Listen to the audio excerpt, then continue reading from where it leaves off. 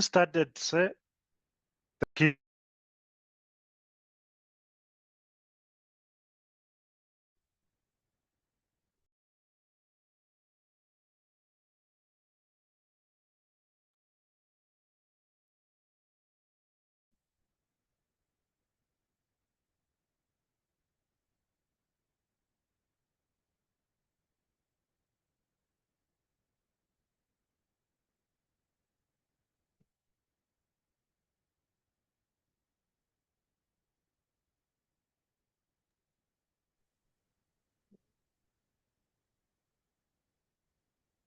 Chair, I think we can begin. Okay. Good morning, colleagues. My name is Vuiso Matambo from the HSRC. Welcome to the session titled Meaningful and Impactful Community Engaged Research and Scholarship. I welcome you all to the session. I'd like to introduce our four presenters. We have Dr. Alude Mahali, Dr. Margaret Malone, Professor Paul Ashton, and Dr. Laura Nkula Wenz. We also have our technical facilitator, Aneza Madini. So I'll start with Dr. Alude Mahali. So Dr. Alude Mahali is a research director in the Equitable Education and Economics program at the HSRC. Dr. Mahali works mainly in the area of post-school education and transitions with an interest in arts-based participatory methodologies. Dr. Mahali's recent projects focus on youth climate action, civic education, and mental health. She has her most recent publications in the areas that look at youth migration and belonging, Ubuntu philosophy in youth leadership, and a forthcoming book, Dialogues on Decolonizing the University, Racialized Gender Transnational Learning, which will be out this year. Dr. Mahali is currently a board member of the Uyinene Mkhwetyana Foundation. She chairs the board of Amazwi South African Museum of Literature and is an early career committee member at the Wellcome Trust. We welcome you, Dr. Mahali. Next, I'd like to introduce Dr. Margaret Malone. Dr. Malone is an academic editor with 30 years experience in publishing, both in Australia and England. For the past 15 years, Dr. Malone has been the executive editor of the open access, peer-reviewed online journal, Gateways, International Journal of Community Research and Engagement, co-sponsored by the UTS Center for Social Justice and Inclusion at the University of Technology, Sydney, Australia, and Urban Core at the University of North Carolina, Charlotte, USA. As part of Gateway's mission to widen participation in the communication and dissemination of community-engaged research, Dr. Malone has mentored many emerging academics from around the world and has led the journal's introduction of online writers' workshops to support manuscript development. Dr. Malone was included in the UTS Chancellor's list in recognition of exceptional scholarly achievement in PhD research in 2023. Dr. Malone's PhD thesis titled Writing Research Differently, How Community University Partnerships Reimagine the Research article was published by Cambridge Scholars Publishing in 2024. Welcome, Dr. Malone. Next, we have Professor Paul Ashton, who is the chair of Gateways, International Journal of Community Research and Engagement. Professor Ashton's areas of expertise are public history and community engagement. Professor Ashton holds a PhD from Macquarie University in Sydney. His main research interests are public history, community engagement, community university engagement, and creative nonfiction. He is a member of the Royal Society of New South Wales and the co-founder of Gateways, the Journal Public History Review, and the Australian Centre for Public History at the University of Technology, Sydney. Professor Ashton's publications include Silent System, Forgotten Australians, and the Institutionalization of Women and Children, as well as Making Histories. Welcome, Professor Ashton.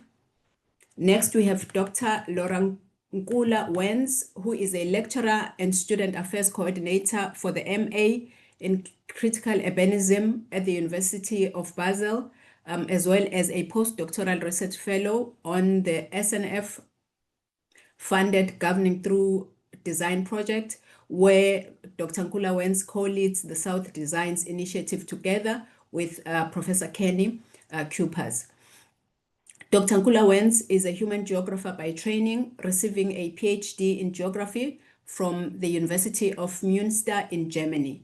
At the African Center for Cities at the University of Cape Town, Dr. Nkula Wenz's research focuses on local urban governance and transformation, the impact of international events and urban accolades, urban experimentation and change, as well as the role of professional integrity in the urban development sector. Dr. Nkula Wenz's work has been published widely and is a regular collaborator with colleagues and organizations inside and beyond academia, including Transparency International, UNESCO, and the City of Cape Town's Department of Arts and Culture. I welcome all four of our presenters this morning, and we look forward to an engaging session. And I also welcome all colleagues who will participate in this session. We have a jam-packed program, so I'll give over to you, Dr. Malone, to get us started. Chair, if I may quickly, just Okay. some quick housekeeping. It's really great to see a full room today of people from across the continent. It's really exciting that you're all here. If you could all switch your videos off if you are not a speaker, please. If you're not a speaker, please switch your video off and please ensure that your microphone is off the whole time. We do want this to be an interactive session, so when we do have Q&A, you may then feel free, if you want to respond, to switch your video on and your microphone on. But while you are not speaking and while you are not presenting, please switch your video off. Thank you. Thank you for that, Dr. Mahali. Thank you.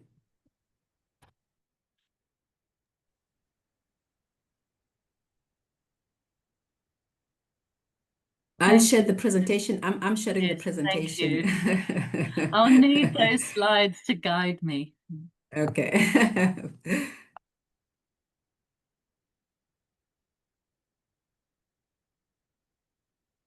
Great, thank you. Well, thank you, Chair, for that introduction. And I just wanted to say how wonderful it is to be here today. I'm joining you from Sydney, Australia, where it's a rainy evening, but so it's really exciting to be here today, and I look forward to sharing our understanding and experience with engagement, and to learning from you as well. So yes, so the focus for our module today is on community engaged research and practice. Can I move to the next slide, please? Or can I do that? Oh, thank you.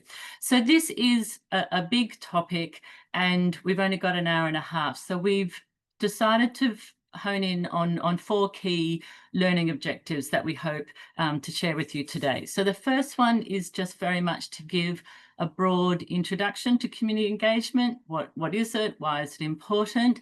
Some common terminology that you'll come across, and its core values and principles. Then we want to give you an overview of participatory and action-orientated methodologies, which are at the core of engagement, including some of the innovations that are occurring and the challenges you might find in the actual doing of engagement. We want to touch on, or we will touch on, scholarly communication and publication of engaged research and practice and how that's a bit different. And then we'll finish with some considerations for the future of engaged research. Thank you. To start off with, however, we wanted to just get a bit of sense of who's here today. So we've just got two very, oh, can I go back one slide, please? Thank you. Can we go on to the Mentimeter? Yes, lovely. Thank you very much. So we have two simple questions. The very first one is a yes/no question, please. Just do you have experience with community engaged research? And then we'll get a sense of where we all are with the subject. And then the second question, in just 2 to 3 keywords, if you could give us the keywords of how you would describe community engaged research. And we'll just take a couple of minutes. Here's the code. And if you'd all like to answer those 2 questions, we'll then just have a quick look at the answers and then I'll get on to the discussion. Thank you. So colleagues, you can... Sorry, Aneza will manage them. Okay, thanks, Vuyiswa. You can either, colleagues in the room who might be unfamiliar with Mentimeter, you can go mentimeter.com and then it'll ask for a code and you put in the number you see in front of you and answer the 2 questions. Alternatively, you can scan the QR code that you see on the screen and insert the code and answer the 2 questions posed. So we'll give you a few minutes to do that. Thank you, Lude. I'll share the screen shortly.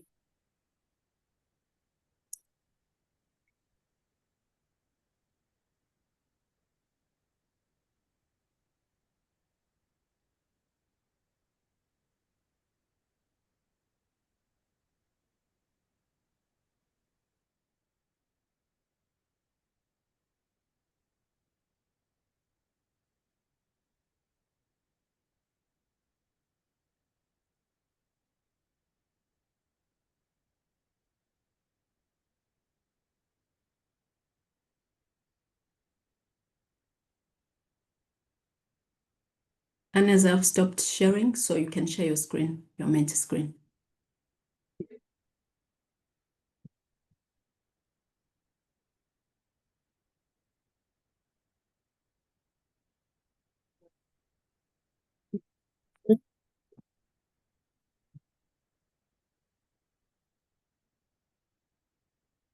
Click present. Yeah, click present. No, click present on the right, the far right. The far, yes. So we can see.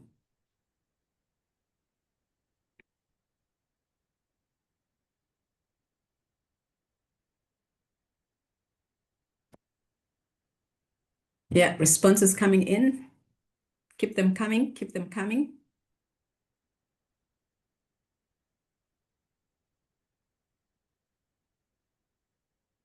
And if colleagues are struggling with Mentimeter, you can also respond in the chat, please. Yeah, absolutely. Thanks for that, Vuyiswa. Please do make use of the chat throughout the whole session. We're always checking, and I see, quite a few of you are already active on there. Please keep the conversation going. Neto, you just need to go mentimeter.com and type in that code that you see up top, or use the QR code. I hope you figured it out by now.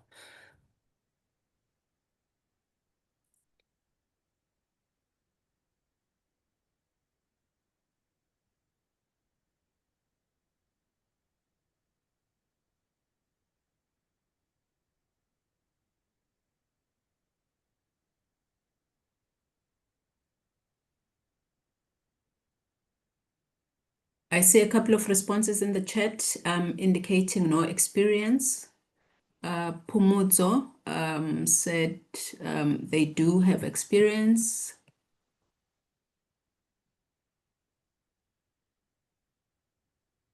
Okay, Margaret. So I think it seems Yeah. like we're leaning majority on no experience in the room, which is helpful. Aneza, if you could move on to the next question. I think that helps us get to some meatier. Oh, people have started already answering, Margaret. Yes, wonderful. Thank you. Well, it's really interesting that the big statement there in the middle is, I'm not sure what it is. So that's so good to know that. Thank you, everyone. If you'll just let me, Tandisa in the chat says, community engagement in research means interacting with community, taking notes of their views, and ideas and then apply them in your study. Lufuno says they've been involved in community research for policy development work. Julianne says it's where the community is actively involved in the research and stands to benefit. Involves collaboration and partnering with community. That's from Zukiswa. And then Margaret, you'll see in front of you some great words and phrases coming and up from folks. Yes, thank you. And I'm jotting down a few of the key ones just so I have them beside me when we get back to the slides. So this is such an effective way for us to get a little bit of a sense of our audience. And thank you, everyone, for putting in these words. So I'm hoping for those that this is, their first exposure to engagement, that this introduction, this overview that we'll provide today is really useful for you and that it gives you a good starting place. And I'll also let you know now that at the end of the slides are the references of some work that we've drawn upon in our slides and some further reading. And there was also the pre-reading set, which I'll comment upon in a minute. But I'm hoping that this is just a really good foundational discussion with some points about the kind of richness and the diversity and the importance of it for you all. And for those who have a bit of familiar, hopefully this strengthens and deepens your understanding and your desire to be part of engagement. Anessa, please stop sharing so that I can share. Thank you. Okay. Great, thank you. Should we get on with Yes, the slides? soldier on. Soldier on. Yeah. We can go. Thank you very much. Thank you, everyone. So yes, as I was saying, welcome to everyone. If this is your first experience with engagement, I hope it's really useful for you. And for those who have some, I hope this kind of confirms and encourages you to do this work, because it can certainly be a bit challenging, although hugely rewarding. So the first slide, what is community engagement? The thing that I really wanted to kind of stress today is that it's more than just a process or a tool or a methodology or a program. It is a diverse, evolving and global social movement. And so within that global movement, engagement is a bit of an umbrella term, but at its heart, and this is the thing that we will be touching on and we'll be coming back to in our discussion today from different perspectives, is that community university engagement is research with community on issues of shared concern. So it's certainly not research on community, and it's the next step further from research for community. It's with, and that is at the heart of it.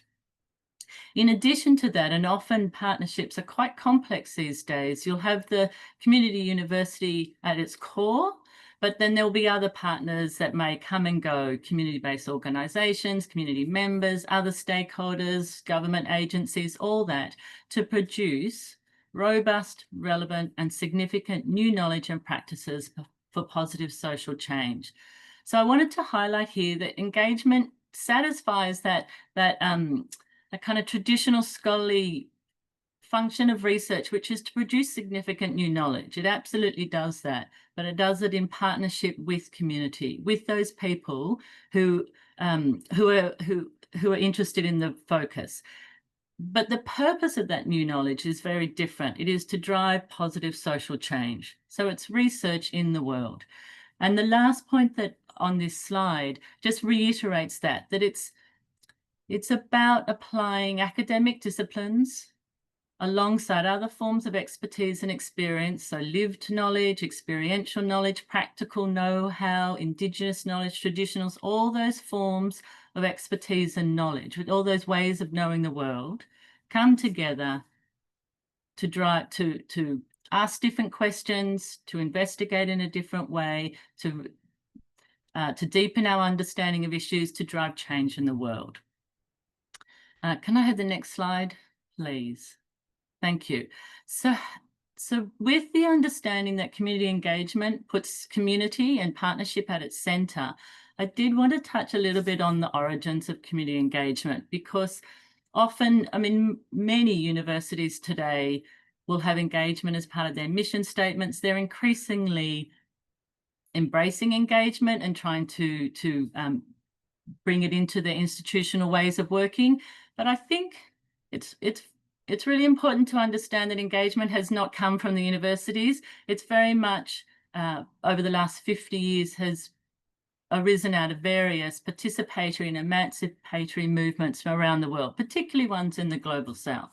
So from Colombia and Brazil, India, Africa, those bottom-up community-led movements in which they sought to be understood as knowing agents in their own world, to name the world, has slowly resulted in this social movement that we call engagement today. But it does have its social political roots in that desire for change and emancipation.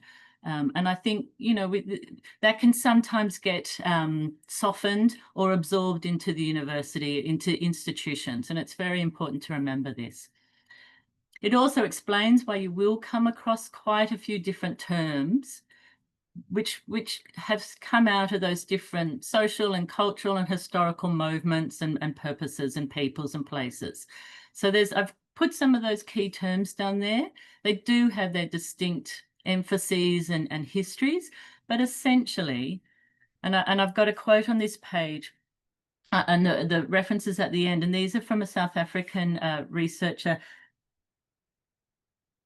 And they make the point that all of these different participatory and emancipatory movements, all the different kind of styles, all the different threads of engagement are grounded in the same participatory paradigm and foundational principles with the ultimate aim of enabling collective action for positive social change. So, it can feel like a big field, and it certainly is, but the core purpose, the core understanding, it remains true across the different types.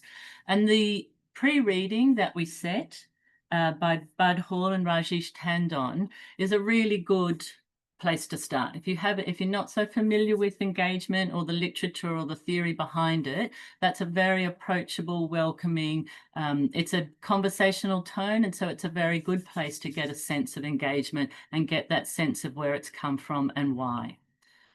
So this next slide, why is community engagement important? At the heart of community engagement, research with communities, it is a knowledge project.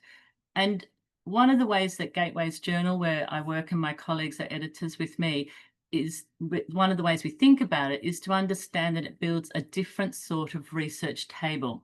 So it's not just about improving access. It's not just more people at the same research table, a kind of universal fixed place, but actually the research table itself changes. So our understanding of what is knowledge, how we secure it, what purposes and who benefits changes as a result of engagement and the sorts of questions it raises about whose knowledge counts, what does expertise looks like, who's an expert, so that the research table, us coming together to produce robust, relevant, significant new knowledge to drive change, that understanding of what we're doing changes as well. It's not just more of the same, but it's different. It's democratic, it's inclusive, it's multimodal, so it's not always written. It can be oral, it can be images, it can be drawings, video, and it's evolving, of course, absolutely.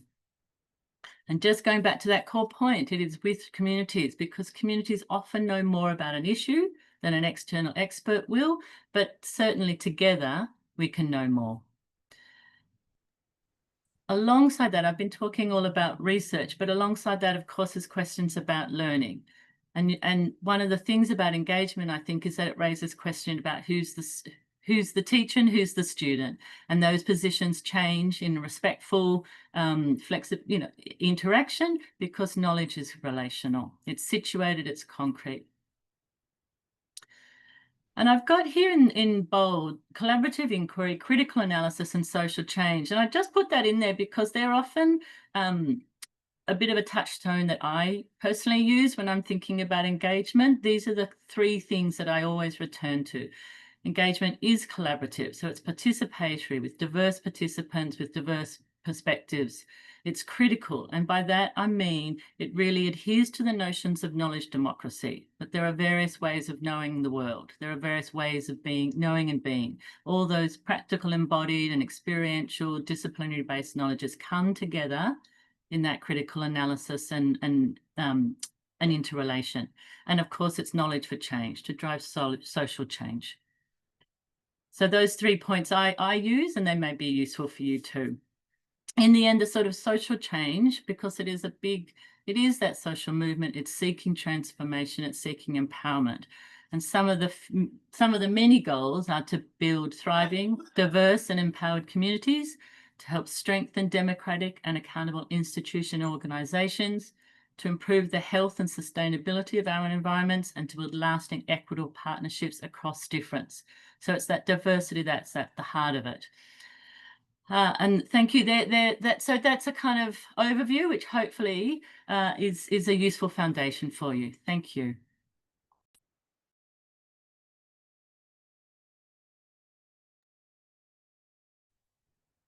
Paul, I think you're up next. Yes.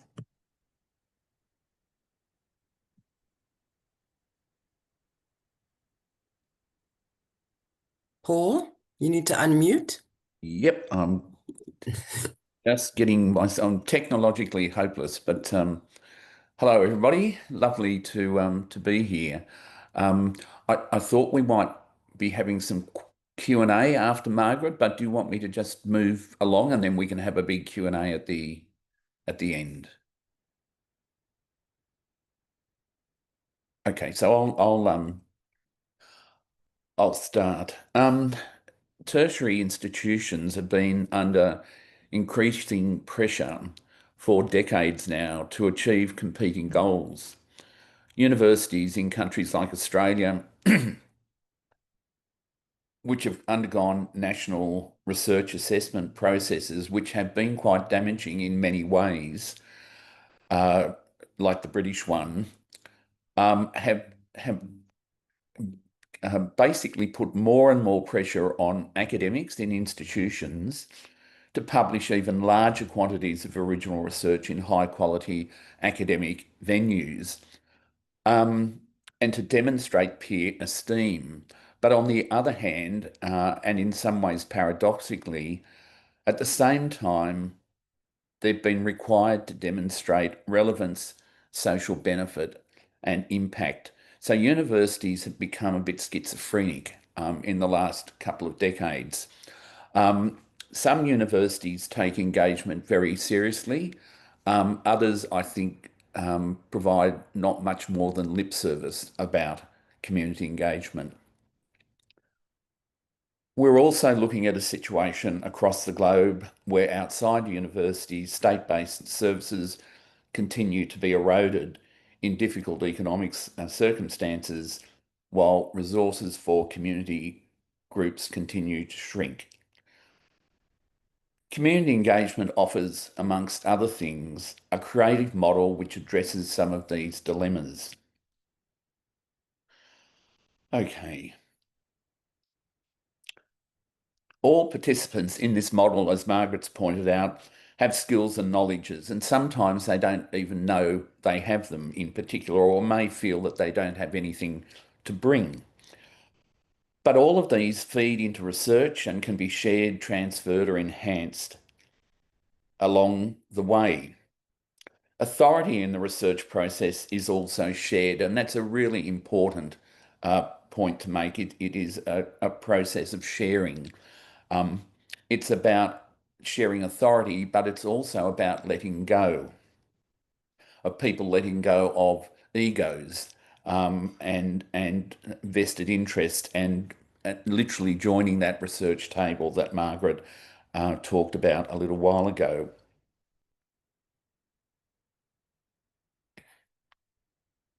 The process itself is also cyclical. It involves a number of stages, and these include diagnosis, prescription, implementation, and evaluation, looking where issues and problems are, trying to come up with solutions for them, developing ways of implementing those solutions, and then evaluating how successful or unsuccessful these things were. And I think this process of evolution is one in which different people can drop in at different times or drop out. So it's very porous and flexible. I think it's also important, as Margaret mentioned too, that the model doesn't privilege academic input.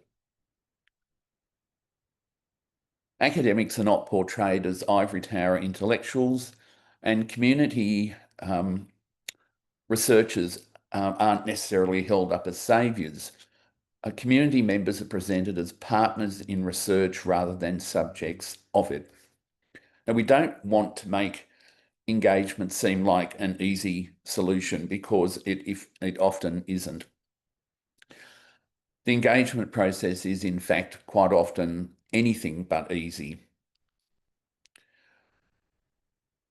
There are pitfalls and problems that need to be addressed. And I think a particularly important thing for me is to consider the process of engagement, one which is a spectrum of inputs, a spectrum of skills and people and institutions, and not a pyramid, which often research is described as a hierarchy, a pyramid with academics on top. So I think that's really a very important point to remember. It's a democratic practice, as Margaret mentioned. All partners' voices are represented, respected and valued. So we have academic discourses, professional discourses, traditional discourses and knowledges, a whole range of knowledges that come into this process. Academic discourse is quite important, and some of the methodologies that come from academia are important to give weight to social issues and to give evidence about inequalities and discrimination. But there are many other sorts of material and evidence that we can look at to develop engaged projects. And I think two really key words here are context, which is up in bold here, and framework. And the context and frameworks of every project are different in either major ways or in minor ways, and we need to consider them very carefully when we're evolving a project. So the questions set down the bottom here, we're asking questions of what are we grappling with, who needs to be involved, how should we investigate, what actions do we take, and what have we learnt. There are many ways of going about doing engaged research. They basically break into two areas. One is consultation and the other is active participation. So with consultation, methodologies might include committees, focus groups, anecdote circles, discussion groups, public meetings, petitions, interactive displays, and things like that. Active participation might include things like advisory committees with a whole range of people on them, community conferences and seminars, but they also might include some less traditional, more innovative models for undertaking research, but also for presenting research. And I think the ways in which research are presented in community engagement have to be thought about very carefully. So there are things like legislative theatre and drama workshops where communities might become involved in developing a play or some sort of community drama that highlights issues and problems and may even come up with solutions. So there is a whole variety of ways of actually addressing, representing community engaged research. I've been involved in a project called the Parramatta Female Factory for many years, about 25 years actually, Parramatta Female Factory was an institution set up in the 1820s in Sydney, and Parramatta, which is a large city within Sydney, to confine young women and other women, often pregnant young women without partners. And this institution evolved over generations and generations and generations. It became a place that was hated by people that had any involvement with it or who were incarcerated there. Women and very young women were abused, and the place became worse than a prison because these younger people particularly had no rights whatsoever, whereas in Australian jails, prisoners did have some rights and some recourse to justice. So the Parramatta Female Factory, we've worked for many years with former inmates of the Parramatta Female Factory, a whole range of people. Many of these people had had severe mental issues as a result of their treatment. And we decided to use a whole range of methodologies to address these. Bonnie Duray was the person that set up the Parramatta Female Factory Precinct Association and formed a group called Paragirls, which is a fantastic group. And through the process of developing engaged research with the Parramatta Female Factory, they've drawn on things like family history, genealogy. Genealogical work led us to find out that about at least a third of the people involved in incarceration had Indigenous backgrounds. There was even, and I think it might be the previous slide or the next slide. If we can go back one, is there a quilt? Oh, no, sorry, if we go forward. The slide we've just been looking at was an exhibition put together by former inmates, academic historians, archaeologists, a whole range of people, heritage specialists. But this particular item was developed by largely former inmates as a quilt, and it's a memory quilt. So it's drawn together poetry, memories, a whole range of symbols which tell us about people's individual and collective experience in this place. I don't think there's any one here, but women and young women were given numbers. They weren't even called by their name in this place. And walking through some of the old buildings that date back to the 1820s, it was important to get former inmates to come and actually read the material culture in the buildings, because they could read messages in acronyms that had been left scribbled on brick walls, on skirting boards in buildings, in a whole range of ways. So it was really important to get a whole range of people to come in and analyse these places and sites to build, again, exhibitions. Books have been published, some personal memoirs, some more academic. The book that was mentioned that I edited a number of years ago with Jackie Wilson, called Silent System, which is a history, an edited collection of articles about the place, but also the process of engagement and the way in which we ended up showcasing in the book artists, former inmates, quilt makers, archaeologists, social workers, historians, and a whole range of people. I might stop talking there.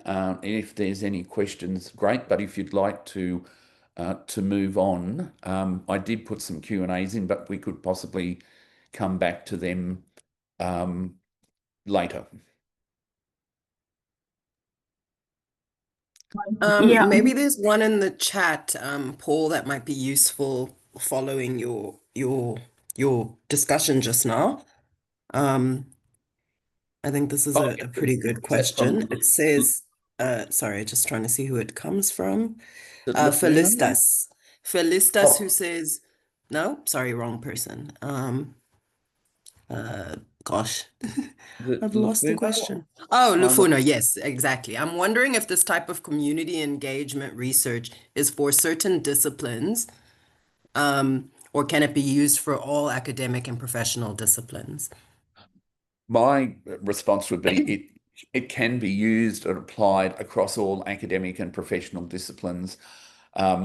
It is just about shifting your own headspace into an area where you can literally let things go, where you can not worry too much about academic scaffolding, for example. I had a colleague who is a maritime archaeologist who decided not to use footnotes in a book, and it nearly killed him. But because of the audience he was writing for, it was more appropriate to do that. So I really do think I can't think of any area in academia or professionally, ranging from law through social work, history, archaeology, music. I mean, music is a very important uh, element often in some of these community projects. So yes, Alu, do you have any comments? Yeah, medicine, health, certainly, Lufono. I think engagement cross-cuts across disciplines. I think what you might find is the level of acceptance and resistance will vary across disciplines, but also across institutions, quite frankly. So, I mean, I think it depends on the institution and the discipline, but certainly engagement has relevance across disciplines because it's about people-centered research, and that goes across disciplines. So certainly, thanks for that. That's a really good question. Sorry, Natasha, bear with me. It's a really struggle. If you can see the questions, Paul, please read them out. This cursor goes sure. so fast, so it's hard to keep up. I saw one about air pollution, and it's just my screen's moved around a bit. I'm just Oh, I seeing. see. Natasha's just sharing an engagement they've done. Oh, no, Lean says, Margaret and Laura, please feel free to switch on your cameras and engage as well. Can community engagement research also be incorporated in service learning where students can be involved? Nolene, do you want to put your video on and your mic and say a little bit more? This sounds like an interesting question, but I just want to make sure we understand it.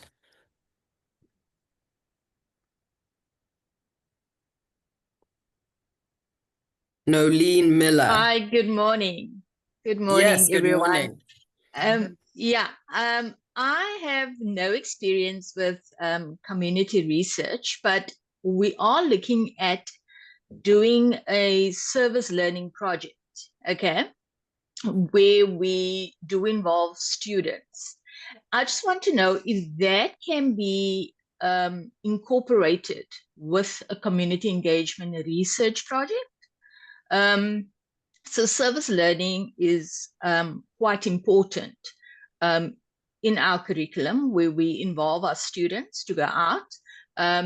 We don't actually see it as a volunteer exercise, because we're actually trying to get the community to do things for themselves. That is basically what the service learning is about. It's not just going there and offering a service or do voluntary work and then it's done. It's actually keeping it sustainable. Mhm. So I don't have a specific project yet that I'm looking at, but I just want to know if something like this can also link in with a service learning project. Thank you. If you like, I can jump in there. I was a co-founder of a program at the University of Technology, Sydney, called the Shopfront, and it's in the Centre for Social Justice and Inclusion, and it's still running. It's been running since 1996, and we have about 5,000 community organisations on a database, and we do projects every semester. So, for example, we will link up business students in their final year or in their postgraduate coursework to do business plans for a community group. We've worked with engineering hydrology students to look at problems with water flow in Indigenous cultural reserves. So I think it's really, again, a matter of thinking about what your students' skills are and your skill areas, and developing projects that those skills and knowledges link in with, that you can deliver impactful projects, even if they're very small, or they could be big, or they could be broken up over a number of semesters and picked up by different student groups. They could be broken into parts so that someone's doing a foundational thing about a business plan and then some other group come in. So I think it's just about being creative in the way that you approach that. But it would be, I think you might find of interest to just Google the shop front at UTS and have a look at some of the stuff they're doing there.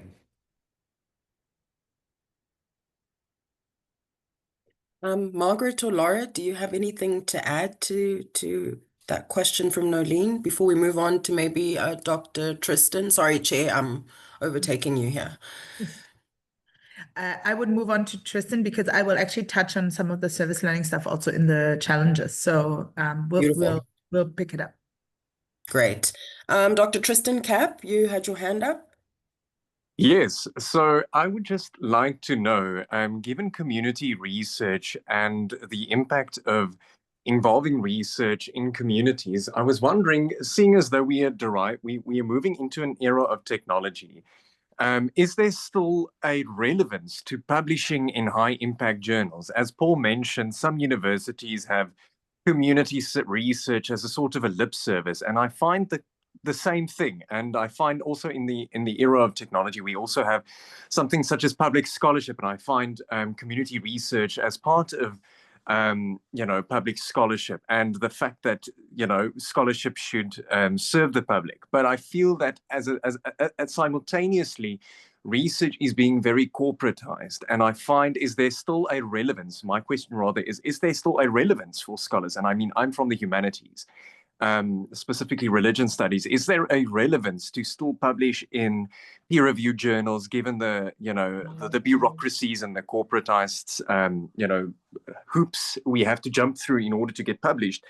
In high, the whole publish or perish narrative, is it still relevant in the 21st? Should researchers still be doing that, or should we opt more for community impact research, such as what Paul described? Mm-hmm. I think it comes down to your particular circumstances and what your institution, what negotiations you can do with your institute within your institutional context. I don't think academics should just publish in high, A-star peer-reviewed journals that are read by maybe a couple of hundred people. It's a huge waste, I think, of public money if the university is a public institution.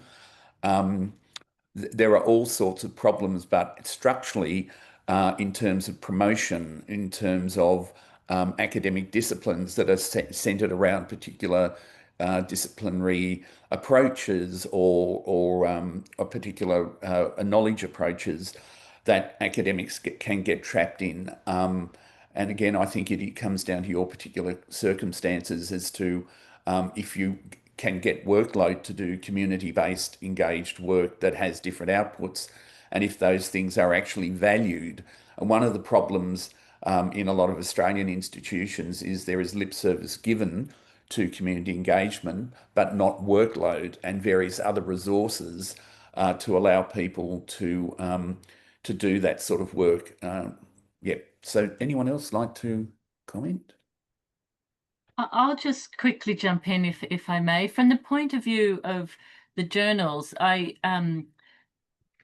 guess from Gateway's point of view, one of the things that we've put a lot of effort in is to make scholarly writing relevant for community engaged scholars and practitioners. So we've done a lot of work in adding different sort of sections to the journal, encouraging experimental approaches to writing, making them multimodal, getting community partners, themed issues, all of that sort of work so that it's not such an either or question. It's not doing community engagement, or I have to write in a sort of scholarly article, and the two.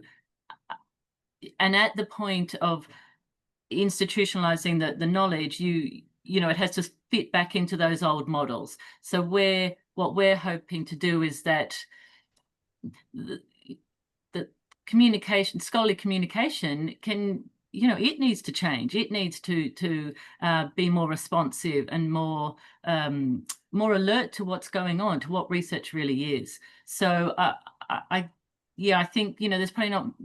Gateways was founded to be a place for engaged scholars to publish, but over the years, the need to kind of justify what we're doing has moved a little bit into the background, and now it's much more about pushing, really asserting ourselves and making engagement visible in institutional spaces, not seeking accommodation, but actually seeking presence. There's also Rosenda on the chat who wants to ask a question but can't raise her hand.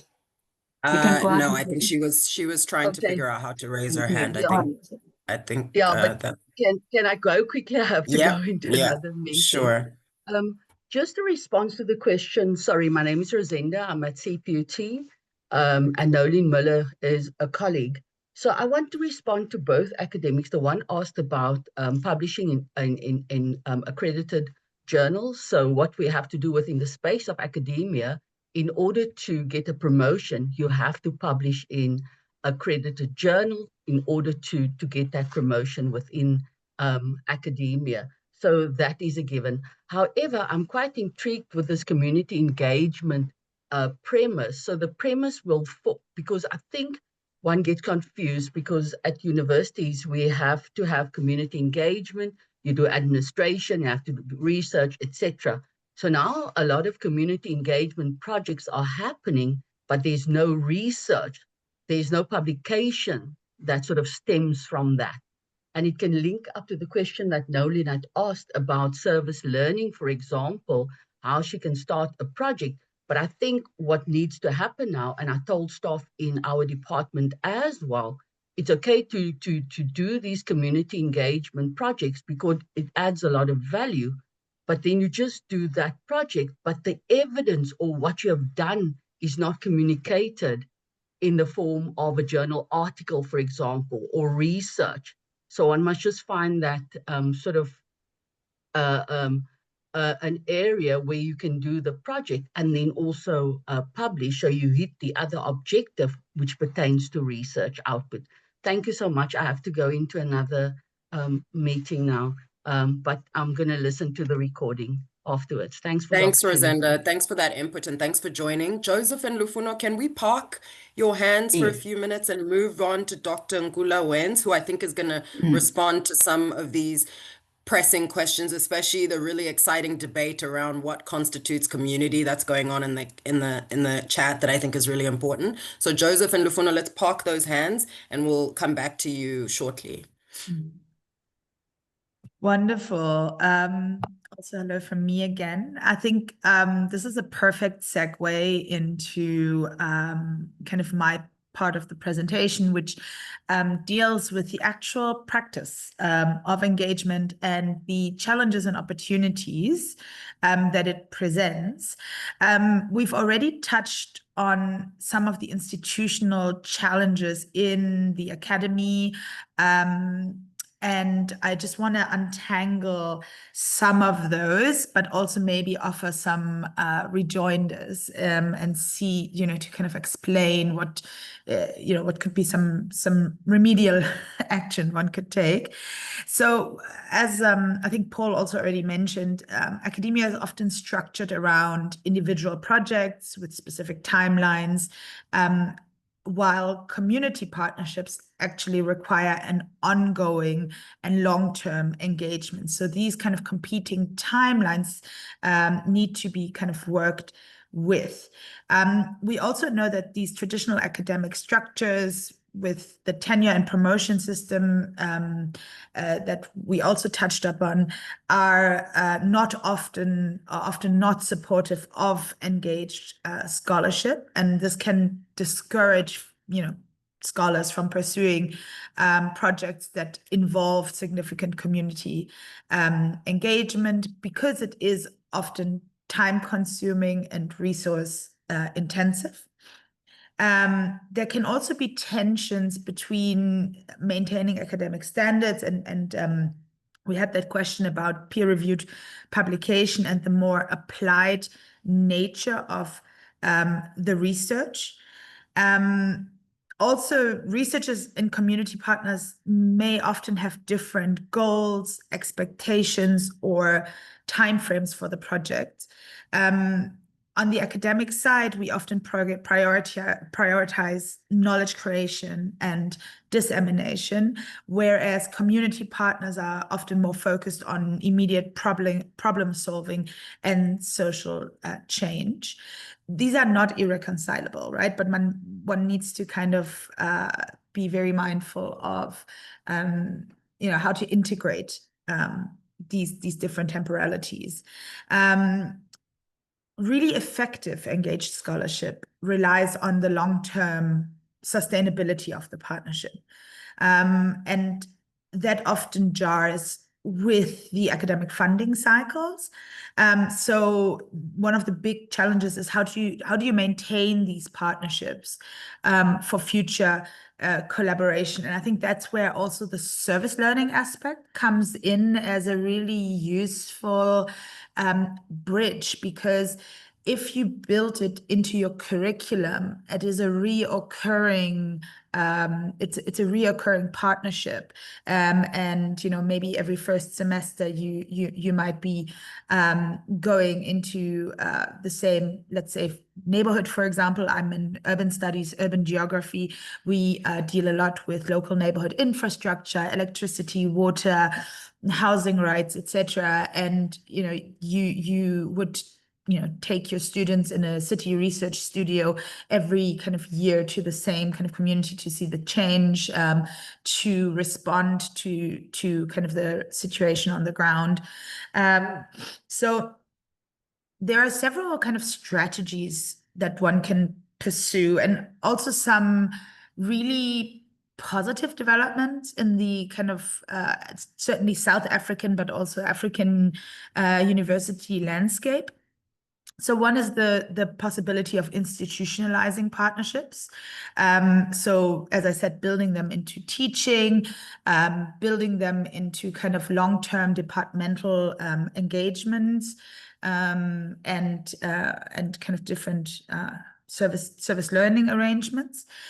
Also, certainly in many South African universities, but I also know in many other African universities, this area of service or social responsiveness is actually taken into account in tenure processes. I know for a fact that at my institution, University of Cape Town, it is a big part of how you are evaluated if you're going up for tenure. And there's also a rich history of and respect for scholarly activism and public scholarship. So this is something that is not foreign, but that is actually ingrained in the founding of many African universities, right? So that gives us a really good advantage, I would say. One aspect is also, how do you actually get in touch with communities? How do you find resonance? And some universities already offer, similar to what Paul was saying with the shop front.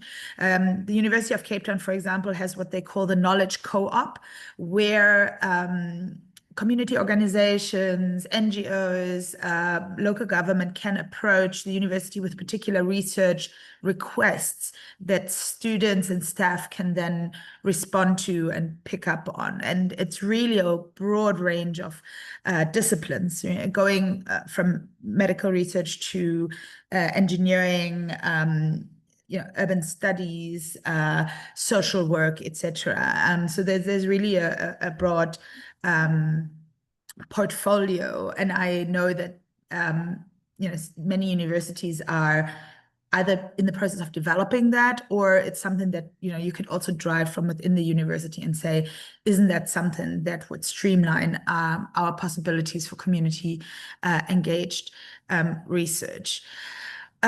Maybe just to go back a little bit on the challenges side, one thing that is very present in community engaged research are obviously power dynamics, both between academics that are often seen as experts, and we often tend to impose our views and our research goals on community partners, and that might hinder genuine collaboration.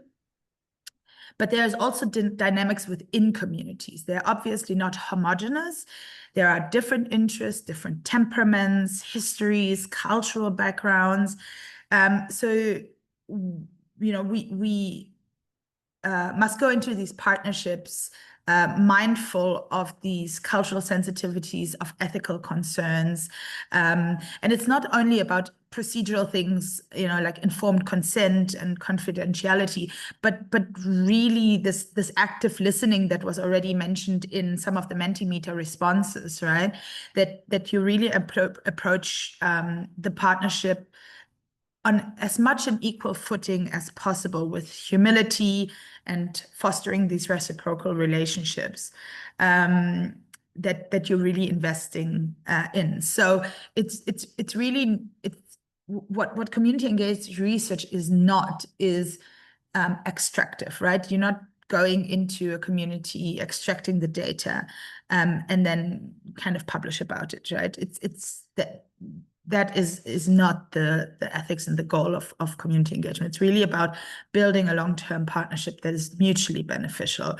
And for that, you need clear communication and joint goal setting. So often we tend to come with a pre-formed research question, but having clear communication and joint goal setting with your community partners is really essential. So I'll stop here on the challenges and might go to the other really important aspect, which is the communicating and publishing engaged scholarship. And here again, you know, the partnership is the foundation. So when you publish your engaged scholarship, yeah, there's you know, the importance of flagging key contributors and also affording co-authorship that is not only based on who has written and who has, you know, contributed to the text, but also who has contributed to the data collection, to maintaining the partnership, and who is invested in the intellectual project in general. So that's how you determine kind of co-authorship and define together with your community partners the focus and the purpose. Obviously, for you as an academic, you are required to bring and maintain the methodological rigor, and you also bring the competency. At the same time, the knowledge base rests with community partners, right? A really famous South African activist from Abahali, Basim Jondolo, once said, "We are the professors of our own suffering," in a way, right? So it's really taking that lived experience and everyday knowledge very, very seriously. One aspect that is very hotly debated is now the question of data sovereignty. So the right of individuals and communities to have a say in how their data is collected, how it is stored, shared, and used. That touches upon, you know, the era we are in right now with all these technological revolutions around AI, and there are protocols around that in development that you know, you should be actively looking for and determining, because because the data sovereignty is kind of an important part of the ethical consideration. And then maybe finally, and that's what is often a response that we get, well, what does a research article matter to communities, right? And often, the frank answer is not all that much, but it does help in advocacy, and it also helps to open the door to possible funders. And it also is often the basis for other products that are then crafted for different audiences, for different purposes. And I've got an example on the next slide. So this is an example of diversified communication from a project called Youth Visions in a Changing Climate. You can see the team at the bottom, and that was essentially a partnership between a youth group, some graffiti artists, and climate and environmental researchers who came together and created marine awareness, marine life and ocean awareness through co-creating murals with young people in kind of the southern part of Cape Town. And they really put out different types of communication. They had an Instagram account, they created a video, they presented posters in the local library, but they also published with us at Gateways on the lessons that they've learned from these arts-based methods. And here you can see, for example, the author list is rather long, but it includes the graffiti artists as well. So Urban Koi Soldier, Meg One, Care Creative, Defeat Ones. Those are all the artists that were involved and credited in this article, which was also a practice-based submission. So it was a form of article that foregrounded this experience with co-creation and really highlighted the dynamics and gave some really critical insights. So you can look up. This was part of a special issue on Youth Visions, So this is just to illustrate the different communication strategies that go along and go beyond the academic article, but that also then count towards your public scholarship and towards your service and social responsiveness. I'll stop there, and maybe we can go into another Q&A, or Alud, maybe you want to go, and then I think let's move on. Let me wrap this up because we have a lot of exciting discussion in the chat, and I do want to leave time for that. And I feel like my colleagues have sort of touched on quite a great deal of what I plan to touch on. Aneza, Vuyiswa, you can move on to the next slide, please.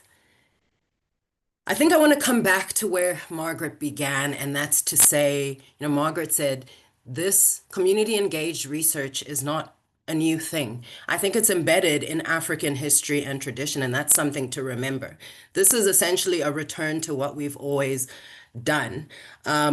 Community embedded solutions, social philosophies that have historically governed our way of being and collaborating. And you see the word cloud. I'm talking about Ubuntu, which is about communal support and group significance. Ubudehe in Rwanda, I see we have a colleague from Rwanda in the room, which is about mutual assistance. Harambe in Swahili literally means pulling together, working together to alleviate the same goal, socioeconomic poverty, to alleviate poverty. Umoja means unity in Swahili, and it's about relational personhood.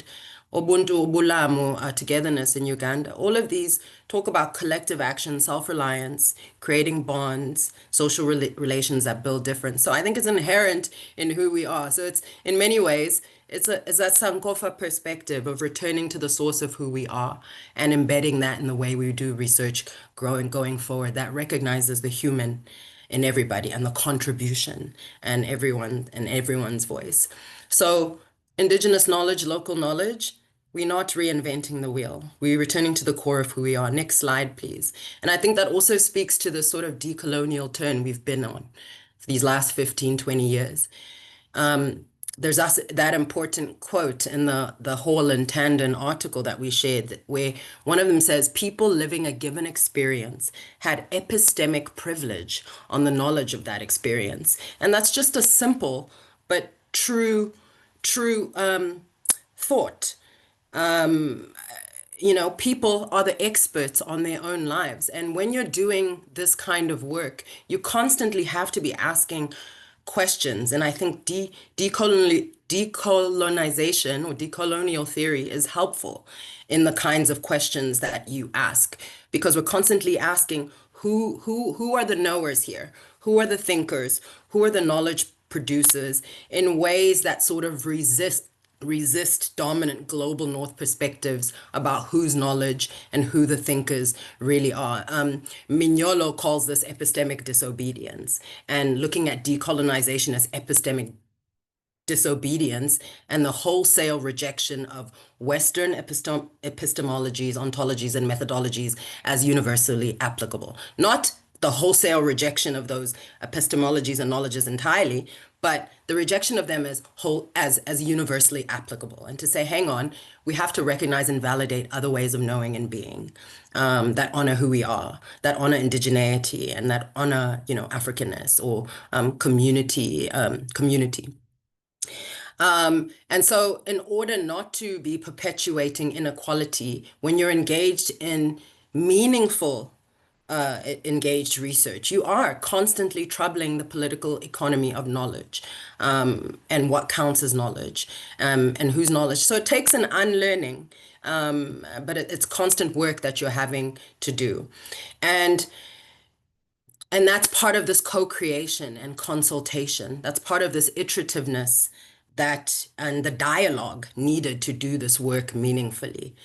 That's why you see prevalence of terms like lived experience that exalt people as experts on their own lives. And now we see that translating into real life and real world. I'm not based at a university. I'm based at a research institution. But in universities and in our institutions like ours, this concept of lived experience is important, and people take it seriously. On a policy front, you know, we have policy-led, people-centered policy processes now that are consultative, that are iterative. One of the people in the comments said, you know, I need mentorship or help. I don't know who you are, from Rwanda, about how to implement a project like this with adolescent, teenage pregnancy, I believe, something like that. The young adolescents who are pregnant, those are your experts. That is your starting point. I sit on a committee for the Wellcome Trust, which is a global health researcher based in London. And we read, you know, dozens of applications from people applying for research funding annually. And what I'm seeing increasingly now is more and more candidates talking about co-design groups from the onset. More of the candidates talking about having LEAGs, LEAGs, lived experience advisory groups. So if you are doing a study on disabled girls, you have to talk to disabled girls. If you are doing a study on the way that climate change is affecting children in a certain region, you have to talk to those children. If you're doing a study on people who self-harm, on trans rights, you can't make assumptions. You have to first do scoping activities and talk to these people, and they have to be involved every step of the way, not as some kind of add-on or some kind of superficial, oh, we'll talk to them once. As funders and people on the other side, people want to see meaningful involvement and engagement throughout, in the design, in the instruments, in the validation, in the verification, in the dissemination. So these co-design groups, or these LEAGs, are becoming increasingly prominent. Finally, the last slide on contextual challenges, Vuiswa. Laura spoke about ethical dilemmas. Quite a few people are in the waiting room, colleagues. There are 9 folks in the waiting room. If you could let them in. Ethical dilemmas, you know, Laura brought this up. ethics, research ethics to some extent, when you're talking about community engagement, they have to be decolonized too. And it's for all the reasons she mentioned about these questions that you constantly have to be asking about power, about ownership, about self-determination, when you're doing meaningful community engaged research. Because informed consent, as we know it, can be quite culturally biased. It's quite a Western way of doing things. And maybe there are other ways of doing things that aren't focused on individualist Western ontology, but value collective decision making, value collective consent, value community participation in the consenting process. Or you could be dealing with low levels of literacy where written consent doesn't make sense in that context. Or you could be dealing with communities where oral consent might be more binding than other forms of consent. So these are the questions you have to wrestle with. But also, when it comes to self-determination, when it comes to ownership versus kind of your standard conventional research process, which is about privacy and protecting anonymity of the participants. And then on the other hand, you have, co-ownership. So it's like a battle between acknowledgement and anonymity. So that's also, something you have to wrestle with as an ethical dilemma. I think it was Tristan or someone who brought up these competing demands that you have to deal with. There's like this triangle, although, Paul, I know you said no pyramids, but it's like there are these competing demands between a funder and a research team, academics, and participants, and competing agendas. And for the funder, they're bound by deliverables, by time, by budget. For the research team, we have our own sort of intellectual and policy goals. And for the participants, what's the benefit, whether it's resource, whether it's material, whether it's skills, whether it's psychosocial. You have to be constantly in communication because some agendas might privilege others. And I think it creates cracks in this form of engagement. So there needs to be constant communication. But I think more than anything, you need to be entering in relationships with partners, with collaborators, with stakeholders, with community in which you feel aligned ethically. And whose vision and mission align with what you are trying to do, ask, or find out. There's a politics to co-creation and ownership. There is, not least of which is some of the issues that Laura brought up about data sovereignty, about intellectual property. That's something we're wrestling with now on the back of a 5-year project. And so those are conversations, talking about co-design, those are conversations to have from the onset when you're sitting with your collaborators, with your co-design group around who's involved in the knowledge production, who wants to be involved in what. Transparency, I think, will eliminate a lot of the issues that potentially arise. Of course, the rise of digital technology is both, I think, an enabler in that it widens access, and the ubiquity of smartphones make it possible so that more people in remote communities can be engaged. But,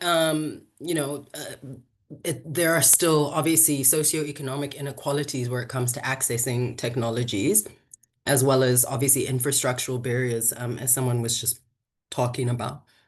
Funding, excuse me. Obviously, we know the trump of it all. We certainly in South Africa, and I'm sure in the broader continent, have been impacted by some of the pulling of funding from US agencies, particularly USAID and CDC PEPFAR, and it's been really devastating for a lot of interventions on this continent. And a lot of those kinds of interventions funded by agencies are embedded in communities that have been going on for years and years.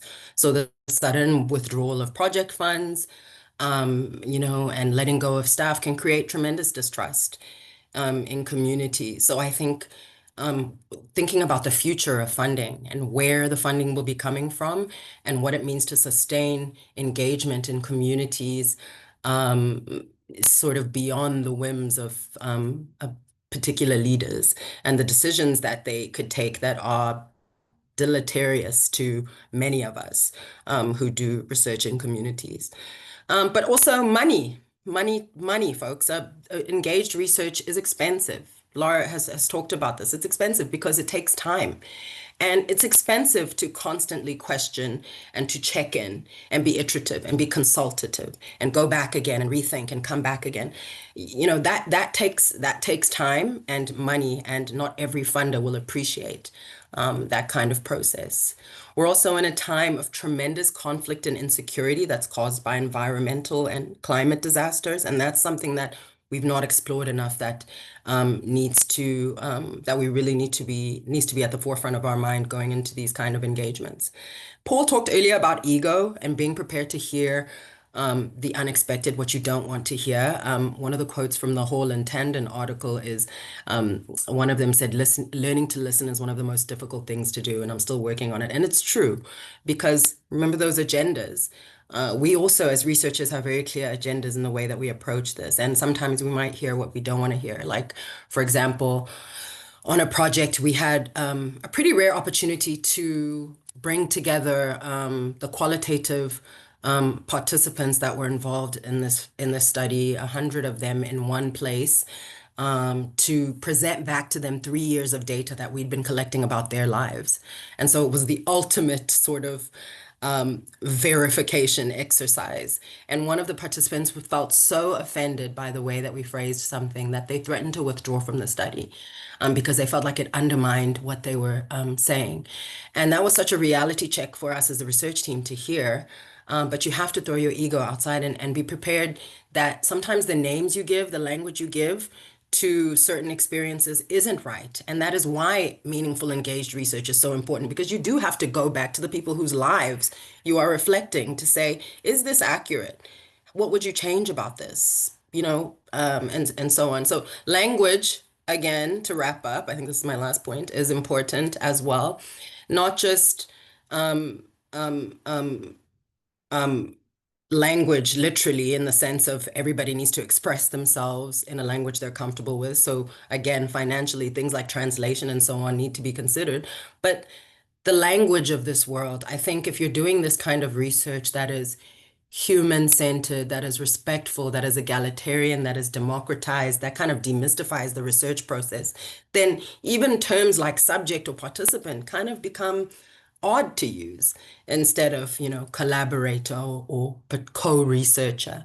And sometimes even using terms like data, you know, when talking about people's stories and lived experience, kind of goes against the philosophy of this kind of research. Finally, lastly, the thing that I haven't heard us mention is what it takes to build and maintain trust with communities. And I haven't heard anyone talk about the researcher and how difficult it is for us to do this kind of research. And I think it takes a certain kind of your own sort of inner activism, your own social justice aims, and your own understanding of the importance of working methodologically like this to be successful, because it is exhausting. You have to care. You have to care. You have to check in. You have to have touch points. You have to know your community. You have to hear them and listen to them, and that's work. That's a lot of work for us as researchers, and so be easy on yourself as well when engaging in this kind of work, and know that it takes time and it is hard work. So I'm going to leave it there, and let's leave the rest of the time for questions. Don't know if let's go back to John and Lufuno, who had asked to park their hands earlier. If you still have questions that you want to pose, please do. And if someone can help me with the chat, I've lost complete track. So if there are any questions in there, Vuyiswa, that are critical, please draw our attention. But yeah, Lufuno, go ahead. I see you can go ahead and unmute. Thank you so much. Thank you. This is quite exciting. I wish we were in a physical room. So the question I had then, or I don't know if it's a question, on the journal, on the accredited journal, and I believe most of you spoke on the issue of decolonizing our academic system and our research systems. So I find that to be quite restrictive in a sense, because it's not only expensive. It also has language barriers because then you have to write in a language that is not yours. It has to be presented in the way that the journal wants, which has nothing to do with us. So I'm just wondering, how do we move away from that? Like, maybe we can start with HSRC. It's the biggest research or repository bank of knowledge, I believe. And why is it that we cannot have our own knowledge locally developed and locally published and locally accredited if there is a need for that? But the other challenge that I have is that the accreditation is more about who publish the most and then who gets to be promoted at work and stuff like that. I'm not necessarily critical of those who are publishing on accredited journals, but the issue is for me, because I'm on the applied side of the research, what then becomes the impact of having published the, I think it was Mr. Ashton earlier who was saying, when we pay to publish in these journals, it's a lot of money, and for a very small amount of people who's going to read that. So the value for money, the impact to the community, but because we are talking it from this type of research, I just really wondered what are the benefits there. And from our colonized education, I think, system, Lufuno, let's take the first bit of that question. There was already quite a lot there. Thank you. I'm going to let thank Margaret you. and Paul respond to the publishing aspect, but I want to say, because I also think this ties into Tristan's earlier comment about, the relevance of, some of these outputs collecting dust in journal articles and books and book chapters. I think there's enough evidence now, and Paul has certainly shown some stuff, and Laura's shown some stuff of alternate ways of communication. There's tremendous creativity with that, and even Lufono, the HSRC, is on board and embracing that. In my time at the HSRC, I've produced 3 documentaries now from research work that have directly involved participants. We're now producing podcasts. We have something called a Wow, virtual museum that congratulations. was, thank you. We have something called a virtual museum that was produced through community engaged research. So I think there's definitely an openness now to other ways of communicating, and academic publications are not desirable to everybody, including policymakers and participants. So that's not the be all and end all, but I'll leave it there and let Margaret and Paul add on if there's anything to add on. Yeah, look, I agree completely. I mean, there's a place for academic articles, and they can provide weight in terms of arguments about justice and a whole lot of things, but there's also an issue around the publishing industry globally, which is the huge multinationals making massive amounts of money through academic journals, and that's another issue altogether. But I think Cynthia asked about the place of digital storytelling in community-based research, and I think that's really important. And I think story is such an important thing. It's critical to history. Historians killed themselves academically by getting rid of story and bringing in boredom. And I think things like digital storytelling are so important. Anyway, I'll stop there. Margaret, do you have anything to say? I'll just make one small point. I completely agree. There is so much happening now. I think the options are just wide, and we should sort of grasp them with both hands. But even as you were talking, an article came to my mind where that was published in Gateway. So it was very experimental with the traditional structure. So instead of introduction, method, results, discussion, it flipped it on its head, and it started with impact. It started with the community impact, and then it went to an art exhibition, and then it went to a council report, and then and only from after that did it start to think about the theory and the concepts, and it ended with research questions. So it was a really kind of clever, playful way to show that even, the kind of old-fashioned research article can also, you know, be used for these purposes that are experimental and creative, and just subvert the old ways. Alude, as you were speaking, the idea of unlearning came up, and I really do think that's just sort of happening everywhere now. If you really go, if you look for it. Sbusiso, conscious of time, and there's so much exciting discussion, colleagues. I think we'll also share our contact details in the chat for people that want to follow up with us individually. And Chair, if you'll allow us, please, to just take 2 extra minutes beyond our time for people that can stay, just to wrap up the discussion. We have about 5 minutes left, colleagues. Sbusiso, go ahead quickly. Hi, thank you so much, everyone, for the interesting discussion. So mine is just a comment, and I enjoyed your inputs, Laura. And for me, it just, shows me how important, how intricate this word community is, right? It's very, very, very important, because community engagement can easily devolve into a tick box exercise, where Laura spoke about conflicting interests, where conflicting agendas, where we are going in it to do, just so we can submit our paper or complete our thesis or research. But we are not really going with care, So I like what even Aluda said at the end, that, at the end of the day, you have to care, you have to care in this process. Yeah, that's all I want to add. Thank you. Thanks for that intervention, Sbusiso. Yes, and someone here said this is not neat. Some comment about this not being straight. Oh, Laura, that's you, and it's true. I mean, it's not straightforward and neat, and that's why the constant questioning and checking in, even things around publication goals and desires amongst a team.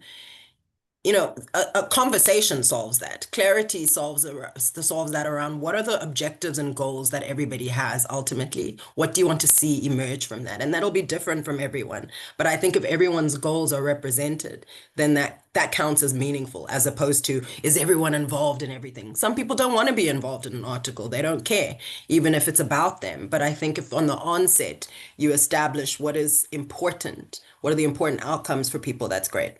One more comment in closing. I maybe have one response, because I think it's really important to highlight in the last comment.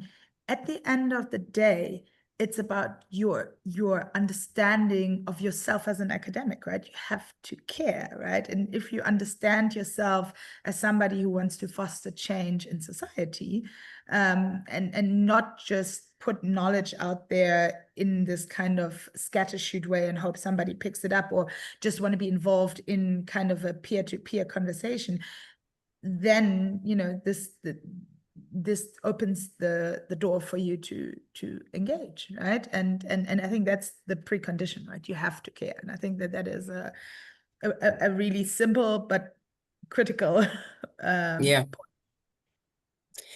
Margaret, Paul, final word from you both. It's just been lovely talking, and I really do think letting go and sharing and caring are the really important things. Yep. Oh, well, I'm just really thrilled. You've kind of sort of given me energy and renewed enthusiasm for doing this work, when it can feel just sort of endless and a bit isolating in some ways. But the idea of a collective and a community of practice at people around the world is really heartening. So thank you, everyone. I agree with whoever said this should have been an in-person session. Vuyiso, please take that feedback back to the Academy team. And thank you, everyone. And thank you, Vuyiso, for chairing. Thank you, Aneza, for supporting us. And yes, feel free to follow up with us offline about more specific questions. Thanks, everybody. And, sorry, in the presentation, there's also some further reading, some links in the final slides that will be shared. Please Thanks, remember everyone. to leave your emails. Thank you. In the chat, they're in the chat. Thank you. Thank you. Hello. Thank you. Hello. Hello. Thank you. Hey, how are you, man? Fine. How are you? Good. I just want to ask, where can we get the recordings of each sessions? Are you staying for the 11 o'clock session? Come again? Because there is, are you staying for the 11 o'clock session or are you leaving now? Because there is a repository link where where you can access all recordings of the academy. So I just wanted to ask if you'll be staying for the next session. No, I will be staying for the next session. I just joined this session late, and also the last session of yesterday where we were dealing with the statistics, where we were Yes. on the Jasper software. So the yesterday one I left during that session, and this one I just came. So Okay. I just want to know, because I'm very much interested in these two parts. Interested. Oh, okay. There is in the next session, the facilitator will be Nondumiso Masugu. So Nondumiso, if you don't see me, Nondumiso will be there. So the link that will be shared will be to access.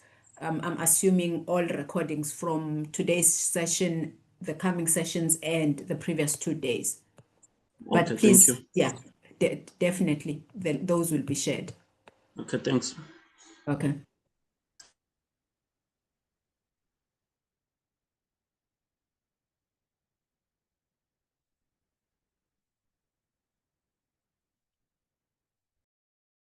Hello, Matabo. Hello, Voi. Yolisa, Hello, dear. Yeah, I struggled to get in here as much as I've registered. I struggled, but now I want to go for another session. So is it wise for me to leave and go to that session? Ne? yes, if your session is on the other track, you can join that link because this is track A. So if it's on Yeah, track B, I was I indicated all these tracks, but there's something that is going on that I'm not sure of. All right, my dear, sure, let me leave.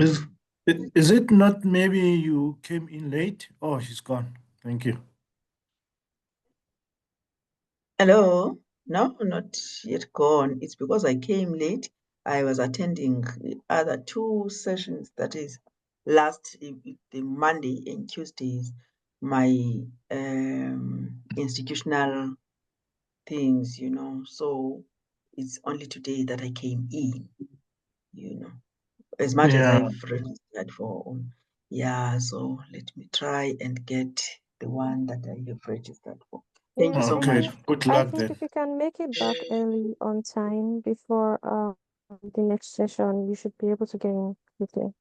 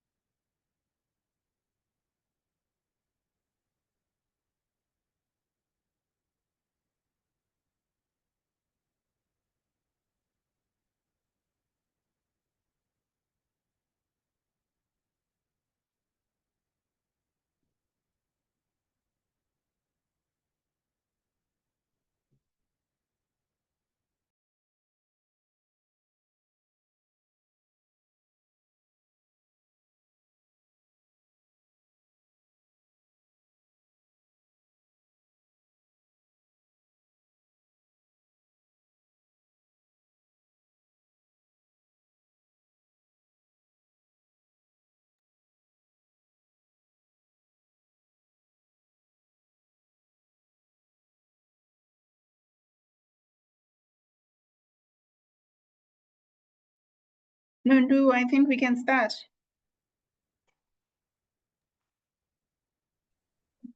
Yes, I think so.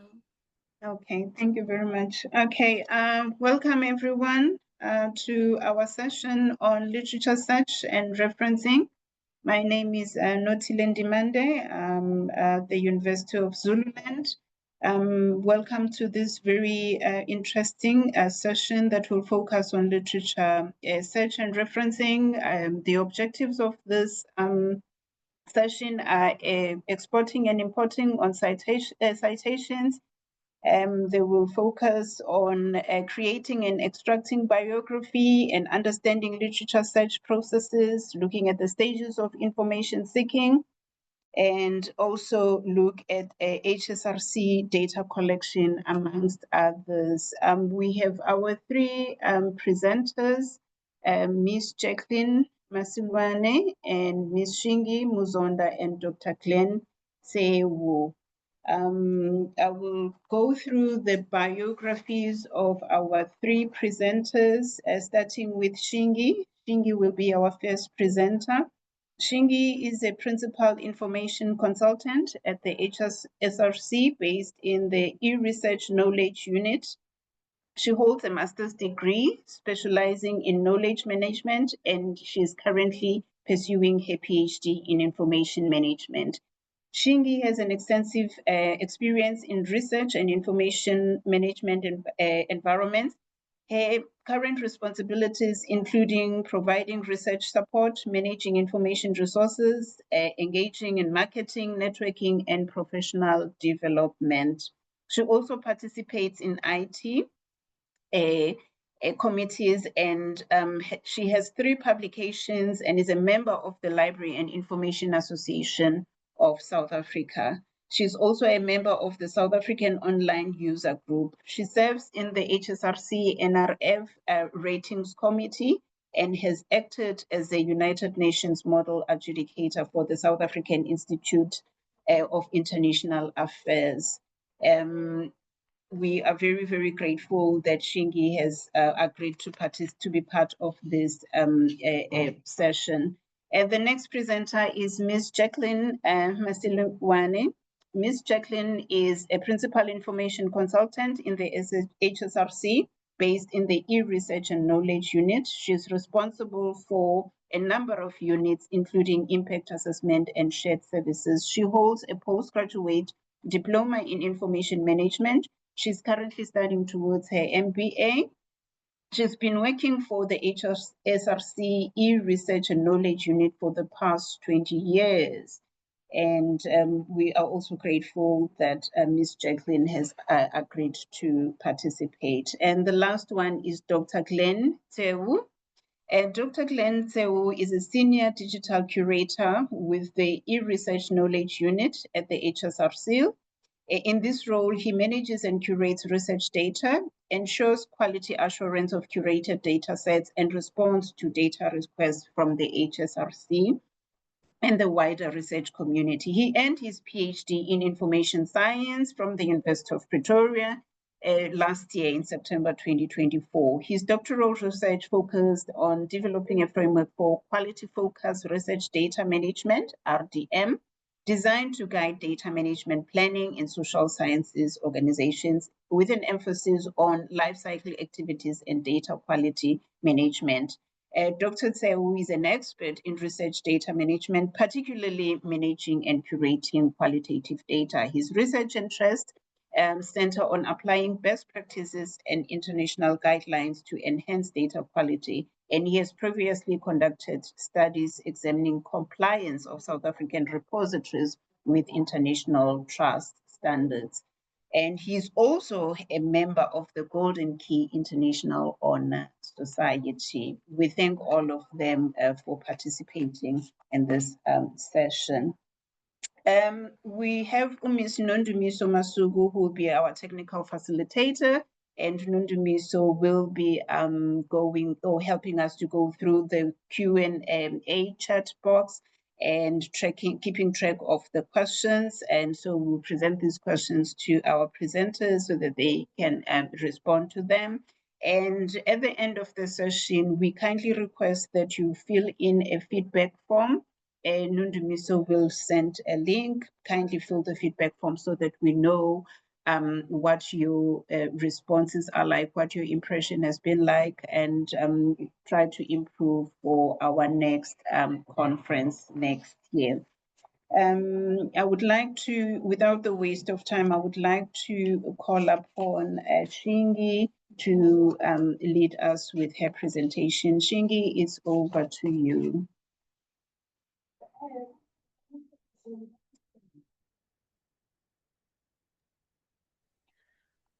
Good morning, colleagues. Hope you're doing well and you're keeping warm.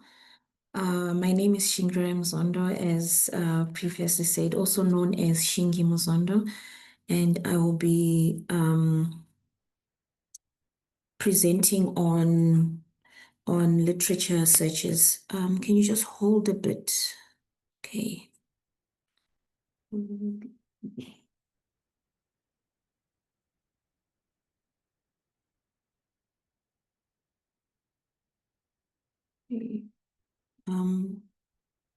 Can you see my screen? So we can actually. Okay. Yeah. All right. We can. Okay. But we're seeing your presentation screen. It's not in presentation mode. Oh, this is strange because on my side it's showing. Let me just stop sharing. And then start afresh.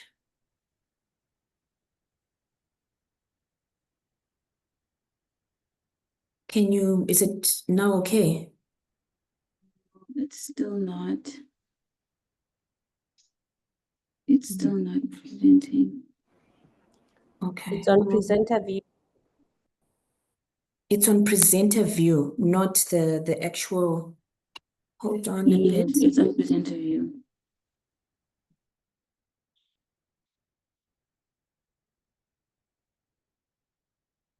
Someone in the chat is suggesting that you stop the default settings.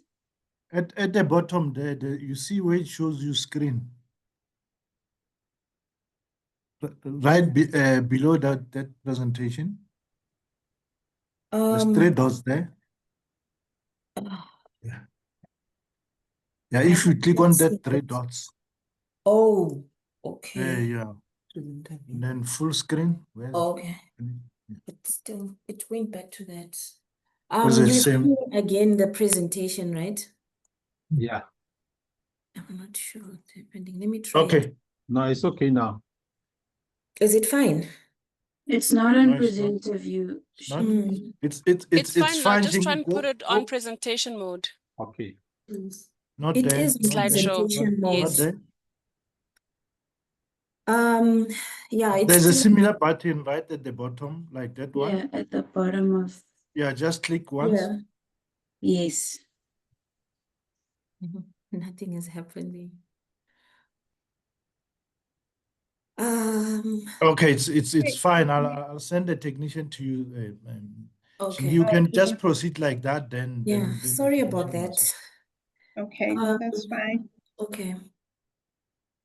So by the end of this module, you should be able to understand the literature searching process, identify stages in the information seeking process, be able to identify relevant databases and therefore relevant information, and should also be able to evaluate information and different information resources.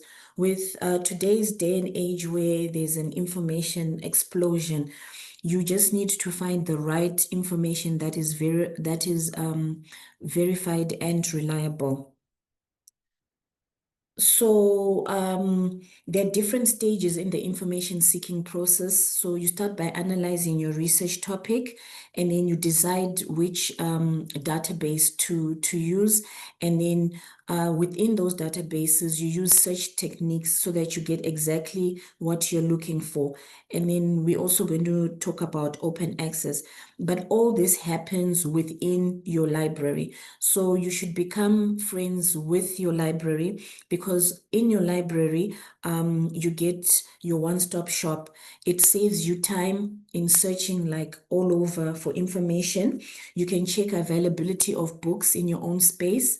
You will find organized and collated information, and you'll find relevant but obscure information that is trusted. So information that you would not ordinarily find when you're doing a Google search, you will find it in your library.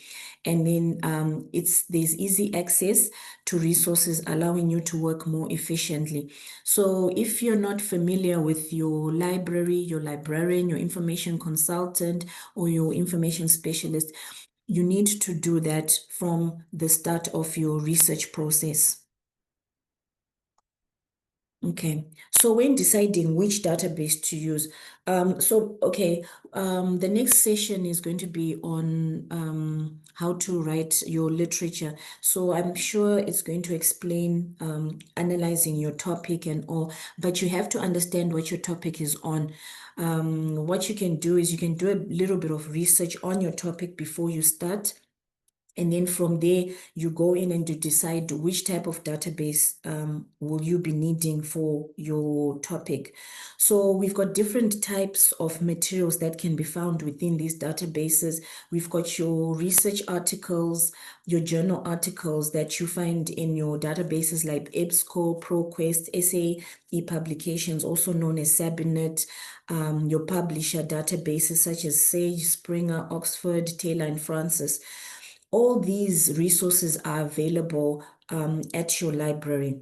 And then you've got your ordinary books. You can have them print, but these days people are using ebooks more than print books, but we do get the traditional person who actually wants to hold a book and go through it. These are available through your library catalog, which uses like a world catalog, WorldCat. And then we've got your statistics. You've got statistical databases like Rex Explorer. These Rex Explorer actually gives you municipal data and statistics. So if you want to know information found in the Eastern Cape under the Buffalo municipality, for example, you can use Rex to get that information. Then we've got legislation databases like Sabinet, NetLaw. We've got LexisNexis. So depending on what your research is on or what your study is about, you can just select the type of database that you can use. Then you've got other databases that provide research reports, for example, World Bank, OECD, iLibrary, and IMF Library. Within those databases, there are also databases that cover tools. For example, bibliographic management databases. Sorry about that. I think something has just happened. Let me try to change it to the slide again. Yes, can you see my screen now? Yes, we can see. Okay. I don't know. I think my laptop was frozen somehow. Okay, so then you also have like funding databases like Research Africa, where it combines expert and collaborative opportunities. So you just speak to your information consultant or your librarian, and they will link you up with all these resources. So the core principles of searching, you need to use filters, because you will come up with so many results and you do not have time to go through all those results. You can use filters. No, it's not even you have to use filters. From there, you can select relevant articles and then you organize your results. That's where the referencing comes in, because you can organize your results within a bibliographic tool, management tool like a Mendeley. And then during the whole process, you'll be using search techniques. So within all these processes, you need to develop a search strategy. So how do you develop this search strategy? We've got different searching techniques. For starters, we've got natural language searching. So you can just use your usual language like climate change in Africa and Europe. That you can put it in your Google and it will give you thousands of hits. Then you've got your Boolean search. This will broaden or narrow your search by combining words or phrases using the Boolean operators and, or, and not. And then we've got parentheses, where you clarify relationships between search terms. For example, television or mass media or social media. You can use that to also get specifically what you want. And then we've got what is called truncation and wildcards. So you can use a symbol like the asterisk, which provides all variants of a word. For example, instead of writing education, educate, etc., you can just put educate with an asterisk and it will pull out all information that has education, educating, educator, etc. So it saves you a lot of time than having to type and search, type and search, type and search. And then you can also use truncation, which is a symbol within a word. So for example, instead of writing women, you can put a question mark. So it will be W or M, and then you put a question mark and N, and it will search both woman and women. After this, I'm going to give you a live demonstration, and then you'll get to see how all this comes together. And then while you're doing your searching, you can limit your results, whether you want academic, peer-reviewed, grade literature, you want full text, you want a certain period like 2020 to current. You can filter according to language. Maybe you just want English alone, or a geographical area, or according to keywords and subject. And then as I was saying, you're going to develop a search strategy. So ordinarily, you need to do this before you start your search. So as you can see, there are a few examples on how to do your search techniques. An example, I urgently need the best articles on poverty, health, inequality, unemployment, and health outcomes. I need to look at this from a biobehavioral perspective. So instead of putting this whole sentence in, you can just take your keywords, poverty and health and biobehavior, and then you put your asterisk, inequality and health and biobehavior, unemployment and health and biobehavior. This automatically speaks to the database and you get exact hits for your search.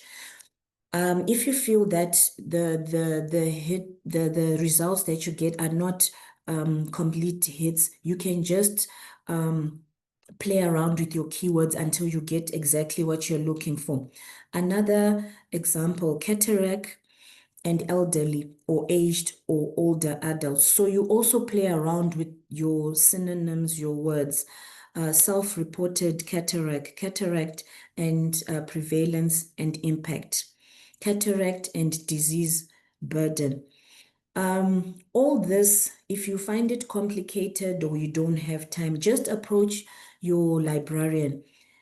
He or she can easily do this. You just give them your topic and your limitations, your geographical area, the period you want the literature from, and she or he will draw this up for you and do the searches for you.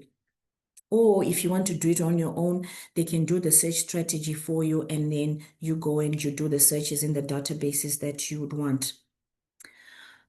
Okay, so how do you evaluate the information that you would have received? Okay, so you look at authority. What is the source of the information? Is it a trusted, scholarly, peer-reviewed publication? What is the method of access? Did you get it via a database, a paid subscription, or you just got it off Google? Is the author an expert? Where are they coming from? Have they ever been cited or referenced? You also have to be objective. Is the author or sponsor advocating particular viewpoints? Does the publication appear to be marketing something? Was the research sponsored in any way? All these things determine whether or not that resource is objective, it's not biased. Then accuracy and currency. Is the date of the publication evident? Are the data sets within the source evidence? Are the sources factual and have they been verified? And then the relevance of your publication and who is it intended for? Does the source give you relevant data, useful information? Who is it meant for? Is it meant for students, researchers, specialists? And is it appropriate? Okay. All right. So before we go there, all this is very important for you to make sure that you get specific information that is relevant to your topic. But I can assure you that the moment you use databases, you use your librarian, it's most likely you don't even have to ask about all this because automatically all these databases have peer-reviewed, verified information. So you don't have to go through this process of evaluating if you use the right platforms. And then just to talk about open access as we come to a close for this presentation, due to the high extreme cost of publishing, there's an open access movement. This is a drive to make publicly funded information freely available, and HSRC is a front runner. So all our publications, our research outputs since 2000 are online. You can go, you can search, and you'll find everything available. I'll show you in the live demonstration where they are. We have some books that have been published by the HSRC. They're freely available. This is all to just support the open access movement. And just to take note, we have what is called transformative agreements. These are agreements that we have with publishers to try to reduce these expensive costs of publishing. So once you've done your research and everything, just talk to your librarian on whether you have transformative agreements in place. These allow you to publish for free as long as you publish in certain journals. So for example, at HSRC, we have Taylor and Francis and Springer agreements. So our researchers can publish within Taylor and Francis journals for free or up to a discount of 10%. Okay, so before we go to the live demonstration, I don't know if there are any questions. You can also always email myself and Jackie their contact details if you have any queries. Okay. Yes, Shingi, there was a question on grey literature. Pamela Mlambo wanted to know what does it mean, but I see that Lisa has responded. I don't know if you would want to add on to what Lisa has said on grey literature. What did Lisa say? Sorry, I can't Oh, see. okay. Lisa said these are it refers to reports, conference proceedings, dissertations, white papers. We can add government policies and stuff. Thank you. Yes, yes. I can just add that you can get grey literature these days in databases. I know ProQuest has grey literature. Sabinet also has grey literature. So sometimes your research doesn't require you to have the conventional peer-reviewed journals and stuff. You want other literature that's out there. So that would be the grey literature. Thank you. There's another interesting one.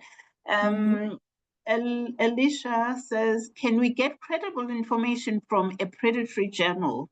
That's very interesting.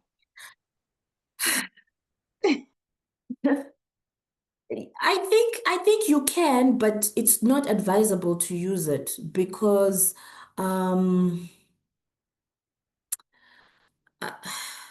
they don't always follow the proper peer review processes. So that the researcher who submitted to them can have legit information, but it's not known to what extent because these guys don't follow the proper procedures.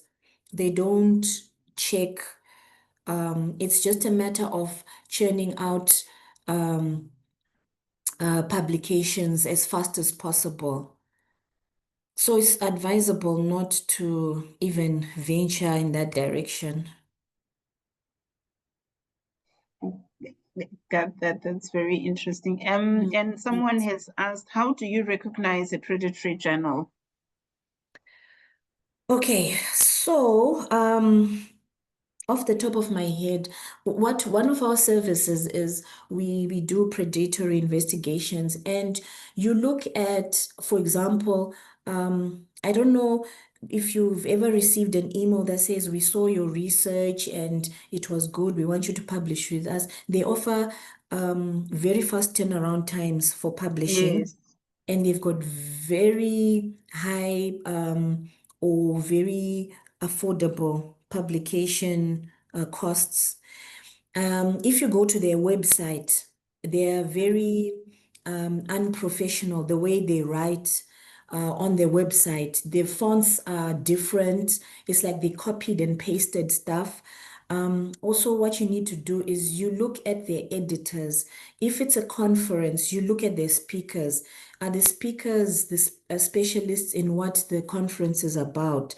Are the editors experts in what the journal is about? Because you might have some professor there, maybe from India, doing medicine or something like that, but they've been put in a journal for, I don't know, theology. So you need to investigate all those things. If it's a conference, you need to find out, is the venue really there? You need to check previous conferences, and you need to see their proceedings and how those conferences went. You also need to look at their social media presence. You might go to Facebook and there are only 20 people liking the page, but they're saying this is the 25th conference. So it means that they've had 25 conferences, but they only have 45 followers. Then you know that's a red flag. If it's a journal, they will keep on pressing you. They'll be on your case every other day. Please get back to us. We really need to push this. We want to publish in this journal. And then the other thing is take the journal name that they want you to publish in and put it through your accredited list. Every university or research organization has a list of subscribed journals from the DIET.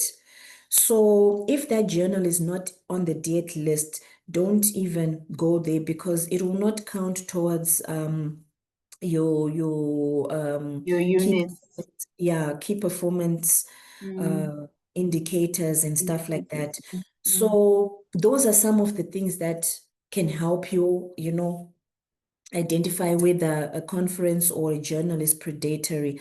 You'd rather take your topic and put it through your list and pick up journals that have to do with and use those than anything else. Okay. And Shingi, here's another question. Thank you for that. Here's another question. How does one become recognized as a member of HSRC researchers if they are outside of the HSRC employ? That one has 5 likes, eh? So people want to know, how would they join the club? You have to Wow. work here. Jackie, please step in.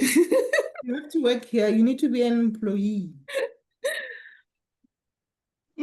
Okay, I think the answer was very clear. You must be an employee. I don't know if there are any voluntary programs. Maybe you could volunteer and stuff when they come up. So you can just volunteer and help out. You also become part of the HSRC family.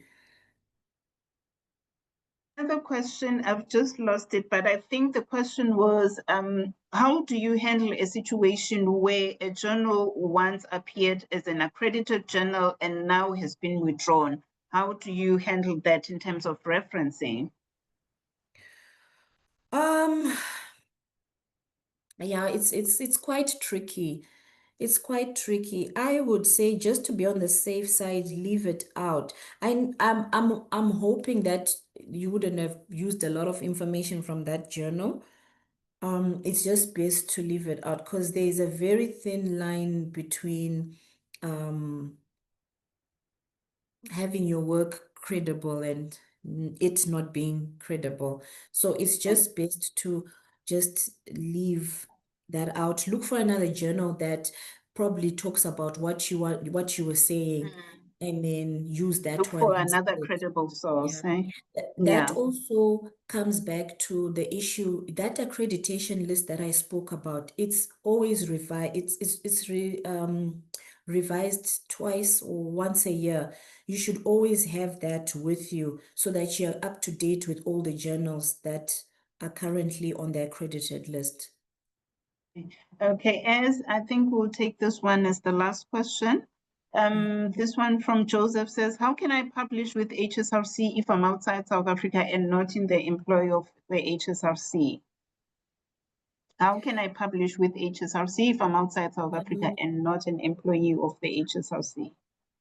Depending on what you want to publish, if it's we have HSRC Publishing, you can just contact us for their details, and then you can publish via HSRC Publishing, or alternatively collaborating with one of our researchers, depending on your topic. Yeah, and there's also a journal that you can publish in, and you don't have to be a staff member to do that.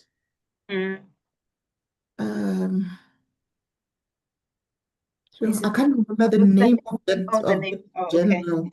Is it the I HSRC think it's Review? Africa Review, something like that. Oh, okay, okay.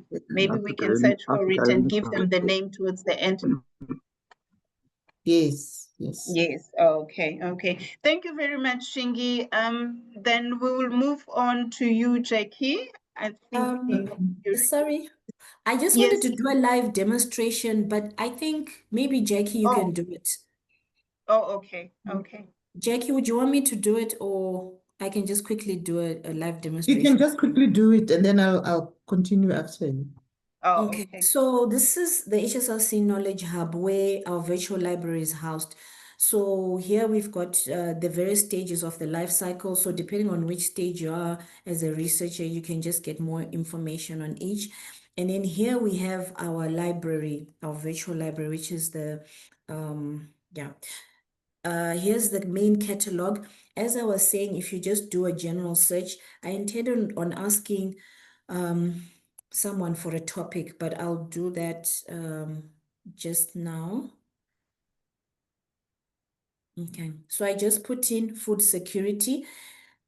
I've gotten 164,000 results on just food security. So on the catalog, it brings everything: journal articles, books, newspapers, policy briefs, everything comes here. And then you can filter on the left-hand side. You can filter if you want. If you can't find what you want here, you can go into the libraries worldwide, or you just remain within the HSRC library. Maybe you just want books alone, you can click and filter. Maybe you want full text, as I was saying, the period.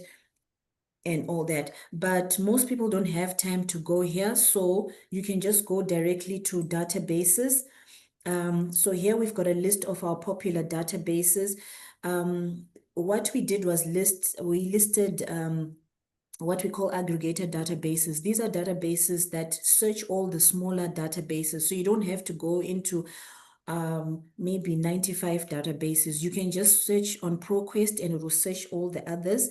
ProQuest deals with a combination of things, but mainly economic information. Then we've got SAE publications, which is African content. And then, so here I'm just going to give you one example, which is, okay, just need to log in.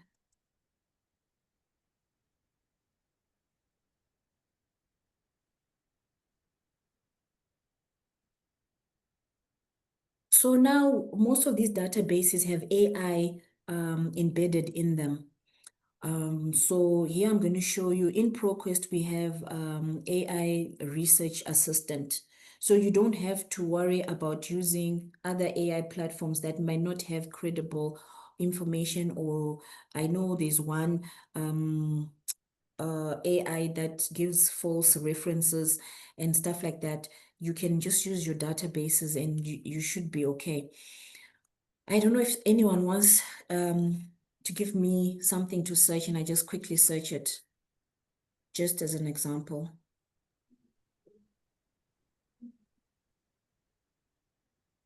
Climate change and diseases.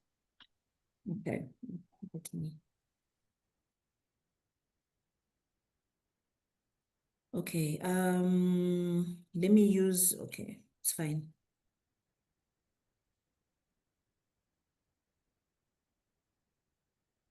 So here, I could have used the advanced search here where it breaks down. I put in climate change and all. So I got here about 1 million results. So you can modify your search. Let me just use advanced search and climate change. So now you don't have to, most of these databases, you don't have to write the search strategies and copy and paste. You know, it automatically gives you other suggestions. So you might think, I won't find much, and then you can try this, you can come back and try. It gives you suggested items. You can add rows. Maybe you can say in Africa, which year would you like? And then you can limit to, let's say the last 3 years, right? And then you search. Already we're using those filters that I spoke about, and it saves you a lot of time. We've reduced to 104,000. So here maybe we want full text, which means you get the PDF for them. Maybe you want scholarly journals. I'm still reducing our search. Okay. We've reduced to 32,000. You can also change again. You can widen, you can narrow, document type, language, and then on all databases, it's always saved to relevance. So the first page or 2 is the most relevant information. If you want to go to 3 and 4, maybe for systematic literature review, but the first couple of pages, you know that is the most relevant information that you'll get. So I'm just going to go into this one and show you about, I'm going to show you that research assistant. So this is the AI powered research assistant for ProQuest. Here, you can ask it, what are the key takeaways from this paper? So you don't have to read the whole paper. AI is actually making us quite lazy. So it will tell you everything. What are the findings and conclusion in this paper? Brainstorm related research topics. Let's just click on that one and see what it gives us.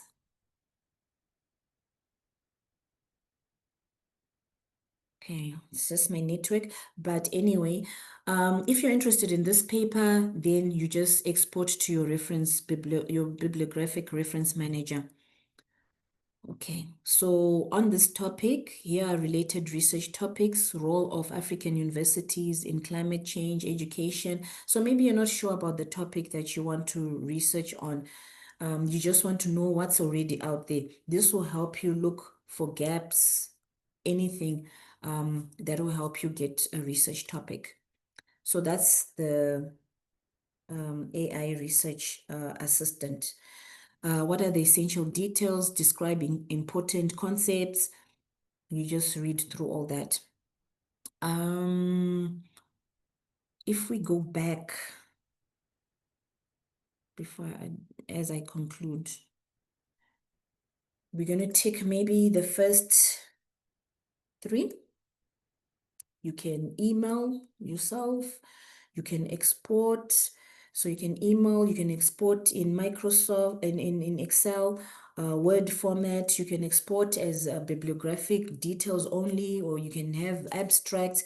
You can do whatever you want, and then it will take us now to referencing.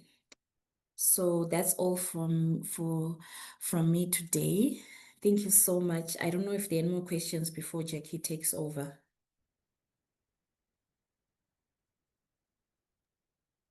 Thank you very much, Shingi. That was quite interesting. I don't see questions. I think I've seen comments. The question that was there, Hands, please. Vanessa responded to it. I don't know if there is any. I'm seeing hands. Let me start with Lufuno. Okay. Oh, okay. Okay. Yes, thank you so much. I just wanted to check from everything you have presented, which part of it is free for anyone who's not inside HSRC and which one is to be paid for? I forgot to show you on our Knowledge Hub. We have the research outputs. Those ones you have access to. And anything that you don't have access to, you can contact us, or you can go via your librarian. If it's a book or anything like that, they will get it for you from us. Yeah, so all the research outputs would be available to you from the link hsrcpress.ac.za. I'll just put it in the chat box. Then there's Kutlano. Yes. Kutlano, please go ahead. All right, thank you and greetings to everyone. I actually wanted you to repeat where you got to ProQuest, because I'm also on the website, but I'm struggling to get to where you got. If you can just quickly repeat that for me, I'll appreciate that. Thank you. Are you an HSRC staff member? No, I'm not. Okay, because what happens is we use let me just go to it. We use the intranet to get onto the library, virtual library. So you have to log in as a staff member, and then you go to the virtual library, and then it gives you the Knowledge Hub. All right. Okay. Thank you. But if there's anything that you need, as I was saying, you can email Jackie and myself. You can go via your librarian. Okay. All right. Thank you very much. We'll put our email addresses in the chat box. Okay, All yes, right. I think that will be useful. And there's also someone here who asked, wanted to ask for the contacts for someone who's working on neonatal health care. I think I've lost that chat. But they wanted to know if HSRC has someone who's working with neonatal health. They can email us and we can try to link them up. To locate it with the person. Okay, with the person, okay. yes. Yeah, yeah. Unfortunately, it disappeared as I was reading. Okay. Okay. Are there any other questions? Nundu, are we good with the hands? Oh, there's Lisa. Hi, Natalie. Thanks for a great presentation. I just want a little bit of clarity. When I publish, I use the DHET list because that will allow us to get an output, which obviously we get funding for. But in terms of using references and citations, I'm not limited to the DHET list. Or the Scopus list or any of those. I can use any, as long as it doesn't come from a predatory journal, I can pretty much use any citations. It's just when it comes to funding and outputs as a researcher, then I'm limited to the DHET listing or the Scopus listing. Is that the same for you? Yes, it is the same for us. Yes, it's exactly Okay. the same. Yeah. Okay, perfect. Thank you. Thank you very much. I think we've covered most of the questions. I apologize if we've missed any. We'll probably refer to it back later. Thank you so much, Chingi, for everything. Would like to invite Jackie to take over now. Jackie, it's over to you. Thank you so much. Let me just share my screen. Kukono, is that a legacy hand? While Jack is setting up. All right, my apologies. I actually wanted to ask. Oh, the session is not ended yet. I was asking for the review form, but yeah. Oh yeah, we will put that after 13 hours. Remember, our session ends at 1. Oh, okay, cool. All right. Yes, no problem, Kuko.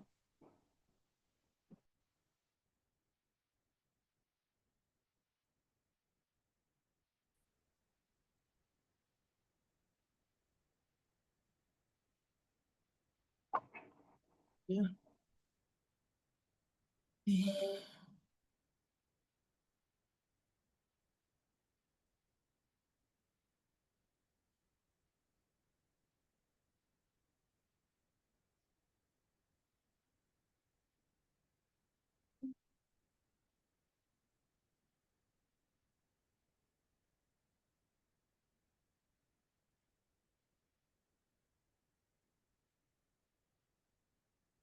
Okay.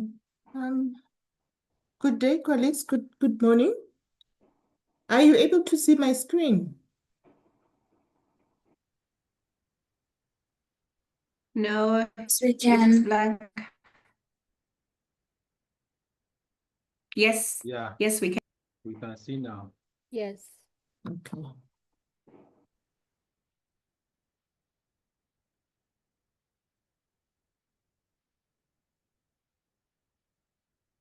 Okay. I'll be doing a presentation on the principles of using a citation software.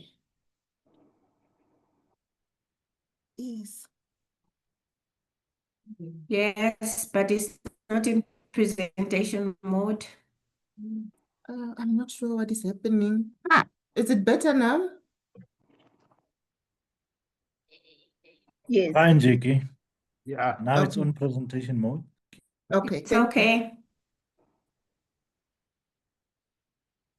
Okay, at the end of this presentation, you should be able to understand what a bibliographic management tool is and understand why using a bibliographic management tool is beneficial for you as a researcher or an academic. You'd also be able to gain insight into selecting a suitable bibliographic management tool for yourself, and that will also enhance your digital skills. So what we're going to be discussing is defining what a bibliographic management tool is, and then we'll look at the core functionalities of a bibliographic management tool, look at the benefits of using a bibliographic management tool, and then we'll see how you could choose a suitable tool for yourself and the common tasks that you may want the software to perform. So A bibliographic management tool is a software that is used by researchers and scholars to assist with creating databases of bibliographic citations. We all know that when you are busy writing a paper or maybe you are studying, you always have to worry about your citations and your bibliography. Make sure that all the full stops and the commas are in the correct place. So this is what the bibliographic management tool will assist you with.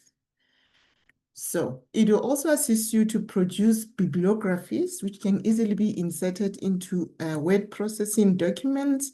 For example, when you are writing your dissertation or a book or a paper. So instead of having to type up all the citations and compile a bibliography of all the citations that you've used throughout your paper, all you need to do is you save all the citations in there and then use the citing tool, which is embedded into your bibliographic management tool.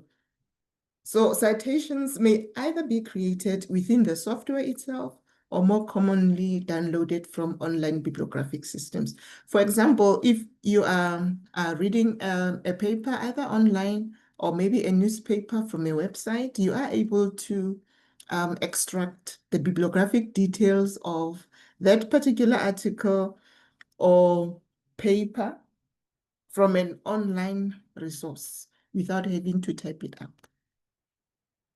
So when we get to the live demonstration, I'll be able to show you exactly how to do that. So these are the few principles of referencing. So when you use your reference manager software, which could be EndNote, it could be RefWorks, if you're lucky enough to belong to an institution. Otherwise, there are other free softwares that you can use. And even the MS Word application also has a free one that you can use. There's also a more common one, Mendeley, that you can use, Zotero, all of that. So what they do for you is they will save you time because they will keep a track of all your references. So when you've got your online reference management software, what you need to do is you open up an account for yourself where you will be able to save all your citations. So by using this software, it will ensure that you've got consistent referencing throughout. And it will also assist you to interchange between different types of citation methods or styles. So because you are using all these digital tools, your digital literacy automatically will be enhanced. And you can always play around with it just to empower yourself further. And also it helps you track what you have read. So whatever that you save in your bibliographic management software, it will be able to let you know if you have read it, provided if it has a PDF attached. For example, Mendeley, which is also a bibliographic citation software, has stars and other emblems that they use to identify all the ones that you have read. And the beauty of this is some softwares will allow you to save both the PDF and the citation in one place. And everything that has a PDF linked to it, you will be able to identify it on your bibliographic library, and you can make notes and do all, these wonderful things with it. As well as sharing it, even using it as a group. So a reference bibliographic manager assists you in collecting all your references into the system. And then all your citations are referred to as a library of citations. This is everything that you have saved yourself from either databases or the ones that you manually put in yourself or the ones that you extracted from websites. And then it will ask you to, oh, well, you can decide, well, there are options to do that, to organize your references. You can compile folders, you can share, you can extract a whole list of all the citations from the software itself. So as I've spoken before, there are different packages that you can use. Some are free and some will have to be paid, like EndNote Professional, like RefWorks. They do have a subscription.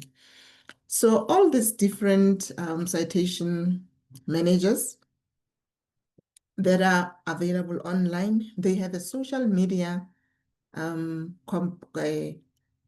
component to it, where people can like your publications, where it will indicate to you who is reading your papers, how many people have read it. So it will keep all the statistics to show who has quoted you and yeah, things like that.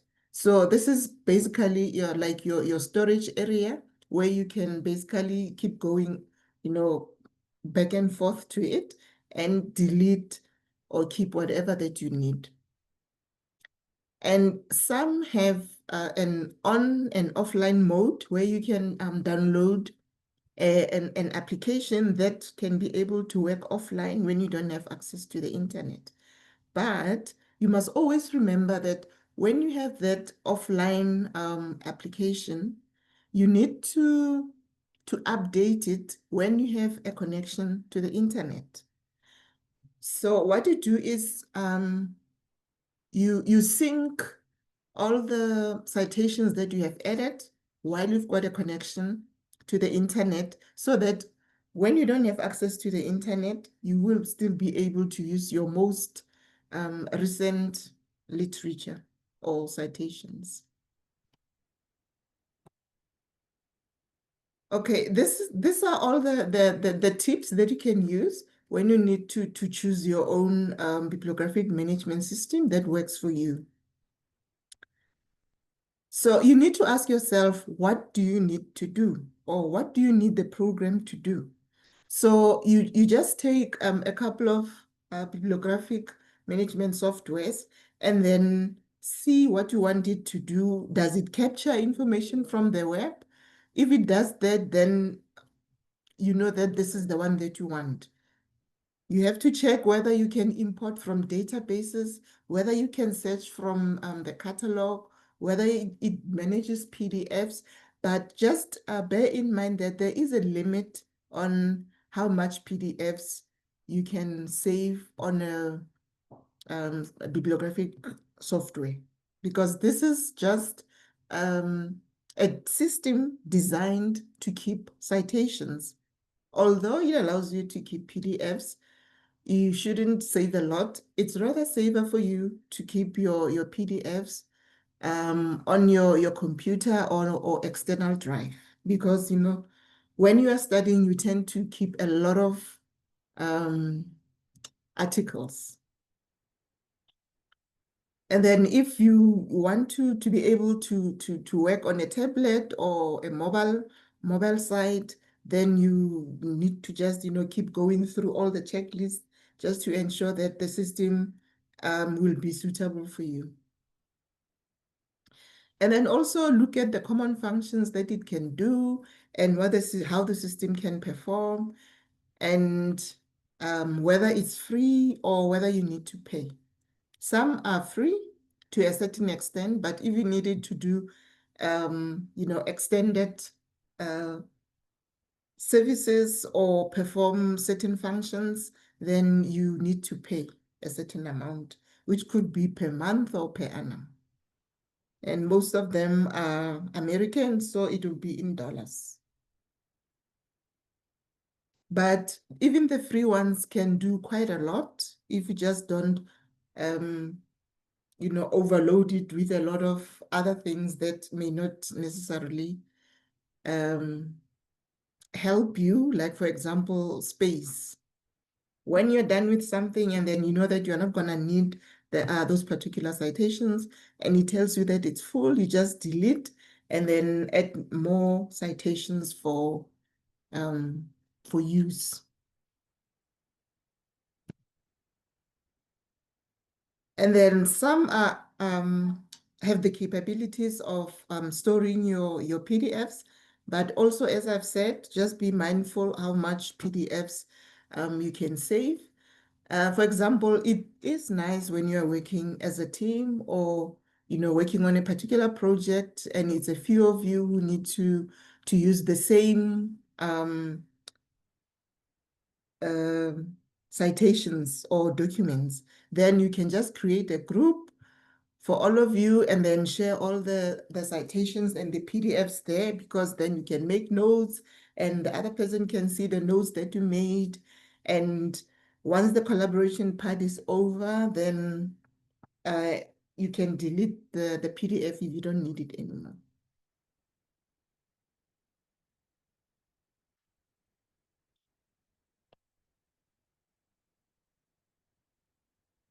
Can somebody please admit these people?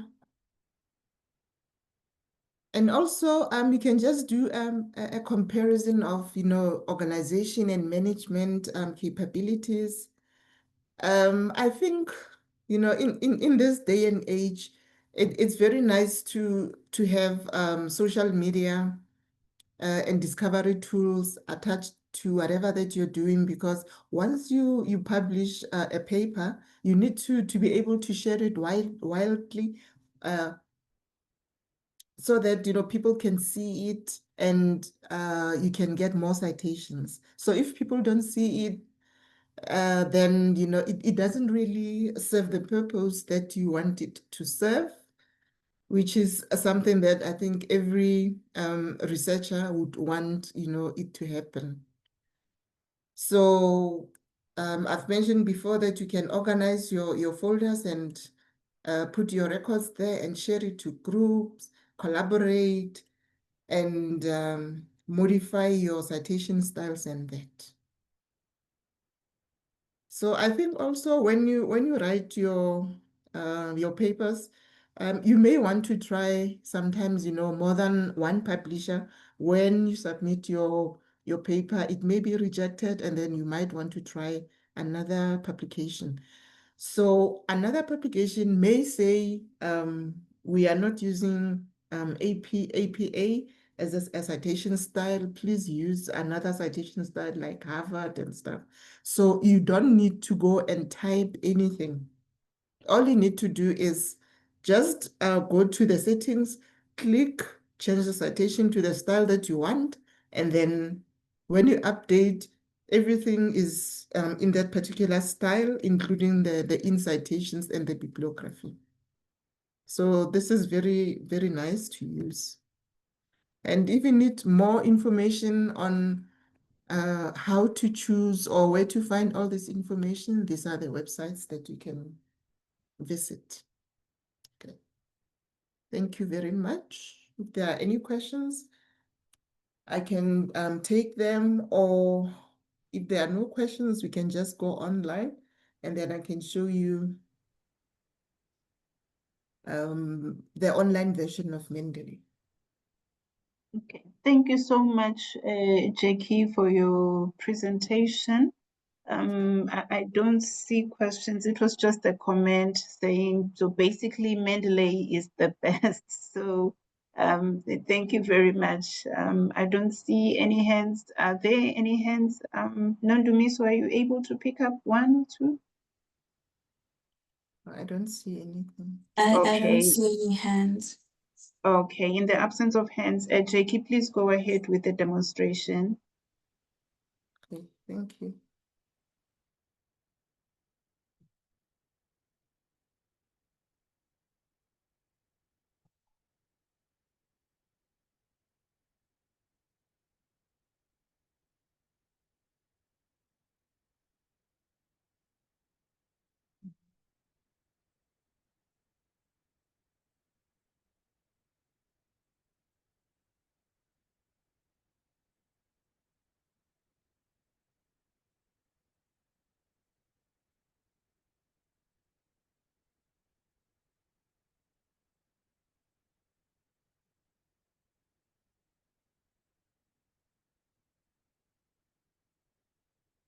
Okay. Mendeley is a free software. I'm just going to use this one because, it's the one that I'm familiar with. So you are more than welcome to use any of the other softwares that you feel more comfortable with. So the website is Mendeley, mendeley.com. So all you need to do is just to create an account. It's a simple account like your social media,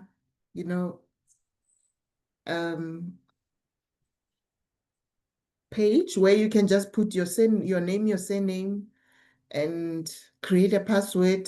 And then because I already have an account, I'm just going to sign in.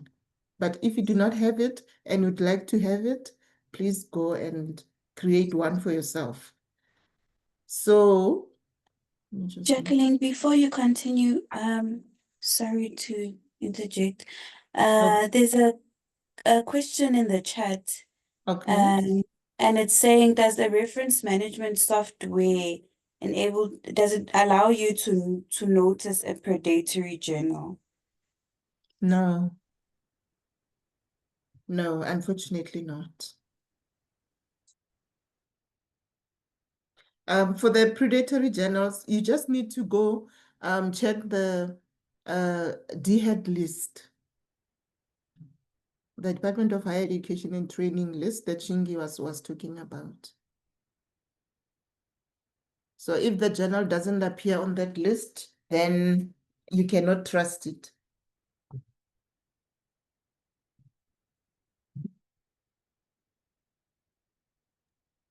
Thank you, Jacqueline. Thank you. So once you've registered your Mendeley, your free Mendeley account, this is the landing page. So you can see that there's a search box there. It looks like a Google search box. So if you are looking for any literature on your area of work, you can just put it there. So I'm just going to type in food security just for an example. So you can use this also as a database because it will give you all the options that you need for, finding the literature that you want. So as you can see, there is an option there to sort your literature by most relevant, most recent, and most cited. So this will be a choice of what you want to do exactly. And then you can choose also according to the year of publication, just tick the relevant one. If you need more years, then you can just click on more. And then you can just select the document type, whether it's a journal, a book, conference proceedings and stuff. Book section is a book chapter. And you can also select if you need a specific journal title, a specific author, and all of that. So everything that is here is open access. So as you can see on the right-hand side here, you'll see exactly how many people have read that particular article. And then you can see also how many citations are on this particular one. Even on your own articles, you can get, all these metrics to show how many people are reading and how many people are citing. So if you're only interested in the ones that are cited the most, you can just select there, and then you'll see, all these popular articles that you can use. Okay, so this is the first one. It's the search option. You are searching the Mendeley database of open access material. The library is everything that you have saved. So for example, this is my library. These are all the citations that I've saved. And it will show you here on the right hand side all the references. If you've added anything recently, when you click, it will show you all the ones that you've added. If I've read anything lately, it will show me. If there's anything that I've clicked as a favorite, it will have a gold star. And then if I've got my own publications, they will also be listed here with all the metrics of how many people have read it and how many people have cited. So when it comes to collections, you would consider this as a folder. So you can have a folder and you can have a subfolder, which is a folder within a folder. So you can just rename this folder if maybe you want to change your mind about it. And then if there's any folder that has a subfolder, you'll see it will have an arrow. And then the subfolder name would be there. So in this case, I've got disasters, and then I've got a subfolder inside disasters called natural disasters. And then in terms of groups, this is where you can create a group for yourself. For example, if you are collaborating with other people, this is where you can share all the citations. So if there are any articles that you want your group to read, then you can just share it by creating a group and then listing all the email addresses of those people and then sharing it. So anyone with that link would be able to open and access the citations. If there are any PDFs, they'll be able to see the PDF open, make notes, and yeah, things like that.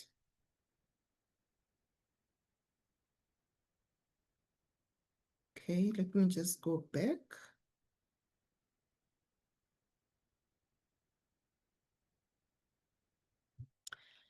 Okay, so when I click on my name, this is where you can do all your settings. So you can put your own picture there. If you need to have a subscription to the paid version of Mendeley, where you can have more space and things like that, this is where you can do. And then if there are any notification, obviously this would work like your inbox. So when you choose your discipline, it will tell Mendeley to say, these are the areas that I'm interested in. So when you log on to Mendeley, it will always have, suggested articles that might be related to the subject area that you've indicated. So I'm always advising people to use their personal emails like Gmail or Hotmail or any other private email, so that when you leave your current organization, you don't lose your Mendeley account. And then if you get stuck, there are guides, help guides, and support center there.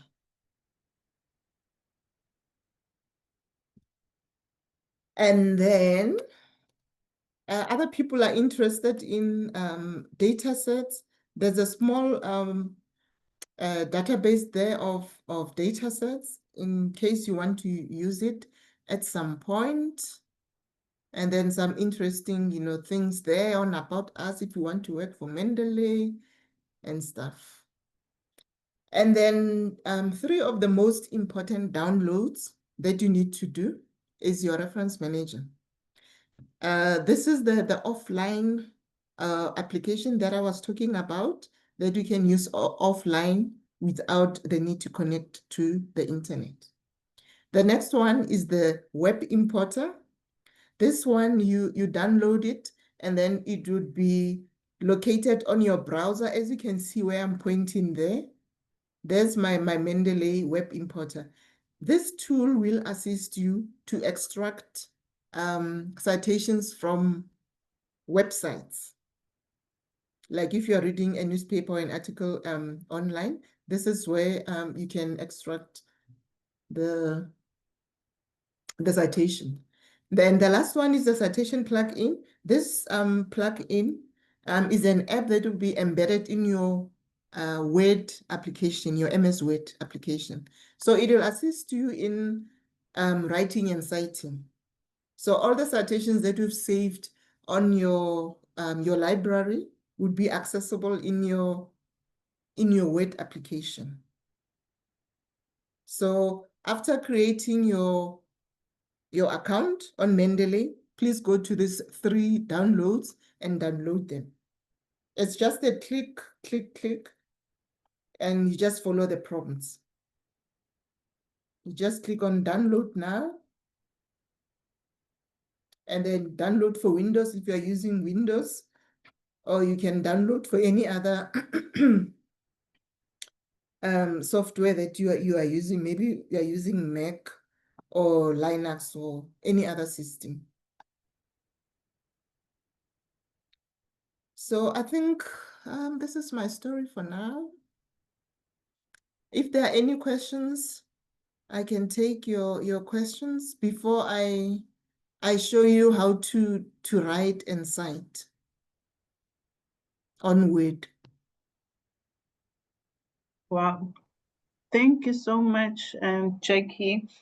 I just saw one question on, I think it's Faith who wanted to know, I don't know if you can quickly go through that again, on how to move articles from search to library. Okay. Yeah, I think she said she missed that step on how to move articles from search to library. Okay, let me go back to search. Okay, let's say, okay, let me go back to that food security search. So all you need to do after searching this, let's say, for example, you are looking for a couple of articles on Mendeley itself. If you need to save it to your library, your Mendeley library, all you need to do is just click on Add to Library. There it is there, under each and every article. You just click there. And then automatically it will take you to, it will take them to your Mendeley library.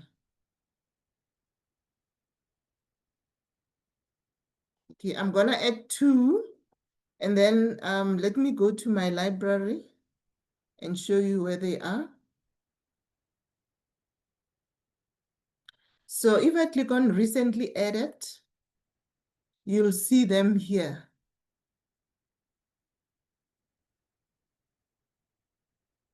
It will show you the time is now 12:16. So these are the 2 that I've added at 12:16. So this is how you do it. Just click on add to reference, add to library.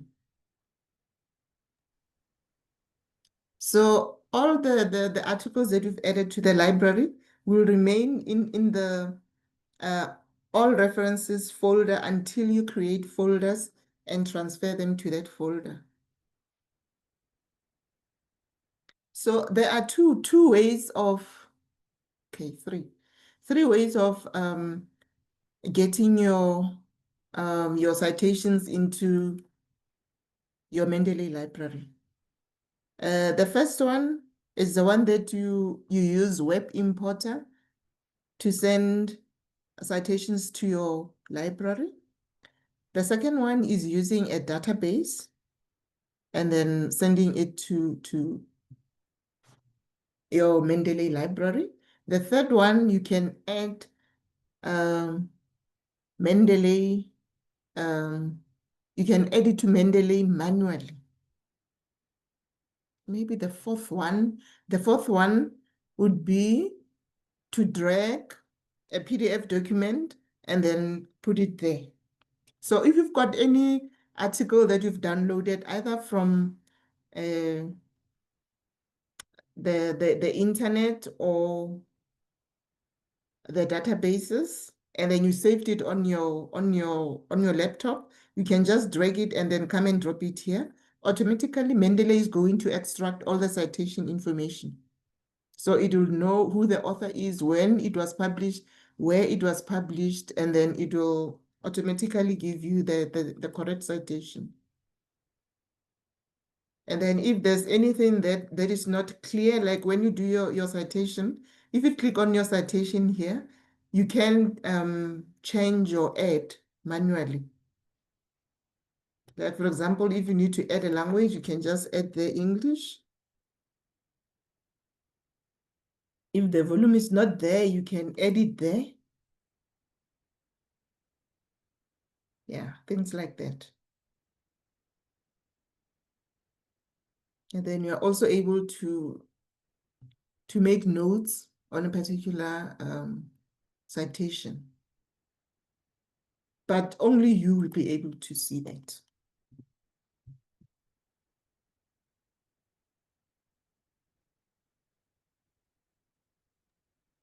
Okay, did that answer your question? You have answered her question because she had said, great, thank you, and sent a smile. Okay, Okay. thank you so much. Thank you so much, Sheki. There's another one. I think let's take this quick one and we can move on to your next demonstration. Okay. When you import an article directly from the website, is it necessary to check the bibliographical fields in the Mendeley library? Yes, sometimes it is necessary. Okay, I hope Then you Elish. you can edit it as I've showed you here. If there are any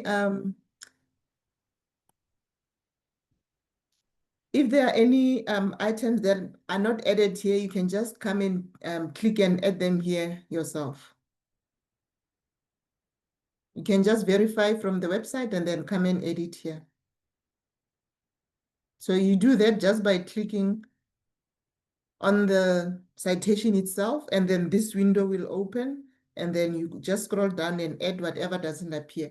Like, for example, if it's a newspaper and you know that it was done on the, say, 26 July, then you just come and put 26 July. Yeah. Or whatever.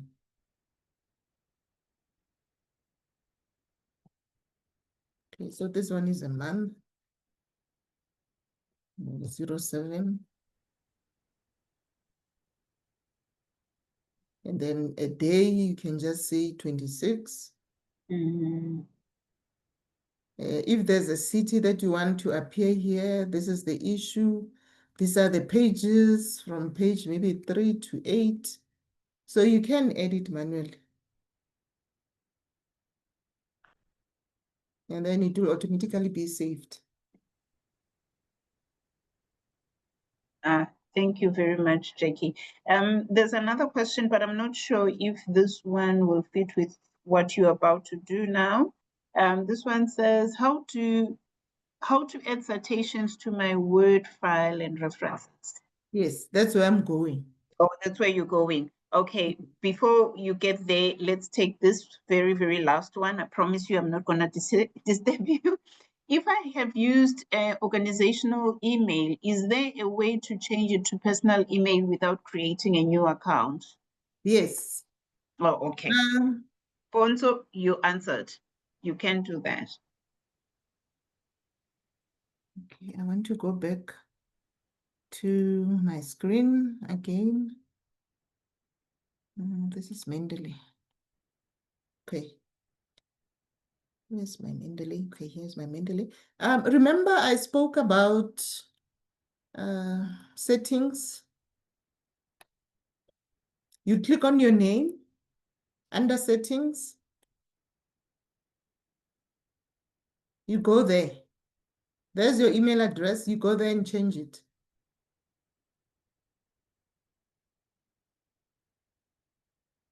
Happiness.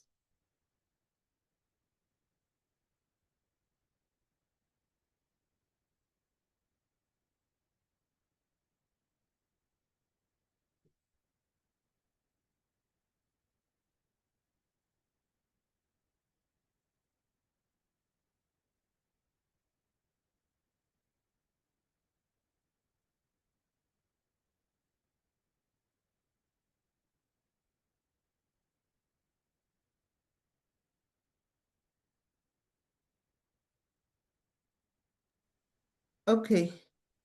Let me just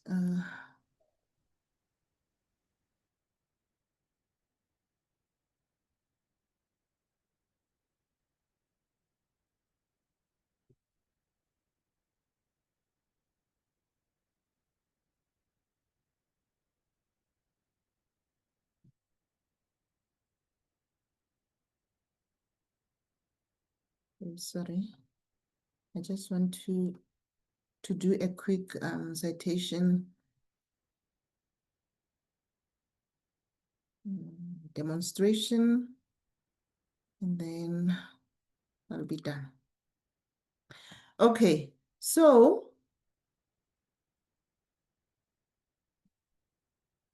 once you've installed your Mendeley site from the 3 downloads that I showed you online, you'll see it depends on which system you're using. Sometimes it will show here Mendeley site. If you don't see it there, but you know that it's installed, like for instance, in my case, I always have to go to insert. Yeah. I go to add-ins, my add-ins.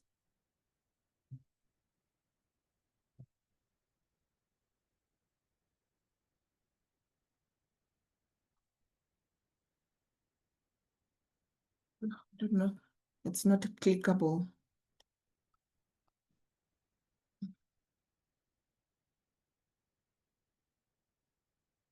Yes. Okay.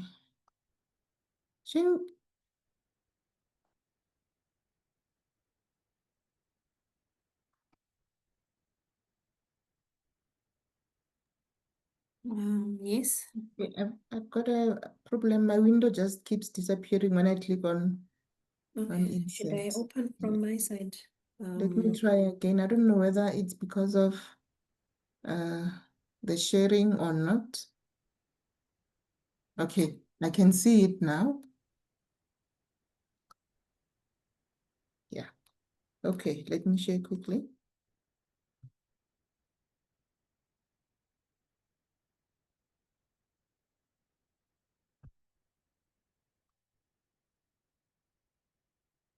Mendeley.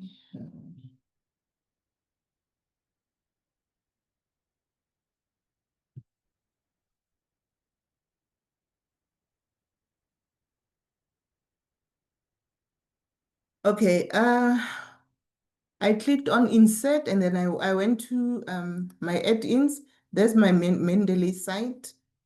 But I think yours might be open automatically on the right-hand side. So when you click on getting started, it will log you in. Just need to copy something again. Copy, okay.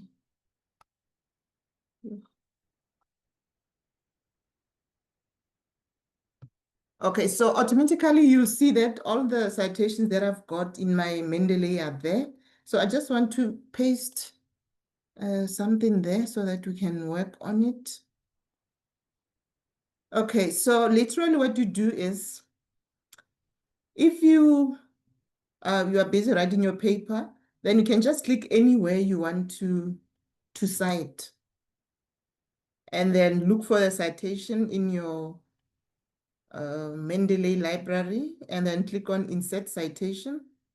And then you'll see that it will be there. I'm not sure why it's saying no date.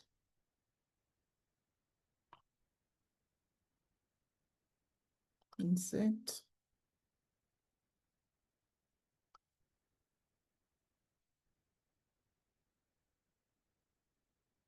And then you just click and then find another citation to insert.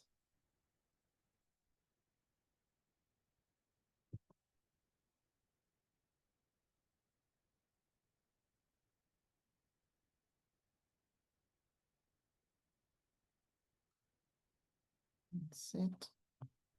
Okay, so I'm not sure why it's giving a no date. And then it will say below to edit manually or override. Okay, let's say these are the citations that you've added. And now you need to create a bibliography.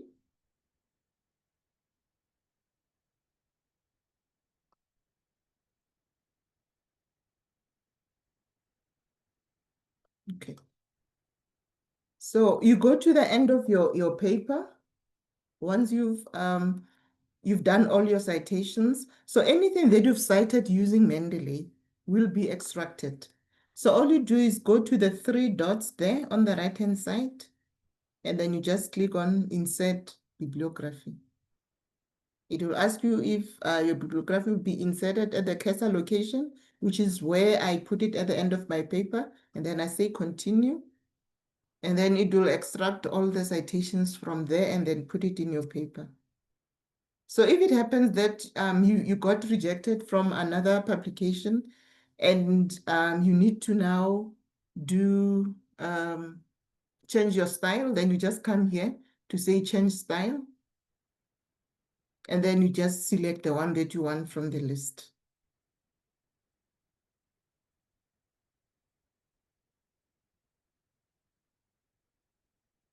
The ones with no date.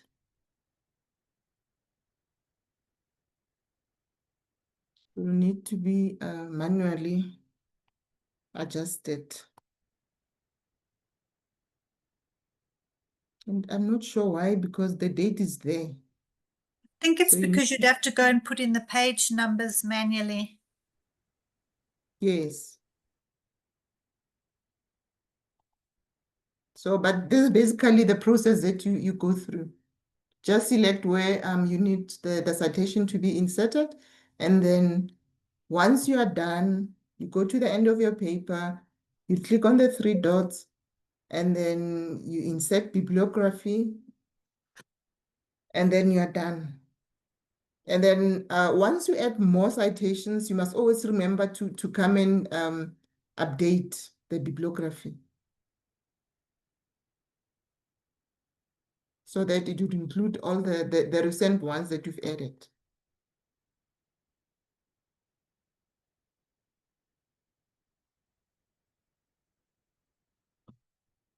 Okay, any other questions?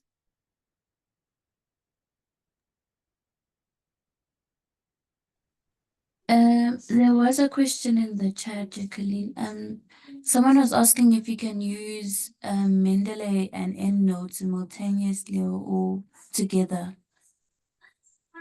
No, not together, but you can transfer citations between the 2 programs.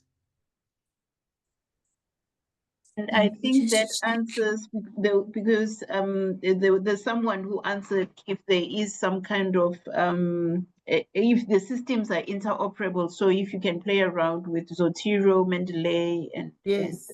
Yes. So I guess that answers the question that Faith and Nwabisa asked.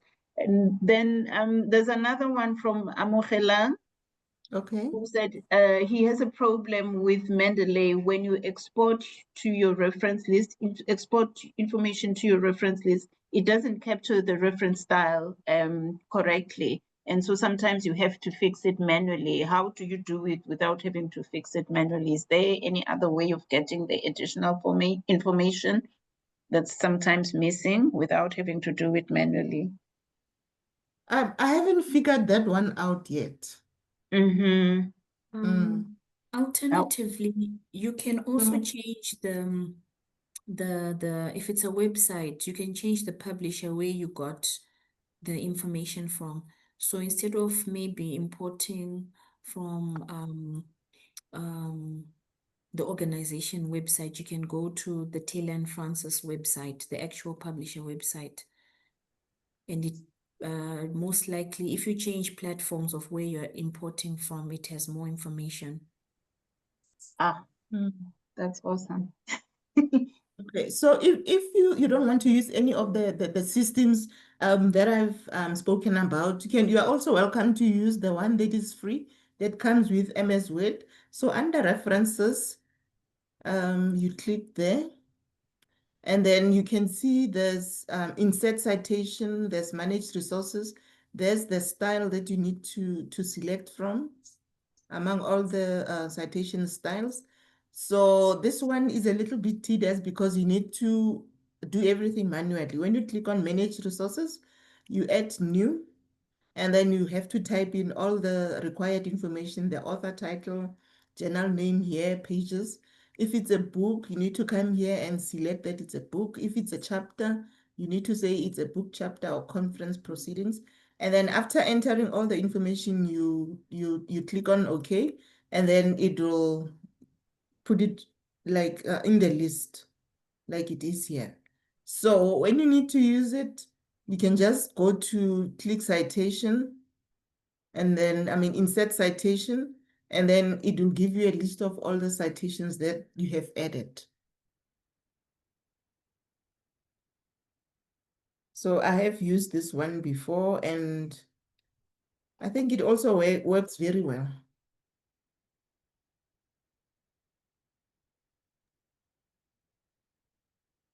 Thank you, Jackie, for that. There is another question from Kedi. How can I change the style in the citation format to italics after citation? I'm not sure if I get that one. Yeah. I don't know if there's an option for that here. I think it depends on the citation style that you use.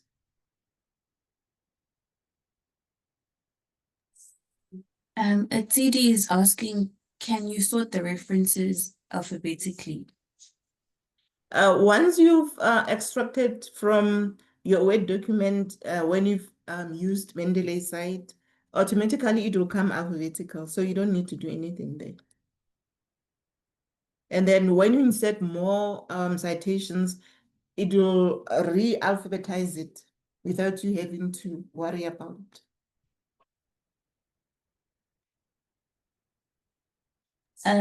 Boitepo is saying that she has added Mendeley and the add-in has successfully added, but she is not seeing it on the side of her screen.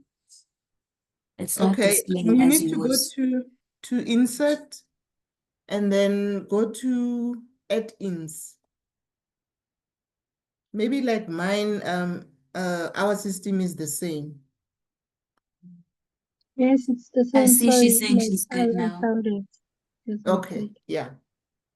And then it will ask you to get started, and then it will ask you to log in. And then after that, you've got anything, any citations on your library, automatically it will show you the citations. Lastly, for Madumeja, says they've missed when you were importing refs from Mendeley to Word. Can you please repeat that? Okay.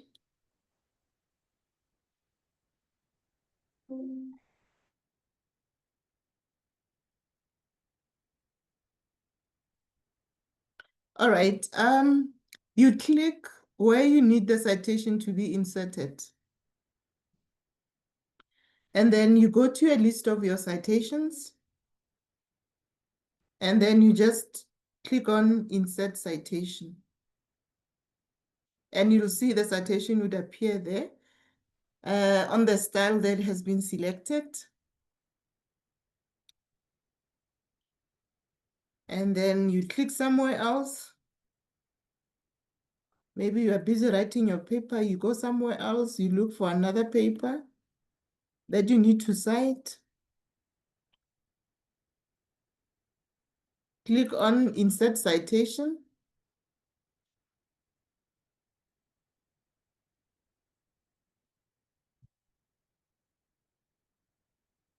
Click on Insert Citation.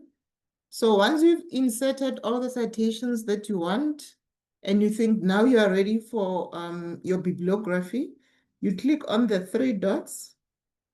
You click on Insert Bibliography. And then yes, continue. And then it will draw out all the citations that you've cited.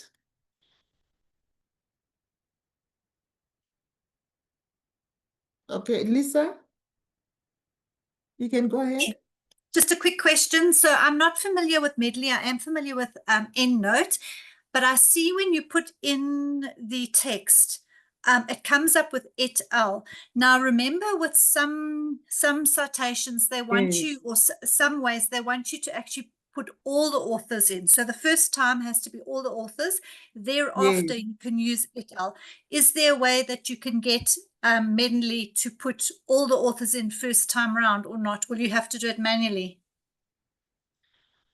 I think you'll need to do it manually. Manually. Okay, all right. It's the same with EndNote. You have to do it manually. I just thought there was an easier way of doing it, because obviously some of them do require you to put all the authors first time around. Yeah, I think maybe, you know, a lot of people have to complain about it so that they can do a plug-in that could fix all these issues. Okay. No, I just wanted to check. Thank you. Okay, thank you. Thanks, Lisa. I think we can now move on to our last presenter, Glenn. The other questions, I think we'll just attend to them towards the end of the session. I see now we are left with 20 minutes. So I would like to invite Glenn to come over. Jackie, thank you very much. Please don't go away because there are some questions that are meant for your session. So yes, I think if you go through the chat, you will see some of them. And maybe when we get enough time towards the end of the session, you can quickly go through those questions. Thank you so much for your wonderful and insightful presentation. Thank you.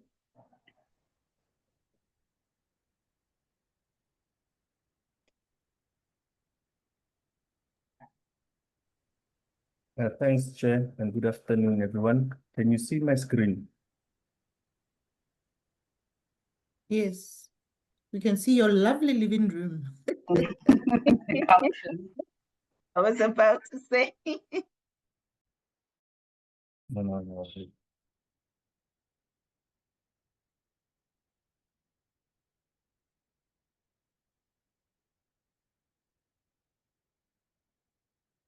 And now?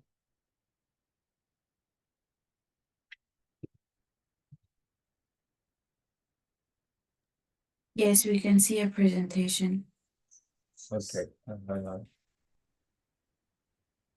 Okay, thanks for the opportunity to promote the HSRC datasets as a secondary database that you can use for your research study. The title of my presentation is Finding a Secondary Research Database for Your Study, Data That Makes a Difference. My presentation is quite theoretical because it provides an overview of the HSRC, what we do, our research data, and how to access it. Okay, so at the end of this module, we should know what does the HSRC do, the nature of the HSRC data collection, primary versus secondary data, examples of the HSRC surveys, access to the HSRC data collection, and using data sets responsibly. So before I continue, I would like to start with a question. What are some of the challenges you have when trying to gather data for research projects? If you can please put your answers in the chat, we'll have a look at your responses just now. Chair, can you please read some of the responses that we get? We'll go through them. We'll go through the responses shortly. Okay, I'll do so. So the HSRC, for the benefit of those who are unfamiliar with the HSRC, I will provide a brief summary of the organization. The HSRC is a statutory research organization that advances social sciences and humanities for public use. The HSRC's head office is in Pretoria, with further offices located in Cape Town, Durban, and Sweetwaters, just outside Pietermaritzburg. The HSRC was established in 1968 and is the largest social science research institute in Africa. Check, did we get any responses from the first question so far? If we did, the responses are insufficient information, checking if the sources are legitimate, reluctance in participation, missing data, requested but delayed data, access to sites, ideological challenges, finances, restricted access. sincerity, filtering the sources. I think it's the same as verification of legitimacy and outdated information. Yes, so these responses show that we face a variety of difficulties, and some of them are somewhat similar. And hopefully after this presentation, you will know more about how to access data for your research projects. So now, what the HSRC does.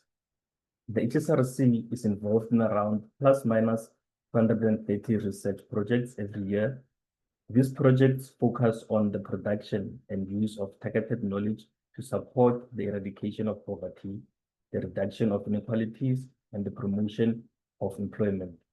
Being a trusted and engaged research partner to the scientific communities and civil society, as well as guiding government towards informed policymaking. The HSRC research is mainly publicly funded and valued as a public good. As a research organization, the HSRC staff component consists of predominantly of researchers, support staff, and sometimes collaborators from other institutions.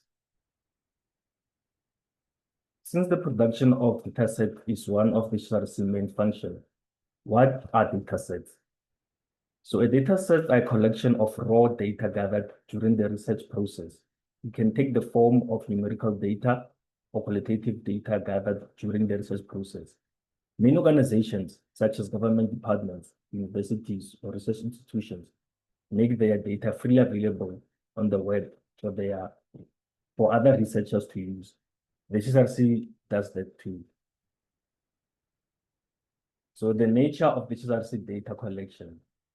At the HSRC, data collection spans a variety of content areas in social sciences and humanities. We have quantitative and qualitative data with a focus on cross-sectional repeated surveys. We also have many mixed method studies, and data is owned by the HSRC or an agreement is in place when ownership falls to an external organization that the HSRC may share data with.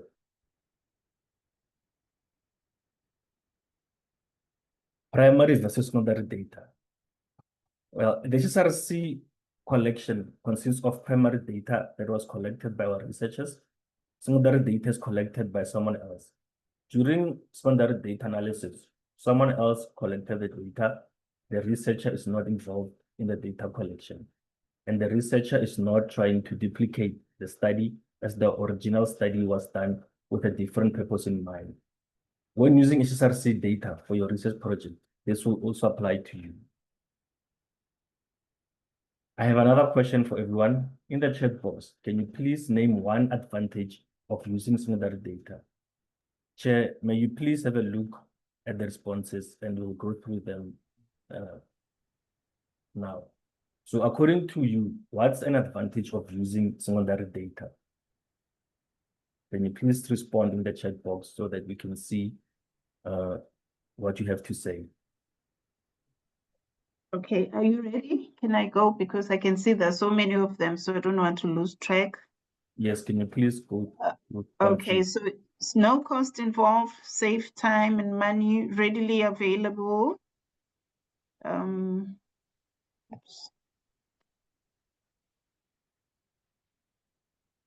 Easily accessible, stress-free, little effort in data cleaning, policy relevance, less expensive, availability, easily cost-effective.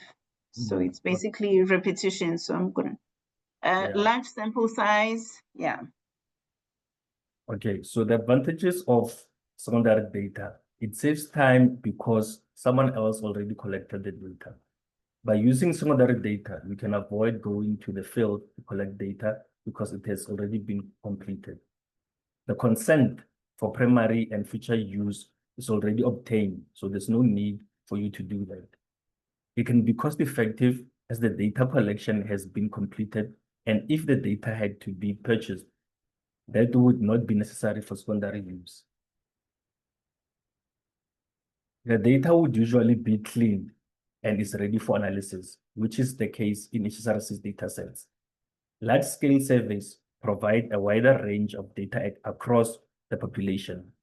Longitudinal repeated cross-sectional surveys make trend analysis much easier. With secondary data, you have access to expertise and professionalism that was used within the survey process. And some of the disadvantages of using secondary data. The data that was collected might not answer your new research question or might not contain questions that are applicable to your research study. The geographic region, population, or time period might not be relevant or ideal to answer your research question. Variables might be defined or characterized differently. For example, the age group might not appeal to your study. Certain variables, such as addresses or phone numbers that are considered confidential, may not be included in the shared data set. So those are some of the disadvantages that you need to consider when using secondary data. Okay, I am now going to look at the HSRC large-scale repeated surveys. So the HSRC has a number of large-scale repeated surveys, such as the South African National HIV Behavior and Health Survey, known as SAPSM, the South African Social Attitude Survey, known as SASES, Study on Global Aging and Adult Health, known as SAGE, National Research and Experimental Development Surveys, known as R&D, Trends International Mathematics and Science Study, that is known as TIMS, the South African National Health and Nutrition Examination Surveys, known as SANHANES. Using the SAPSM and SASES surveys as an example, I will now provide more information about these two surveys so you can see how this might be of interest to the project you are working on. And I spoke about this yesterday in the last session, but I'm going to go through them quickly. So with SAPSM, the key aims of SAPSM are to determine the HIV prevalence in the general population, to identify risk factors that increase vulnerability of South Africans to HIV infections. The study also seeks to identify the context within which sexual behavior occurs and the obstacles to risk reduction, and to determine the level of exposure of all sectors of society to current prevention. 5 series have been already been conducted since it was 2002, 2005, 2008, 2012, and 2017. You might be aware of the current study that is conducted in 2022, and it's now in the analysis phase and will be ready for dissemination soon.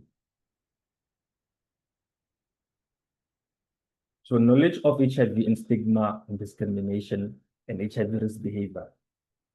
These are the typical questions that are covered by SAPSM. The first one is the knowledge of HIV/AIDS, stigma and discrimination in HIV risk behavior, measure HIV status, HIV incidence, and the use of antiretroviral drugs, acceptability and practices among males concerning male circumcision, health status of the nation, which include access to health services, child vaccination, and reproduction among females only, and maternal and infant mortality. Answers to this question are key in forming policies around HIV management and treatment. These are the themes covered by SAPSM, and they do not only focus on HIV, but they range from addiction, childcare, disability, health behavior, television, mass media use, right through to water resources. Now for the SASES. In the case of SASES, the surveys is intended to provide a unique long-term account of the social fabric of modern South Africa and how its changing political and institutional structures interact over time with changing social attitude and values. The study was first done in 2003 and is since repeated annually. SASES provides answers to changes in social circumstances and values. One of the core modules on change and continuity of social, economic, political, and cultural variables are repeated in each round. Specific themes modules are rotated in the SASES surveys. The themes covered in SASES range from crime, gender, health, voting, poverty, group identity, politics, and water. All of these topics have a strong connection to the Sustainable Development Goals. So now, when it comes to use of research data, the HSRC aims to promote the use of its data beyond its primary purpose The secondary use of research data is made possible through the process of data curation. So data curation is a very key function at the HSRC because it allows the organization to produce quality-based research data sets. So data curation means to curate, to care about your data. The curation process is a complex process that involves knowledgeable curators preserving and disseminating data sets for secondary data use. Researchers and data producers create and describe the research process, while curation and the GIS specialist appraise the data. During the ingestion phase, data is checked, cleaned, and metadata added to better describe the data set. Relevant documentation is stored and preserved for future use. The data is disseminated through platforms like the Data Curation Platform and the HSRC Research Output Repository, allowing users to browse, search, download, analyze, and visualize the data. The primary data curation becomes secondary data that can be accessed and used, ensuring the curation process considers secondary data use throughout the process. So all of the HSRC data sets that are curated are available through our website that you can see in the red at the bottom of the screen.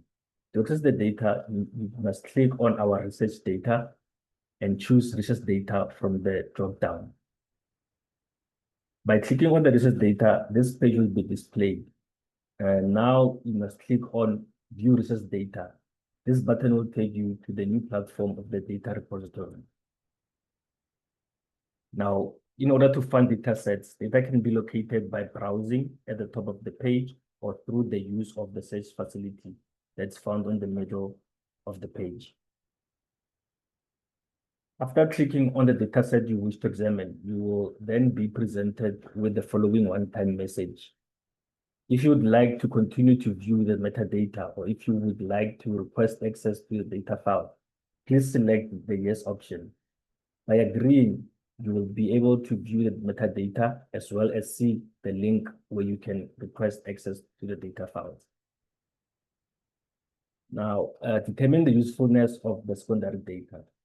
It is important to understand the data set, the type, purpose, scope, methodology of the study. In order to determine the usefulness of secondary data, questions you should ask yourself include: what kind of data is it? When and how it was collected? What are the variables that could answer your research questions? What cleaning or recording procedures have been applied to the data? Who or what was studied?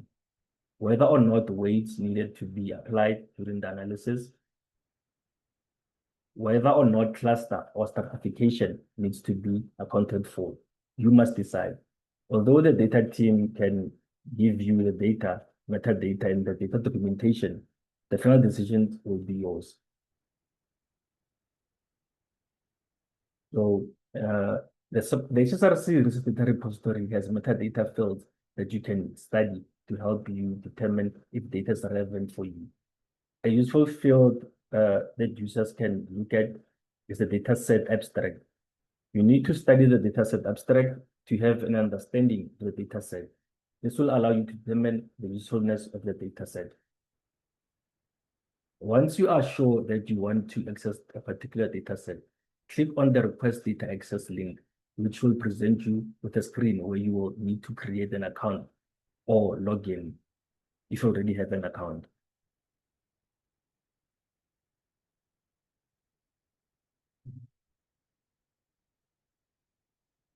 After signing in, you will be able to complete the data access form. This form requests important information that the HSRC needs to report on the datasets downloaded, such as intended use and the purpose of this request. The system will also alert the data help team to approve or reject your request. You may then continue to search for more datasets or exit the platform.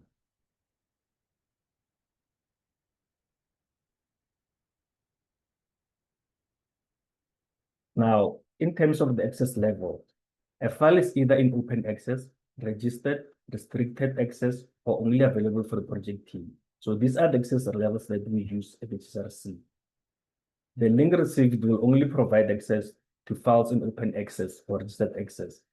If you need access to restricted data sets, or if you are part of the project team and require access, we can log a query in the system and the data help team will attend to your request.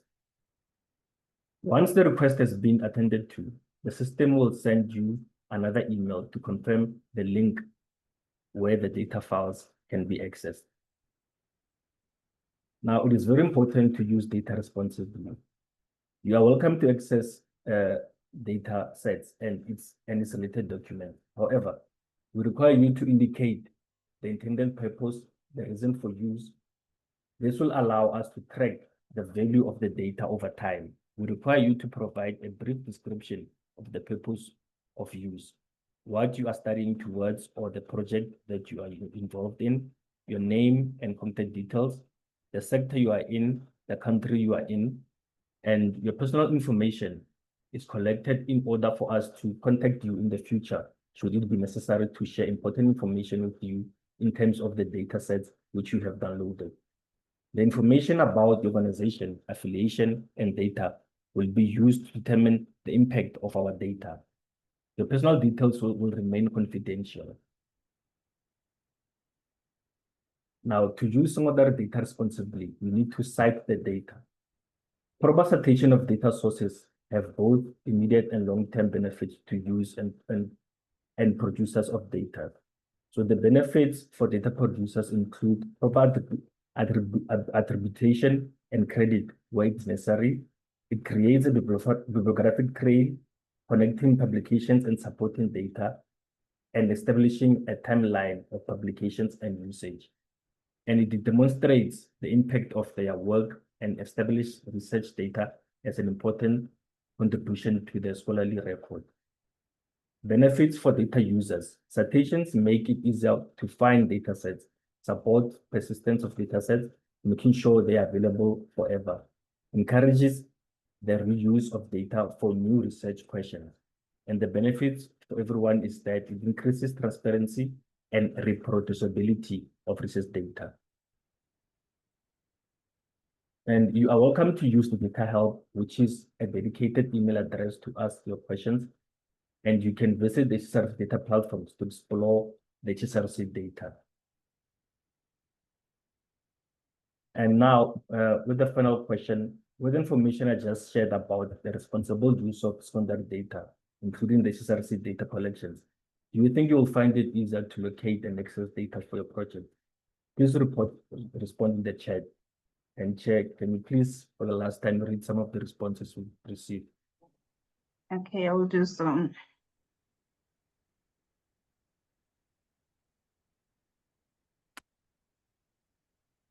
I see, yes, definitely. Mm-hmm. So I see positive responses. Yeah, well, that makes me happy to Yeah. hear that. Job well done. Okay, so for the closing remarks, data often has a longer lifespan than the research project that creates it. Researchers may continue to work on data after funding has ceased. Follow-up projects may analyze or add to the data, and data may be reused by other researchers. Well-organized, well-documented, preserved, and shared data are invaluable to advance scientific inquiry and to increase opportunities for learning and innovation. I hope that this presentation has provided you with the necessary information to find HSRC's data sets for your project. And it's my hope that you will use our curated data sets, if not now, sometimes in the future. And with that said, thank you. It's our email contact details if you have data inquiries that we can help you with. Thank you, Chair. Thank you very much, Glenn. Thank you for taking us through this journey of the data available at the HSRC. We really appreciate it. There was one question from Julianne who wanted to know if there are any studies on student participation in sports. That's university students' participation in sports. Do you have any statistics available? Well, in terms of the types of research that we have, users can search our repository and do a keyword search, because I do not know all the datasets that we have and what they cover. So if you go to the HSRC website and to the repository, you can do a keyword search, like sports, and if we have any datasets linked to that topic, it will show up and come up there. I cannot answer from the top of my head. I don't know all the datasets we have, the topics. I think that also answers Nwabisa. Nwabisa, you use the keyword in your search. Thank you very much. Thank you very much to our presenters. We had Ms. Shingi Muzonda, we had Ms. Jackie Maselanani, and Dr. Glenn Tsewu. Thank you so much for taking time to prepare all these wonderful and informative presentations. We've come to an end of our session. We tried to answer most of the questions. I don't know if there are any hands or any questions that were left unanswered, so we attend to them before we take a break. I'm gonna take a break for an hour, come back at 2 o'clock for another session on literature review. Are there questions? Are we picking up any hands, Nondumiso? Are we good?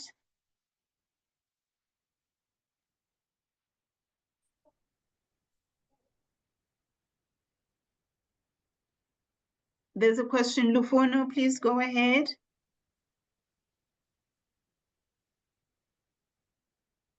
I wanted to say sorry that I've typed my question there, but I might as well say it.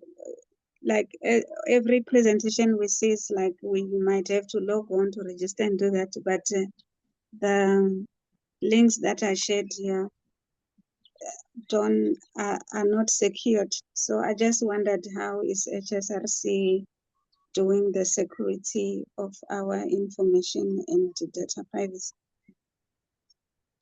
Those links are not having the security feature, the ones that have been shared by Dr. Phil.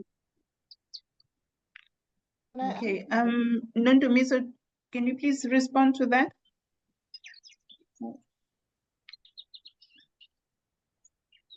Person to respond. I think she's referring to the links that he shared on his presentation. The phone, is that correct? Yes, they are all HTTP. They are not HTTPS. Can I answer that? Yes, please, Jackie, go ahead. Okay. I think maybe it's a question of, freely available information. So anything that is available on the HSRC website is available to everyone else, but then when you need to access like sensitive information like the actual data, it is protected by, a firewall. So you have to be either a HSRC employee or you have to have requested special permission to access it. But just the plain HSRC webpage and the HSRC press, all the information there is not secure, so that anybody can be able to access and download. No, I was asking in terms of our information because I need to sign in. I'm signing into an insecure website. Oh. Yes. Okay. I'm not sure about that one. May I suggest that okay. May I suggest that Nondumiso, we note this question from Lufono, and maybe we can take it up with the technical team. Yes, HSRC technical team, please. Is Tabo still here? I think, yes, Tabo is still here. Moses? Yes, Tabo? yes. Yes, that's the question. Maybe you could assist with an answer on that one.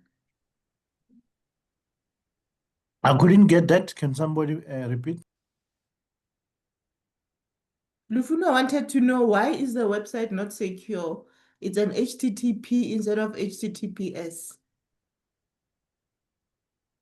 Tavo?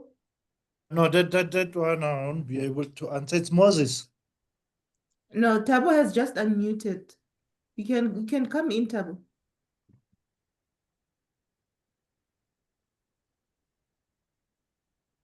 No, it's Tabo. me, Jackie. Tabo is Oh, in another meeting. oh, I see. Sorry. Mm. Yeah. Maybe it's something that, someone from IT can respond to. That's Was fine. not an They easy can put it question in the though, chat, but then we'll respond to it. okay. Can I suggest that HSRC consider going for the secured website, because it's already violating the POPIA Act. If our information is collected, security safeguards are a must. It's not optional. Yes. Noted. Theirs has an HTTPS. Yeah, I've just checked. I also see HTTPS. Are you referring to the links, Lufona? Am I right? Yeah, The the links for ones that were sessions. on Dr. Chewu's, what is it now, PPT? Oh, you mean the links that he was sharing during his presentation? I thought you were talking Yes, about the yes. links that we use to enter into these breakaway sessions. Oh, no, not this one. The ones Oh, okay. he was referring us to, say if you need for data creation, for repository, so I was saying for each of these, since whichever that will collect my personal information, it has to be secured from HSRC side. Okay. Yes. Then I guess I'll go back to what I said earlier on. Can we please take this up with the HSRC IT team? And Nundumiso has said that on the chat as well. And thank you very much for pointing that one out, Lufona. You are most welcome, ma'am. Thank you. Okay. Thank you very much, everyone. Thank you very much, HSRC team, for this. This was a wonderful presentation. We've come to an end. And please, good people, don't forget to complete the feedback form. Nundumiso has it on the chat. If you can repost it, Nundumiso, I'll appreciate it. Thank you very much, everyone. Goodbye.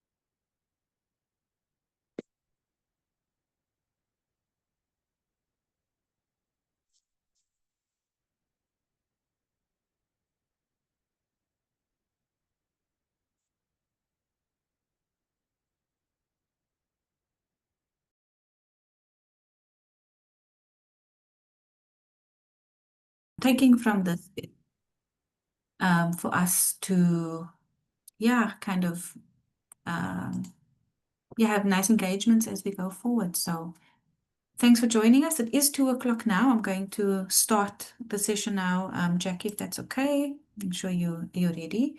So just in terms of who I am, I'm Candice Groenewald. I'm a Chief Research Specialist here at the HSRC. I'm going to be chairing the session today. And you are all welcome to the session. We have 2 other individuals within the session. Of course, we've got Dr. Jacqueline Harvey, who's going to be leading the session, but we also have Gerald, who's already introduced himself in the chat. Gerard is our technical facilitator for the session. So if there's anything that you would like to know, you can just pop it in the chat and he will engage with you, or we might engage with you as well in the chat going forward. So today's session is about the literature review, and as you can see, we are all here ready to talk about writing and all of those things. It's a key part of what we do in our work, whether we are doing studentships or studying, whether we're doing research in terms of project work. The literature review is a very key component to what we do. So I'm also very excited to see and learn as we go along today. So I'm going to introduce Dr. Jacqueline Harvey to you, who's going to lead the session today. And then, yeah, we'll see how it goes. Yeah, already chats coming into you, Jackie, saying people are struggling with their work. So I'm sure there's going to be a fruitful discussion for you. So just as for a quick bio, Jacqueline is a PhD qualified research specialist at the HSRC. She specializes in the intersection of cognitive, educational, and developmental psychology. She's got a particular interest in applying this knowledge to enhance educational outcomes and support individual development during critical transitions. She's got years of experience and she is a highly skilled individual in a broad range of quantitative and qualitative methodologies, including systematic reviews, of course, which is one of the pivotal exercises related to literature reviews. So she is the expert in the room for us today. You are welcome, Jackie, and I'm going to hand over to you for you to start your session. Candice, and thank you everyone for joining us. It's so nice to see how many people are interested in this topic. Let me share my screen and then I'll go to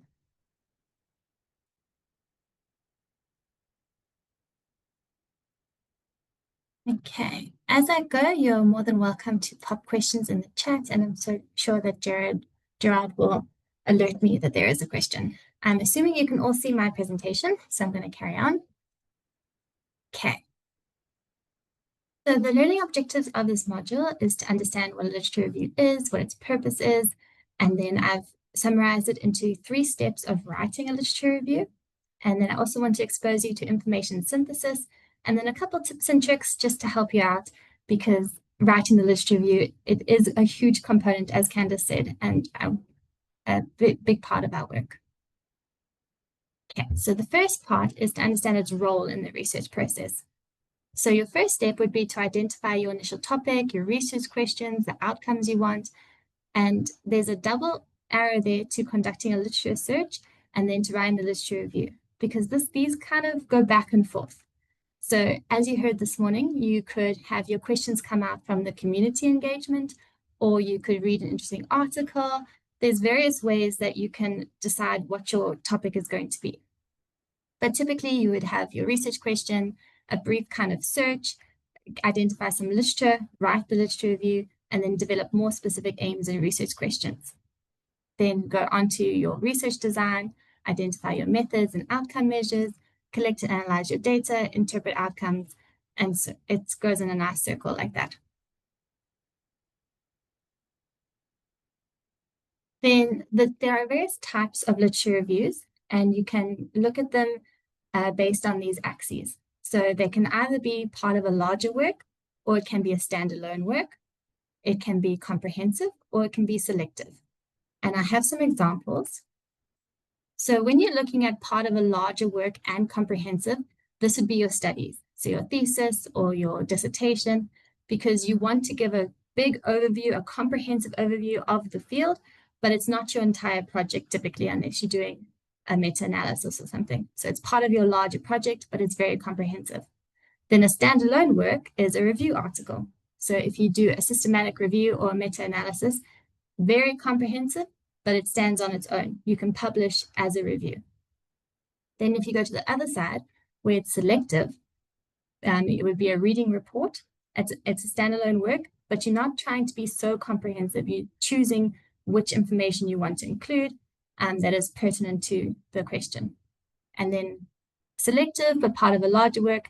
This is the project proposal or an independent project or a journal article where, for example, in a journal article, you're giving a background of the topic, but you obviously, because there's limited space, you are not being extremely comprehensive and listing everything. You are being selective about what you're including. Okay. I did see that some people have already completed the Slido, so I'm not sure how that factors in. But the first question here is, what do you understand by literature review and its purpose? And you can go to slido.com, type in that code and give me some answers.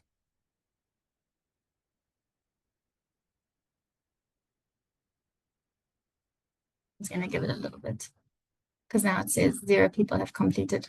Very weird.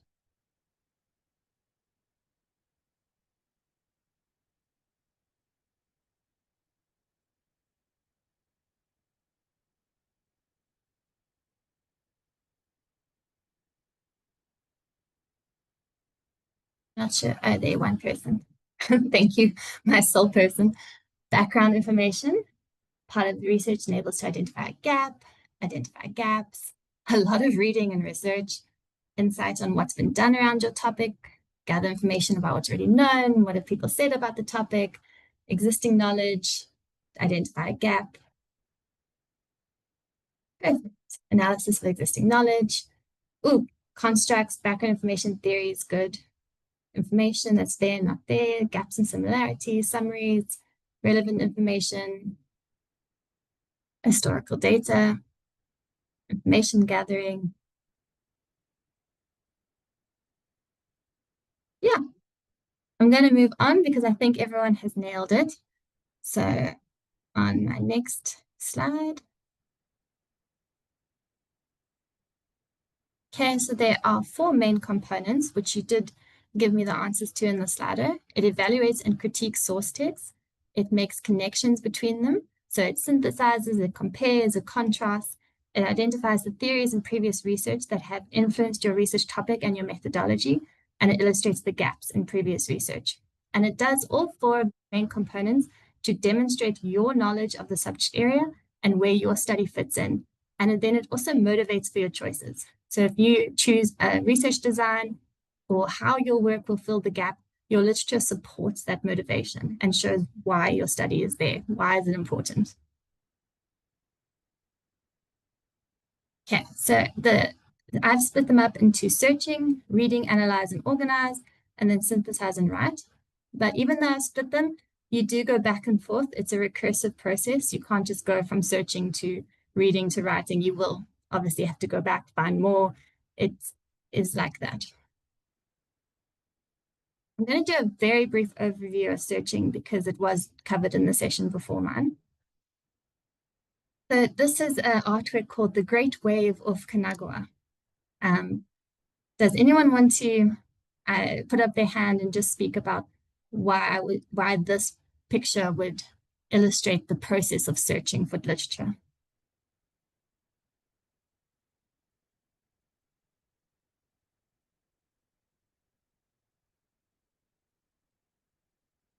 Or put it in the chat if you don't want to speak.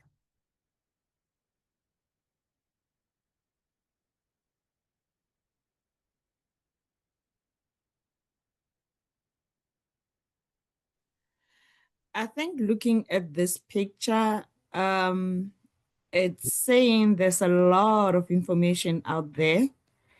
And the wave then will, is that lot of information. And the dots are represent where you can get some, where you do your search so that you are able to you know, kind of compare the information that is there to, and it will guide you towards a certain space. And there's also that sharp, something like a mountain there. It says those droplets, they'll come in here for your study, but it's gonna be a steep hill. And then when you get to the top, that's when you are starting to synthesize, and at the bottom, you're completing your research. That's my thinking.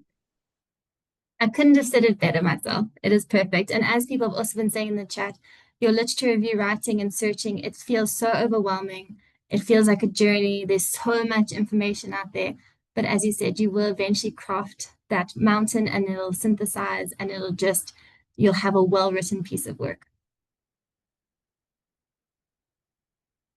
So searching. Developing a search strategy is again an iterative process. You want to identify keywords that are based on your preliminary reading. So I work a lot about academic reading. So I would look for academic reading, literacy, cognitive factors. I would identify kind of words that I could place into a search and then refine them as I go. And you want to use Boolean operators. These are your and, or, and not. So if you are looking for working memory, for example, you could say working and memory to make sure that it includes them together.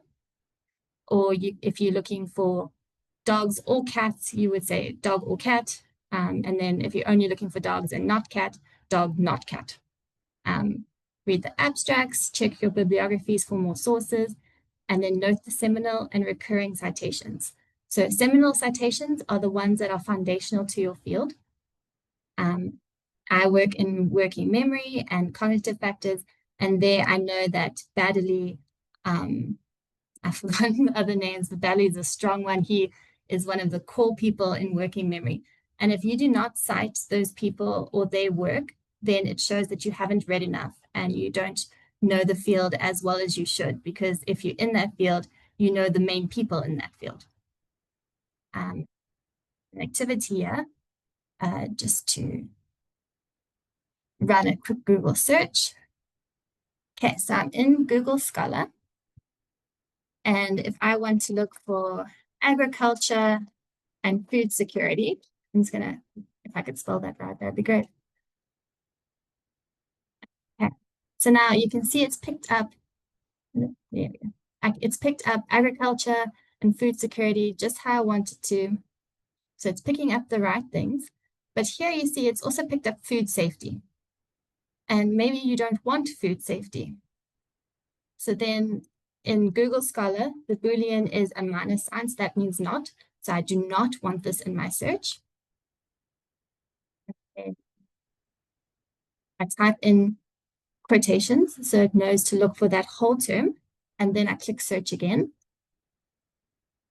And now you can see that result is gone because I've told it I don't want anything to do with food safety. So you can refine your search so that you can become more specific, and then you'll get better, more relevant results. Jacqueline, just a question in the chat. If you could just reiterate the difference between seminal and recurring citations. Oh, yes, sorry, will do. So a seminal citation are typically ones that started the field. So they would be your older ones. They would be the first kind of breaking ones that initiated that research topic. And then a recurring one can take place at any time. So it could be someone's done a new work more recently, but they've made a huge breakthrough as well. So they're getting cited a lot as well. So seminal is the ones that started the topic, and recurring are just highly relevant and you should know of them. If that, does that answer the question?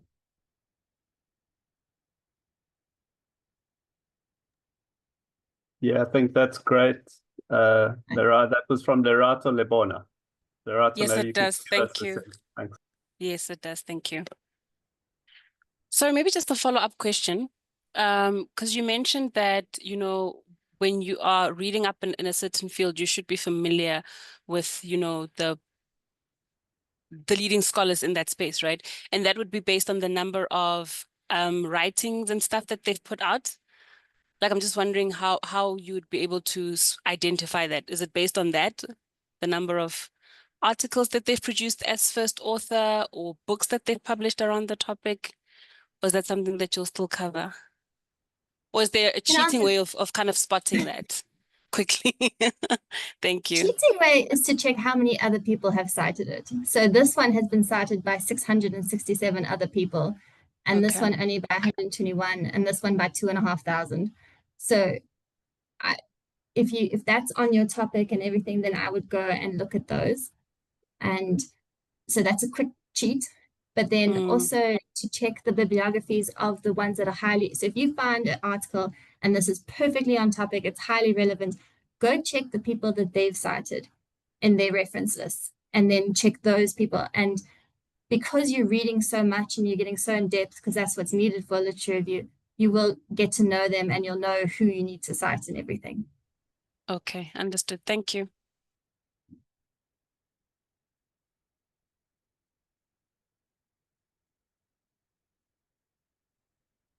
Okay, so for this Slido, I've asked if you could put, so there are various sources of information. There are case studies, expert opinion, systematic reviews, cohorts, and I've put them all here. And then I want you to drag the ones that are strongest in quality to the top and the ones that are less in quality to the bottom, because you should be citing and looking at the ones that are very high in quality.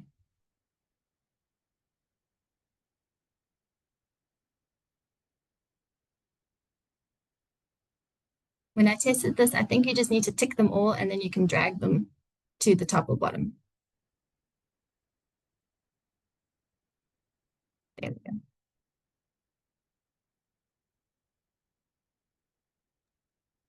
So Jacqueline, just while participants are completing your poll, there are two questions, further questions, one from Bochepo and one from Lufuno. So from Bochepo, does it happen that recurring citations are limited? I'm guessing it is based on citations. You may need to just ask Bochepo to clarify that. But and then from Lufuno, what happens when there is not much scholarly information on a certain topic? How does one go about that? Okay, Bochepo's question about the limitation, if recurring citations are limited, if I understand correctly, they are eventually limited. It's like when you're doing qualitative research and you're doing interviews until saturation. Like you won't get every single piece of information that's possible, but common themes will come up and it will end up like that, where you know that you have 90% of it. And that's kind of what you want with the literature review and your citations, because it's not humanly possible, unless you're doing a systematic review, a specific methodology. But for your literature review, for your studies or something, you're not going to be able to get everything that has ever been written about that topic. It's just, you won't. But you will get to a certain level of confidence that you have cited the seminal ones and the ones that are most important, because you'll see them come up a lot. Then what happens when there's not much scholarly information on a certain topic? So in that case, you have a motivation for the gap, first of all, because what you want to do with your research is address a gap. And you can say, there is not much about this topic here. But then you could go look and see if there are related research. So perhaps it's in a different context and you say, okay, but it hasn't been done in the global south, or it hasn't been done with youth, but it's been done with elderly adults. Or you would look for something that has a relevance that you can use to motivate why you still want to look into it, and that it's not just, it hasn't been answered, essentially.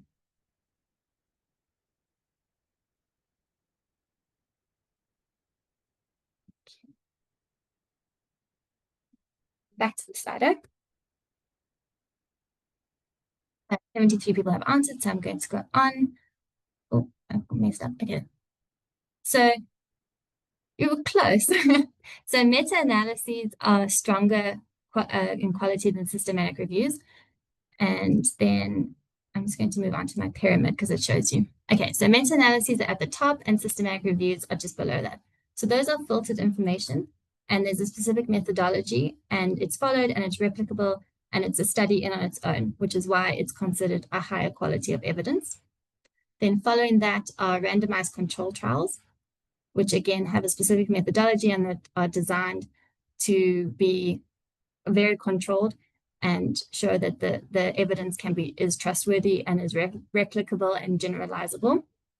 Then there's cohort studies, then there's case studies, and all three of those are unfiltered information, and the case studies are they seen as having less of a quality, but only because they have a limited group. Obviously, it's a case study, you're doing 1 or 2 people or situations. And then the very bottom is expert opinion, and these would be websites, blogs, those kind of things, which are not really used as evidence in your literature review. There are grey literature, so you can cite them, but it's better not to. I wouldn't recommend it.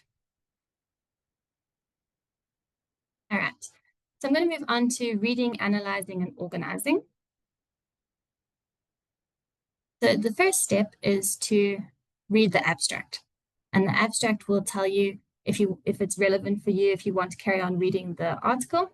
It's just an easier way to scan through rather than read everything in depth. Step 2 is read the introduction, which will explain why the study is important, and it also provides a review and evaluation of relevant literature. So this is where you'll start by seeing your seminal and recurring citations already. So important references will be repeated across scholarly works.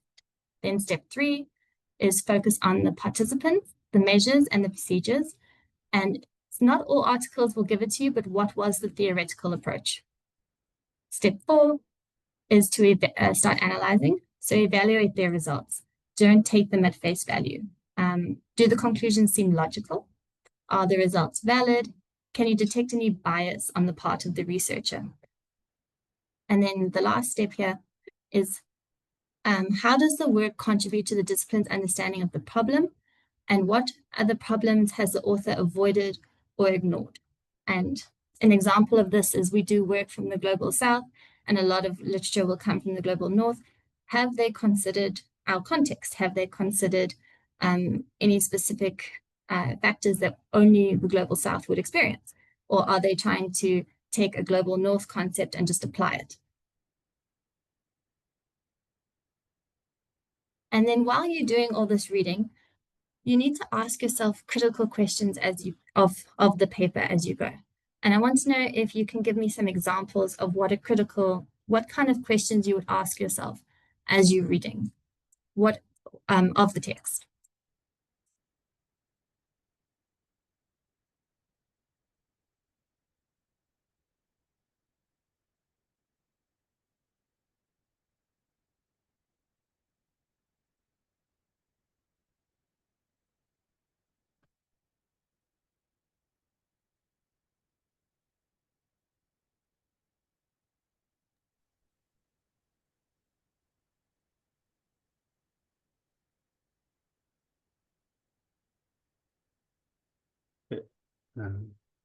Jacqueline, I'm just also flagging, just while we collecting the poll, flagging a couple of questions from participants. Where does an editorial fit on the pyramid? The bottom, question mark. And then the question about the missing literature, when we address the gap using other studies, addressing a different context, how closely related or far off should the context in comparison be? And then a question about the sort of the datedness of information 5 years old. Yeah, I see you're in that chat already. Great. Okay. So talking about the context, different studies.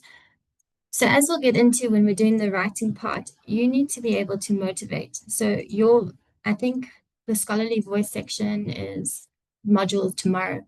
But when you're writing, you want your thoughts, your opinions, your critique to come across. So if you can motivate why this study in this context has relevance for you, for your study, then you can use it. But if it's a completely if you cannot justify or you cannot make that link, then you wouldn't be able to use it essentially. But it's your writing, your voice. And that is one of the more difficult parts of writing a literature review. I'm just going to read through the answers we're getting here. Main argument or purpose, how does the source relate? Potential biases, when was it published, is it relevant? Oh, does it reflect current realities? Good one. Here are the concepts, methods, information up to date, authors, are the authors experts, who participated and who informed, excellent. Can the results be trusted, intended impact of the research, relevance, validity, ethical considerations. Okay, good. These are all excellent questions. And these are questions you can ask yourself as you're reading. What's the gap? Who is the author? What kind of methodology? Yeah, so does his methodology relate to the type of question they're asking? Does the methodology provide credible information to answer the question?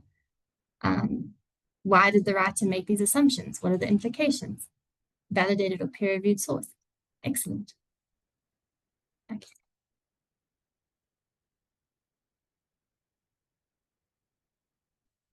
Okay. So then after you've done your search, you now need to organize the literature that you've selected. So note-taking. And I would suggest an annotated bibliography or an Excel synthesis matrix. And you can develop a visual diagram. I'm going to show examples of all of these. So it's a question that commonly plagues people, as this tweet as, or whatever it's called, X or something, as they've asked, does anyone have advice about keeping notes about articles that I've read for his doctorate? I'm having trouble remembering what article I read something in. So this is where a lot of people do struggle. How do you remember in the thousands of articles you've had to go through where something is? And then also use a reference management software, Zotero, Mendeley, EndNote. I use Zotero. I used to use Mendeley, but I now use Zotero, and I can show you mine as well. So this is an annotated bibliography example. You always put the reference. So this is visible symbols, cultural expression among Canada's Ukrainians. They've got the citation there, and then you indent. You put the author name next to the margin, and then you indent the rest. And then your first few sentences summarize the source. So it just tells you what is the article is about, or book, chapter, or anything. And then the last sentence states the relevance to your research topic. So essentially, it's the reference. What is it about? Why is it relevant to what I'm doing? Okay, then there's an Excel synthesis matrix. This is the one that I prefer. So you can put the column titles to anything you like, but again, there's the reference, the year, its purpose, the subjects, data, any information you want to pull and keep a record of, you can. Let me quickly show you mine. Okay, so this is my one. I have the citation. I have the year it was published. I put in the abstract. And then I also put in the keywords, because remember I said when you're doing your search, you want to look at the keywords. So then I already have it there.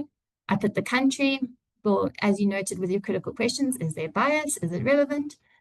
Then I put the type. So I have here, is it a book chapter, conference, meta-analysis, article, all of that.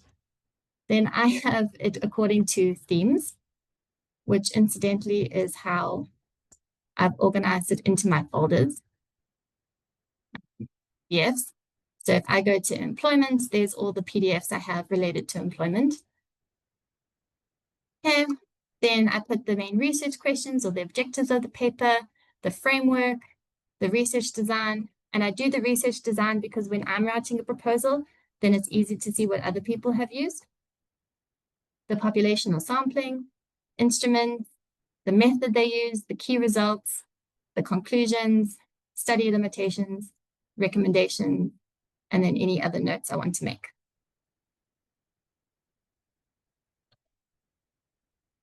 If we have time, I can go through building one of those in a bit more detail.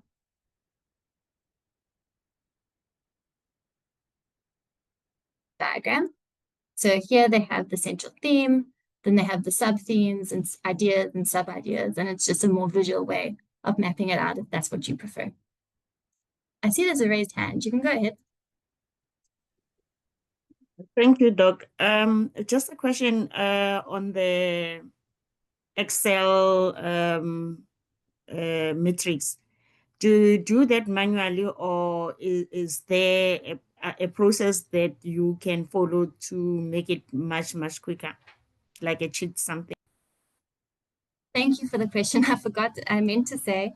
So I like to do it manually because then I'm actually reading it properly and thinking about it and taking it in.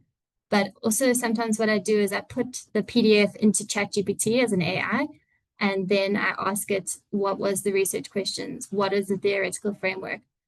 Just to more check myself and make sure I haven't missed anything. And also it does summarize now better than I can do. So yeah, you can use AI. I would recommend reading it and making maybe some scratch notes for yourself first, just that for your own understanding. I don't think relying on AI is a good move.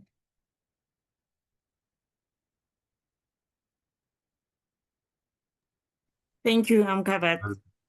Jackie, just if I may, a question from Botsepo again, I think to ask if there's an unacademic book that relates perfectly with my research, can I use this in the literature review? Or can I use it to support what academic scholars, I presume, are arguing? Same question. I'm struggling to think of what type of non-academic book you would use in an academic literature review. I think you could use it, but I would find academic sources to additionally back you up. I wouldn't rely on it just on its own. I would say that they have discussed this, it was interesting, etc., etc. Similarly, academic authors have written and back it up.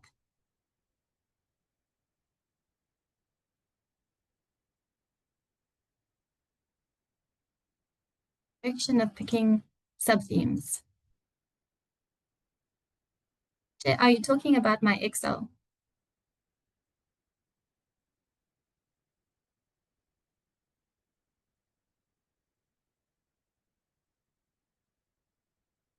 Oh, maybe the visual diagram because there's sub-themes on here.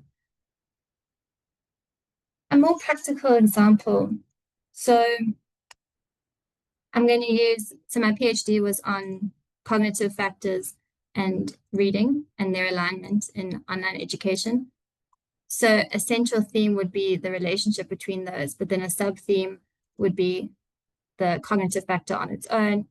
And another sub-theme would be academic literacy, because there is a whole discussion on what comprises academic literacy.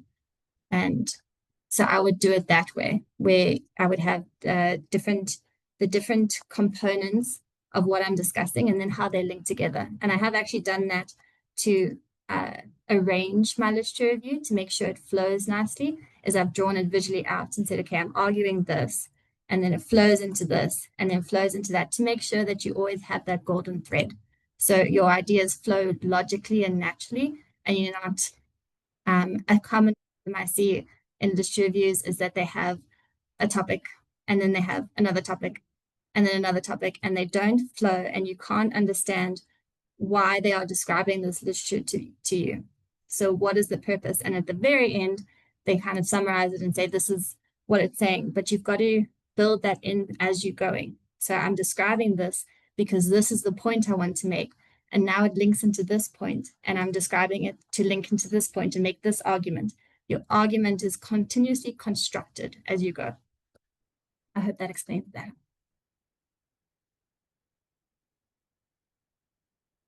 All right. Now we're getting on to the synthesizing and writing. So we discussed the key themes, but you would draw those out of what you're thinking, and then, as I said, you can put them into a visual diagram. Then your pivotal publications and the trends in literature over time. And again, and we've spoken about recurring publications or what's important. And are there any debates and disagreements? So the sources you've picked out, where do they disagree? Are they saying that this factor impacts literacy and this factor doesn't, but are some people saying it does? So you can describe all of that and then point out the strengths and weaknesses of the debates. So yes, when I was writing my literature review for my thesis, I said that these people have said, oh, there is no relationship here, but they used a very small sample. They used this type of instrument. They did this, and maybe that's why they're disagreeing with the broad consensus.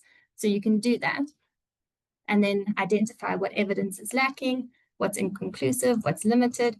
As someone asked earlier, there may be very limited information about your topic. So you can write there, no, this is missing, why?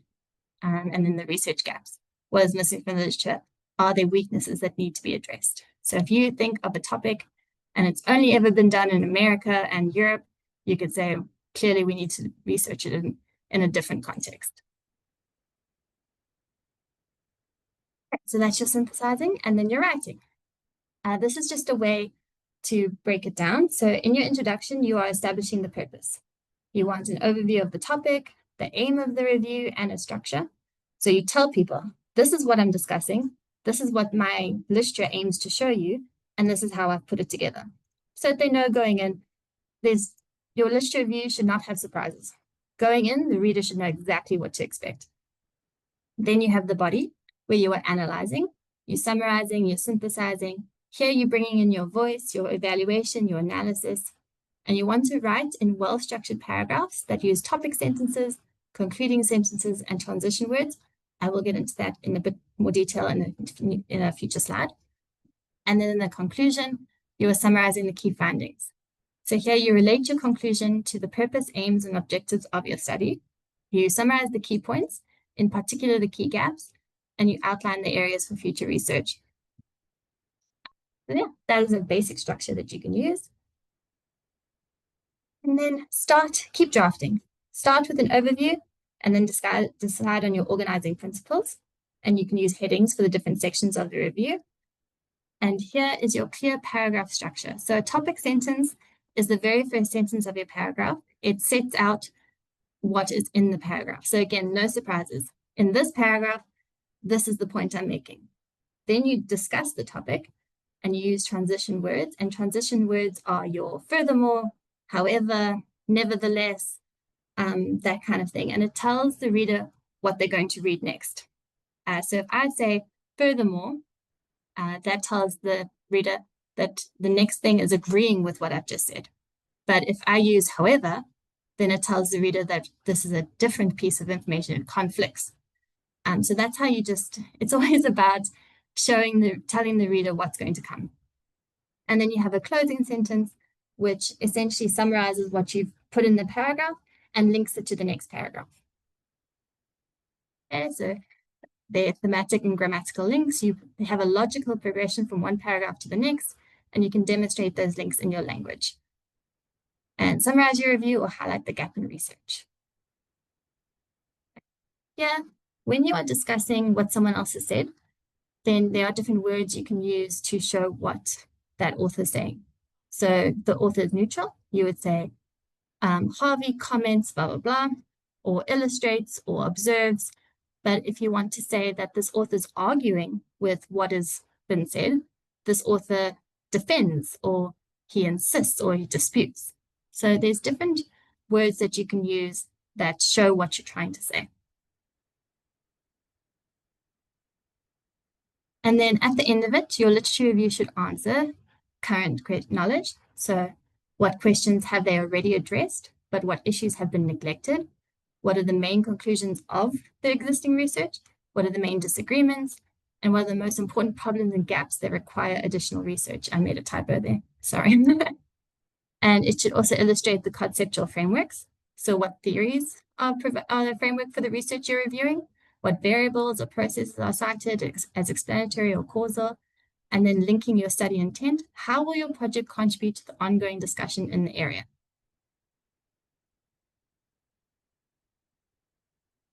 Just checking if there's anything in the chat. So there's I think a really great question from Joseph Lamin Kamara around the use of AI in critical discourse. How do publishers distinguish between the intelligence of the researcher and that of the machine? And I know we do have a session on, or part of this on AI coming up a bit later, but just to flag that with you.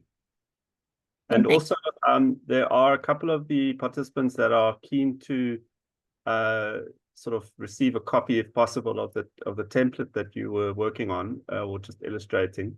I'm not sure if that's possible for you, but yeah, if you're agreeable, you can take it forward with the participants. Thanks.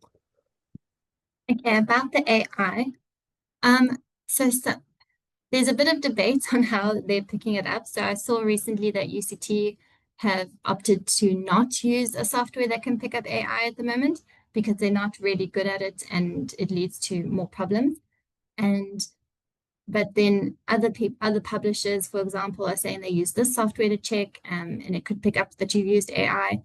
And some people are saying it's just obvious. Like when you're reading through or reviewing something, you can see when someone has used AI or not. So there's not really an answer for how they're picking it up. But I recently had to submit a proposal that you did it, and I submitted a journal article that did it, and they ask you to sign a disclaimer saying if you've used AI, generative AI or not. And they ask if you have, then you have to put it in your journal article as a note saying, I used it in this way. But I do have slides on that and we'll get to that. Okay, then some final exercises just on paragraphs. So this is a sample paragraph 1. I don't think I'm going to read it out, but I want to know if someone can put up their hand and just say what the topic sentence is, if there are any signposting words, if they've used a concluding sentence, and maybe just say if you find this paragraph well written or not.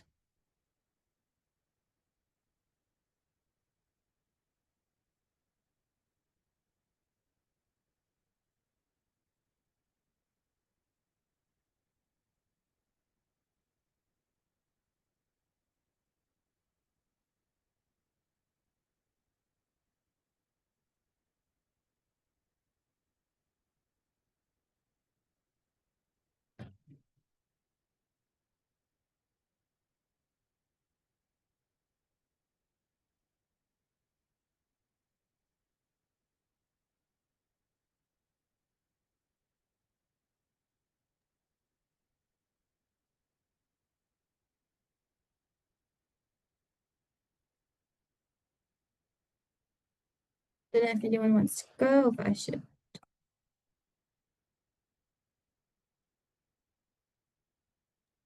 A hand from Joseph. Yes, you can go ahead.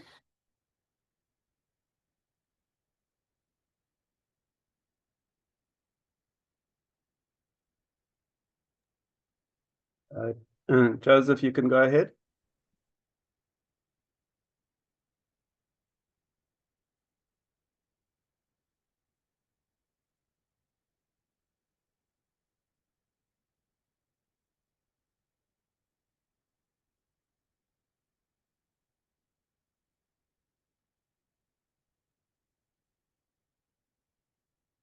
Lorata in the chat has said a transition word is however.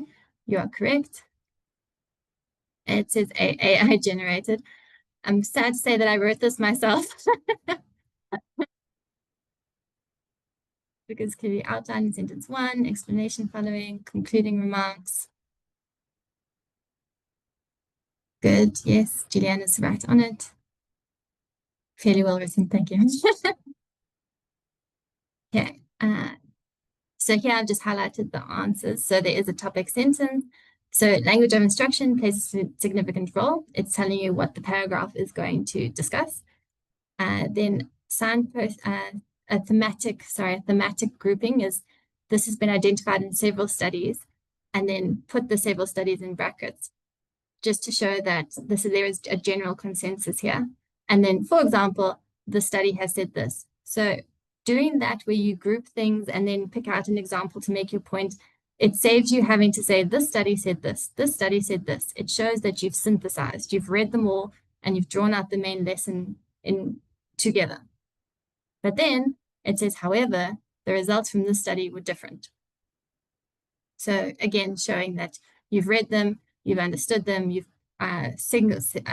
showed what agrees and what doesn't agree.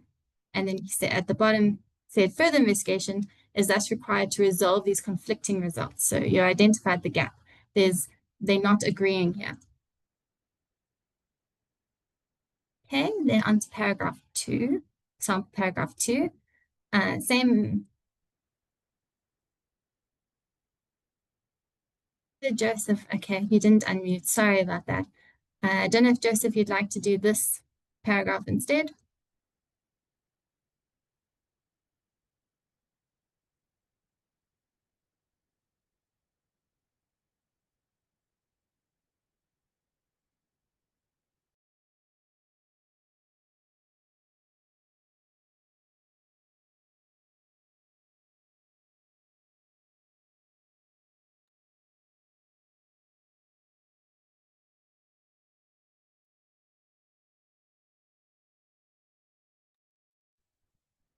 So Jackie, there's a hand from Temilihle, but also a question from Truth and Faith. Can I cite one author more than once in a paragraph? Maybe, yeah, maybe the chat question and then the hands. Okay, so about citing the same person in one paragraph, yes, you can, as long as you're making different points, obviously. So, but if I'm talking about a concept and I cite someone and then I carry on in the paragraph and I make a different point, but that person is still relevant, yes, you can cite them again. But in your paragraphs, you should have at least 5 different references. So you can't have a whole paragraph that only cites one person.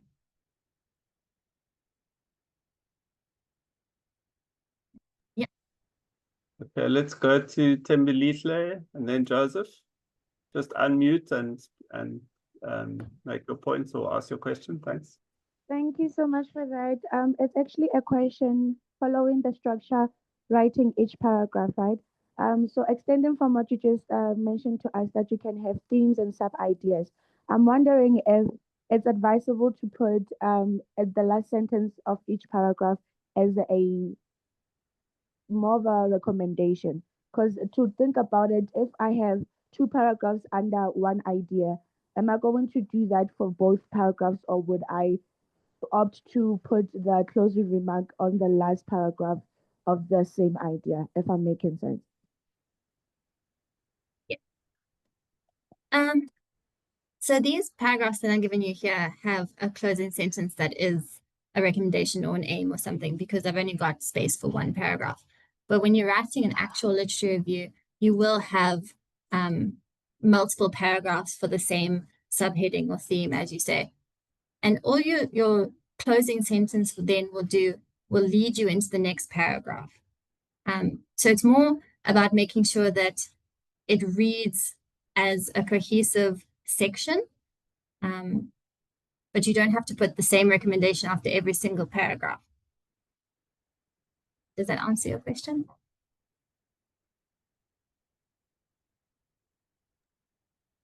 It does, Doc. Thank you so much. Thank you.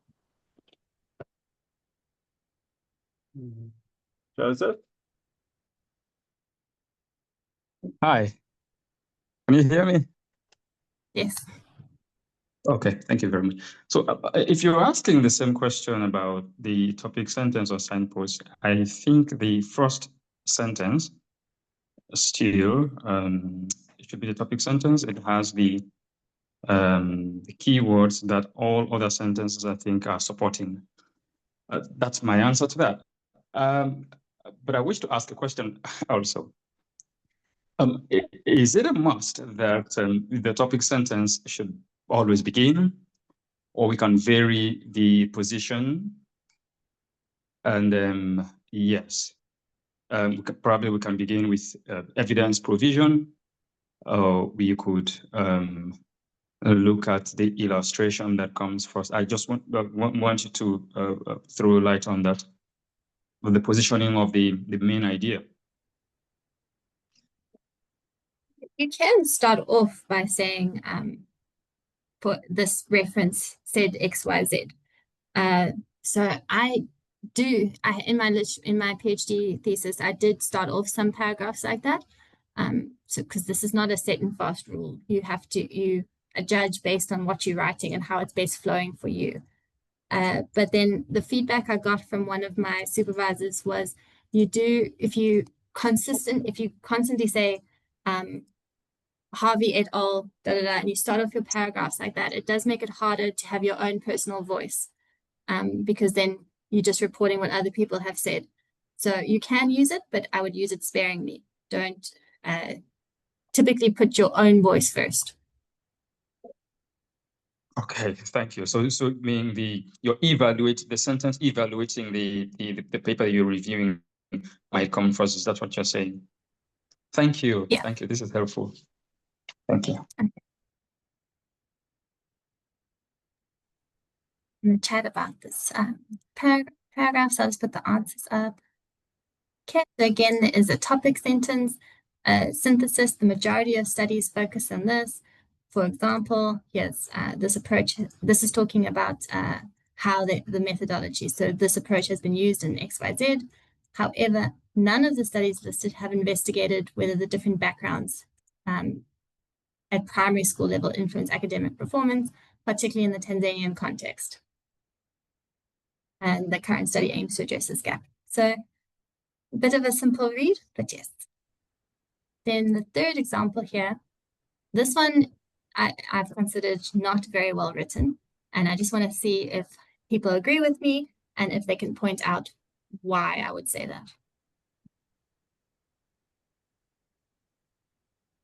that. Jackie, just to flag a couple of questions. So question from Potso, coming back to paragraph 1. Reference used, for example, is not part of the references given in the above line. Why is that?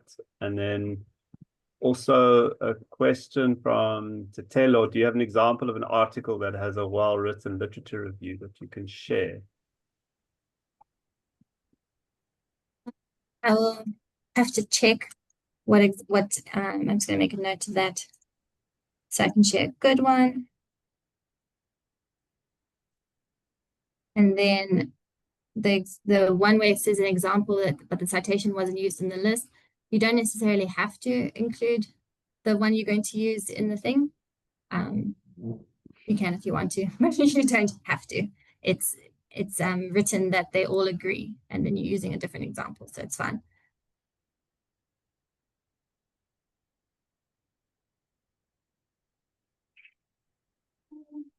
Citation style is not consistent.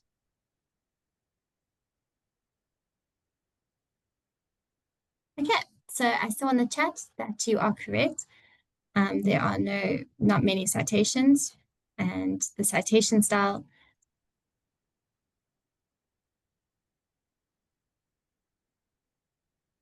I think the citation style is fine because they're both just using David Moss. Yes, so then that should have been just his surname. So it's Moss writes about, and then Jenkins and Goetz. I'm just checking the chat if there's any other answers. Disjoint between the two paragraphs, not linking, no topic sentences, excellent. Paragraph 3, I'm not sure what the author's trying to do exactly. Their voice is missing. Jump straight into arguments, no clear conclusion, not enough citations. Abbreviations are not fully listed, exactly. Lack of researcher's voice and contribution, yes. Okay, so you can see when a paragraph is less well written because it is disjointed. You don't know what they're trying to argue or what they're saying. There's not enough citations. They've in the very first sentence is a rural development project, and then in this project and in brackets they've put the project, whereas you wouldn't say that. You would say the project is this one, and this is what they had to do. There's a hand from Lerato. Thank you. Dr. Jacqueline, just a question on the first and second paragraph that you shared with where the responses have been highlighted. Are you able maybe just to write next to the highlights, like with the red is the topic, the purple is the transition words, just so that when we refer back to the slides after this whole thing, that it still like help to remember and make sense in terms of what the color coding means in the context of what we're talking about. Please, if that's not too much trouble. Thank you. I will add a legend. Good point. Okay, then I do have an activity of evaluating literature reviews. Disclaimer, I did use ChatGPT to write them. And I asked it to give me 3 literature reviews of varying quality. There's a good quality, a medium, and a low quality. And I wanted to evaluate which one is the strongest and why, and then which mistakes have been made in the weaker literature reviews. Was going to put us into breakaways for that. And I don't know if anyone's already done those, but perhaps we could have breakaways of about 15 minutes. And if you've already done the work, then have a small break or something before we carry on, if that's fine. So it's 2:56 now. So should we run the breakaways till 3:10 or just after 3:10? Yeah, that's fine.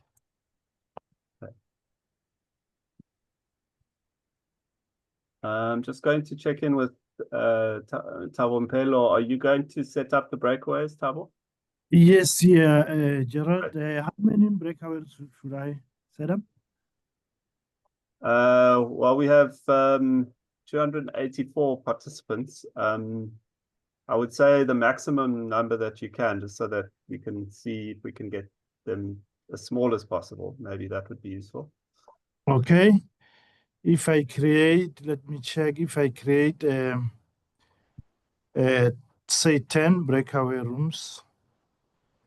Yes, that's great. 56 divided by 10. It will be 25 each room. Okay, yeah, I think that's Or should I make it 11? If you can, I think 11 is good. Then we can reduce the number per breakaway. Okay. So there's a question from Aya. What's the breakaway for? So Jacqueline, Dr. Harvey has set up an exercise, and I mean, Jacqueline, do you want to explain sort of what people should be doing in the groups? Sure. I think I'm just going to open the document, but essentially I've put a handout in the chat. So there are 3 different literature reviews in the document, and they are of various qualities. So one is a very good, one is average, one is not good. And I want you to identify which one is the best, the strengths of it, why it is the best, and then also what is wrong with the other 2. It's just not opening for me, sorry. And for how long? 30 minutes, 20 minutes? 15 minutes is fine. Yeah, 15. 15. So let's say till 3:15.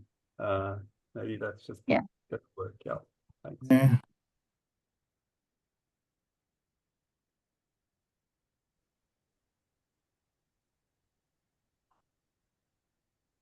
Okay. So facilitators will be able to move from one breakaway to another. So you have that. Yes. There we go. Great, thank you. Sure.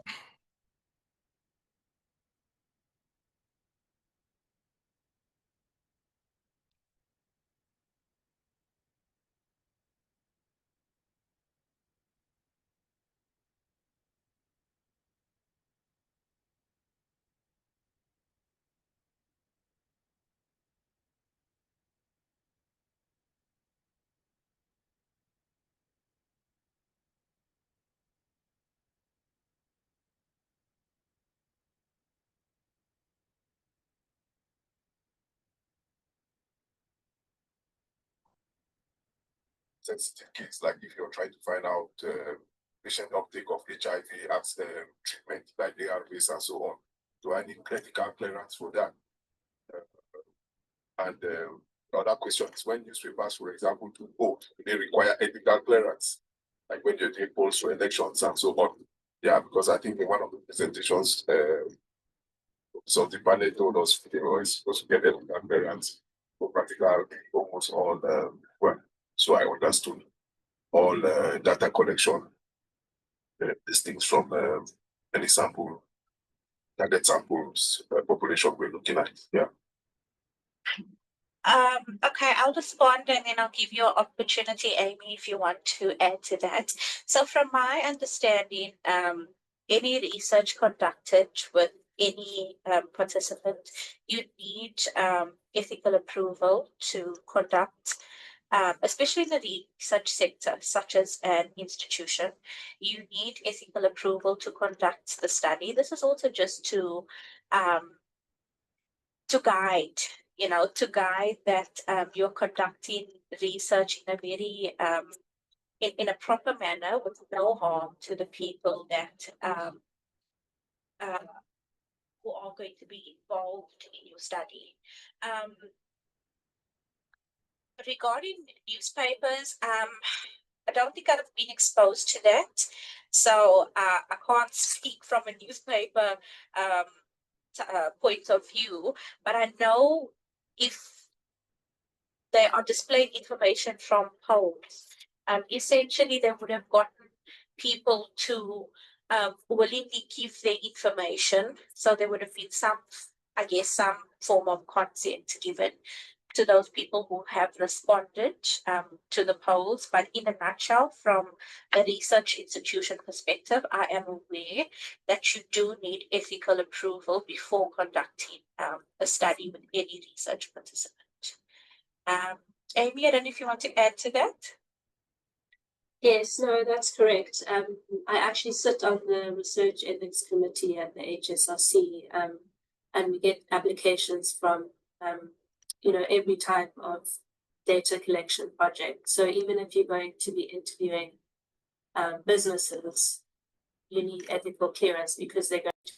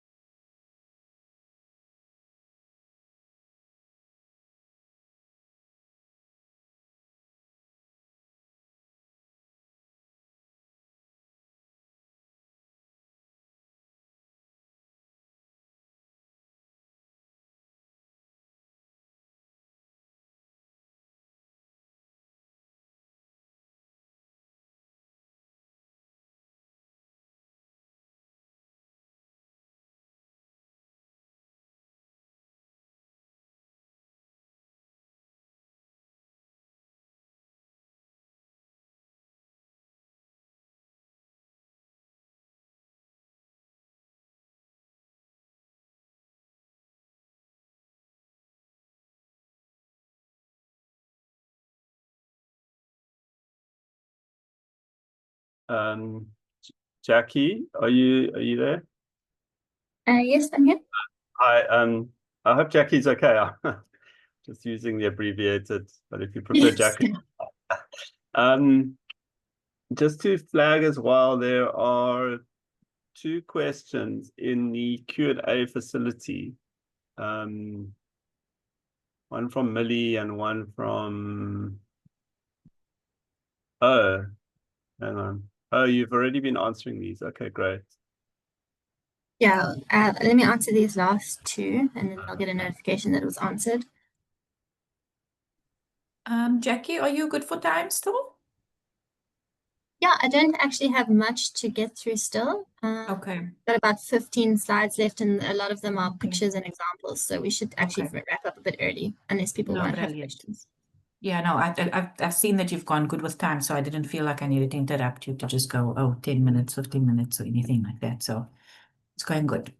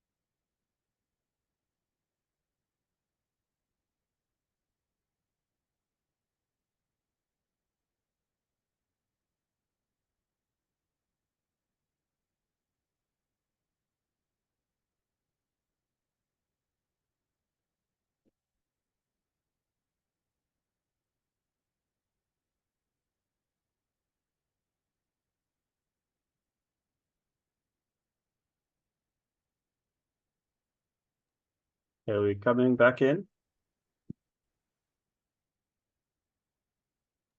Thanks, Jared.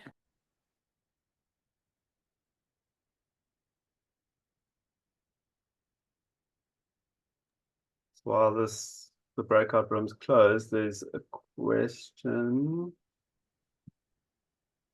from Regina.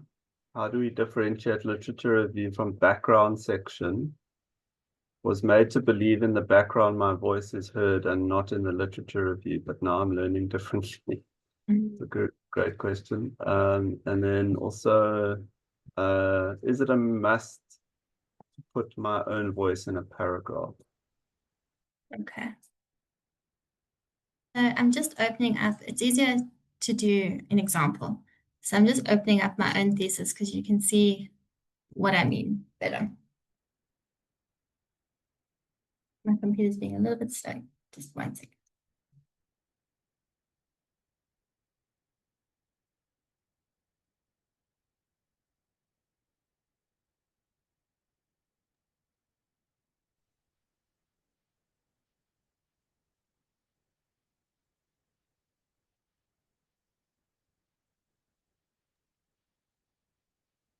Just doing a quick check-in with our IT colleague. Are we all back? Are we nearly all back? Yes, yes, Gerald. I'm sure room 4 is back. Okay. So this is my literature review chapter of my thesis. It's not perfect, but it will hopefully give you an illustration of what I mean. So I've said here the previous chapter briefly introduced working memory and its relationship with academic reading. So that was the background where I put the study I'm doing into context. And I briefly introduced what the constructs are that I'm working with. But now the literature review is going to provide a much more in-depth look and a motivation for why I think there is a relationship there. So I again just summarize the constructs. So what is working memory? This chapter seeks to expand this argument through further contextualization and critique of the existing scholarship. It comprises 3 parts. So again, you can see I'm telling the reader exactly what it's going to do.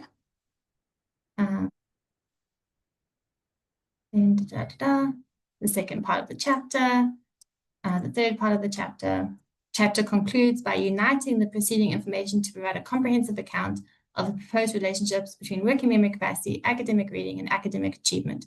It is argued that working memory capacity is associated with academic reading with high capacity, enabling higher academic reading. So when I say scholarly voice, you don't have to say I or me or put it out very strongly, but you can see here that I've said what my argument is. It's not, there's no ambiguity. I've said, I've put all this literature together. This is what I am saying. And that's how you can put, that's my scholarly voice. Then to go on to the F part. So academic reading is the foundation of education, students who are enrolled. There's a lot of references. And then here, this is a particularly crucial point for entering both the academic English and discipline-specific discourses discussed below under academic literacy. Again, I didn't reference that. That's my own point. I'm saying that what I've said here is crucial. You need to have this. So I hope that shows that your scholarly voice is quite subtle. Questions? Any? This one's fine, their scholarly voice. Again, there isn't going to be a module on this, so I don't want to step on anyone's toes, but it's a lot of revising, it's a lot of writing, it's a lot of reading, it's a lot of checking your own understanding. So when you are reading an article, you're taking notes, you're putting it together, you're thinking, you're scribbling, you're doing your visual diagrams, and as you're doing that, you are creating your own understanding, and thus it is easier to write what you mean. Writing this literature review takes weeks or months because you are constantly reading and updating and thinking about it, and you can't read 1 or 2 articles and write a perfect paragraph. Each paragraph, there are probably 30 articles I read and didn't use, and then there are 10 that I read and did use. It's just a lot of reading and a lot of writing and revising. Unfortunately, that is the only answer. Lorato, you can go ahead. Thank you, Dr. Jacqueline. I'm just wondering if you answered the question around how one differentiates between literature review from the background section, because I was also quite curious about that. It is on the chat. Yes, thank you. Regina asked a question around how do we differentiate the literature review from the background section. So I was just wondering if you've answered that question already, because I'm also curious about that. I'm just going to go to my contents page. When you say background, do you mean the chapter 1, the introduction? And then chapter 2, the literature review. What is the difference between those? Is that the question, Regina? Yes. Okay. For your introduction, basically, it summarizes your entire study. Typically, I write the introduction last. So in the introduction of chapter 1, then I say here, human memory is essential skill. It's very broad. And then in this chapter, I'm going to introduce and define the constructs. And then I've put here the unique context of South Africa. So this is, for me, one of the key parts of the first chapter is to contextualize your study. And I think in qualitative research, mine was a quantitative study. So in qualitative research, that is obviously a bit more heavy and might go in a different chapter. But I put the context here as the setting to give a broad perspective, and then give a more focused one by then describing the University of South Africa, which is where my study took place. So I put the contextual information here, which I didn't include in the literature review. I put my definitions. Here's the context. It's going to skip through this. University of South Africa.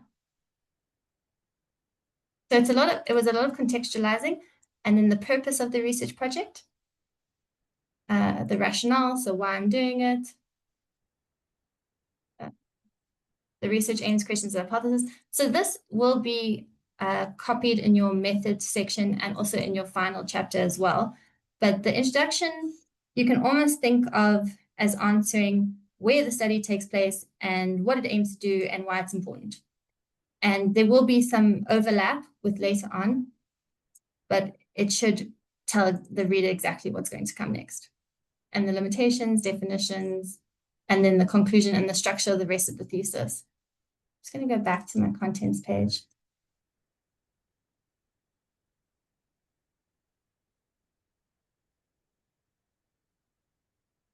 Okay. So yeah, the introduction, definitions, purpose, rationale, and then the literature review, you're really going in depth into what you are proposing. So while I did have the definitions and constructs in the literature review, I went deep into their theoretical background, their historical background, how they were defined, how they've been used, any debates, disagreements, that kind of thing. So I'm struggling to define it better than that, but essentially in the introduction, you're just creating the context and the setting and the why you're doing it. In the literature review, you're going much more into your argument and motivation and the relationships and the synthesizing, the critiquing of the literature that's there.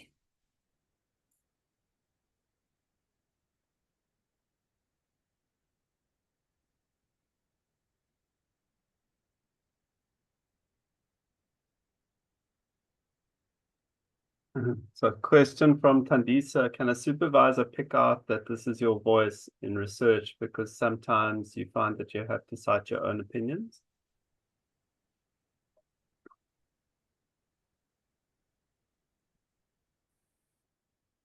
And then a hand from Julie Ann.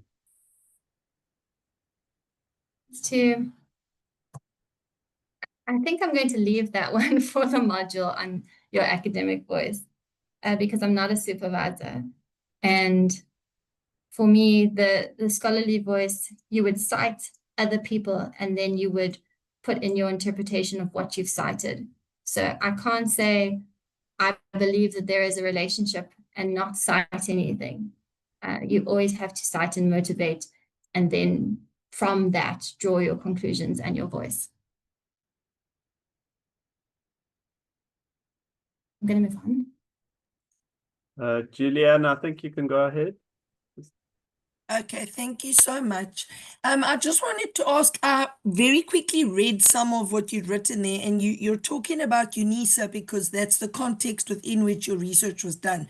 I'm doing a master's in education, and the context for me is WSU, which is where I work, where I've lectured for 26 years. So I'm trying to show that the research that has been done overseas and in other African countries is very much applicable to my sports students.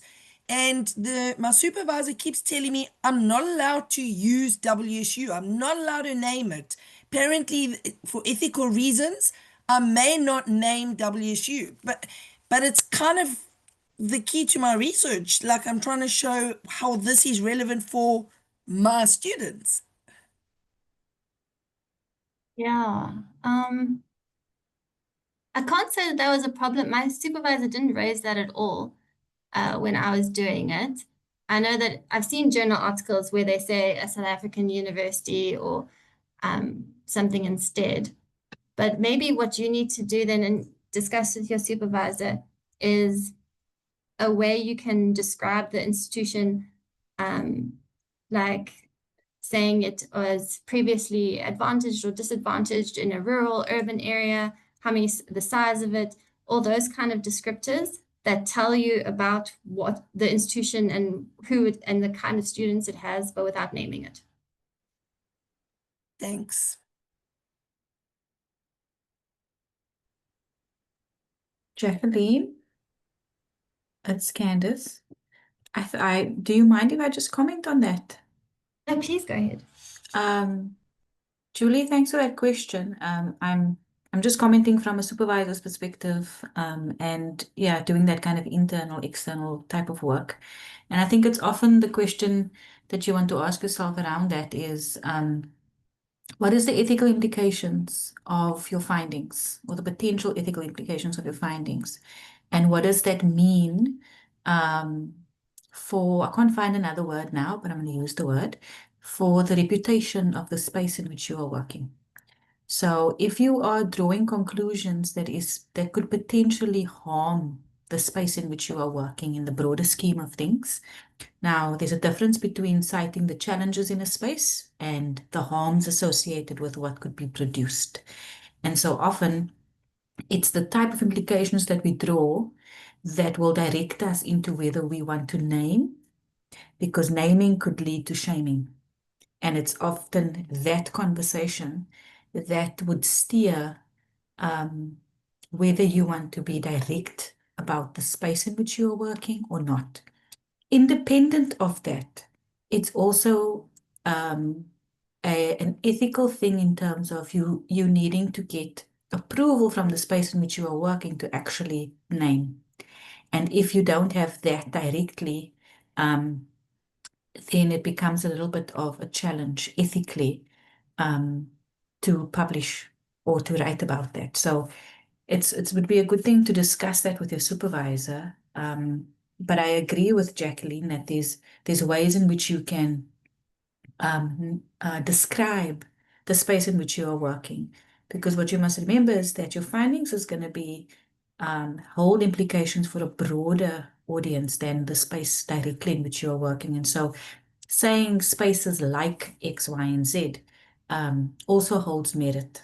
So you don't have to feel like not naming them doesn't hold merit. It will still hold merit. I hope that helps you. Yeah, thanks, it does. I kind of feel like I'm not allowed to use my voice though. And you've been talking so much about finding one's own voice in this. Then it's like I'm just citing everybody else that's written papers on these challenges experienced by sports students. But my 26 years worth of experience at WSU kind of doesn't matter because I'm not allowed to name it. And there's no shaming in it. It's really to say that, yes, these students face these same challenges, plus some others, not caused by the institution necessarily at all, and how do we go about helping them to still succeed academically despite these challenges? So I'm struggling with that. Like, how do I use my own voice if my experience is, I'm not allowed to name it really? Yeah, that sounds tough in that space. Again, I think maybe go with what your supervisor is recommending. Don't go with what we are telling you. But I'm sure, Jacqueline, you would have some tips on how you can find or locate yourself within a paper without necessarily naming. So that voice you could perhaps write through your experience as a teacher and not necessarily your experience as a teacher within this particular institution. If that might help. But yeah, Jacqueline would have much better insights than me. I think that's spot on, Candice. Thank you for coming in there. Yeah, I think you can, I don't know what type of study you're doing, if it's more of an ethnographic, autoethnographic, or, but your descriptors of your context will always remain, and they'll remain the same. So if you, it's like when you're calling a participant a pseudonym, you still have their findings, their insights, you just can't name them. So it's that's kind of describing what you're talking about with just imagine a pseudonym.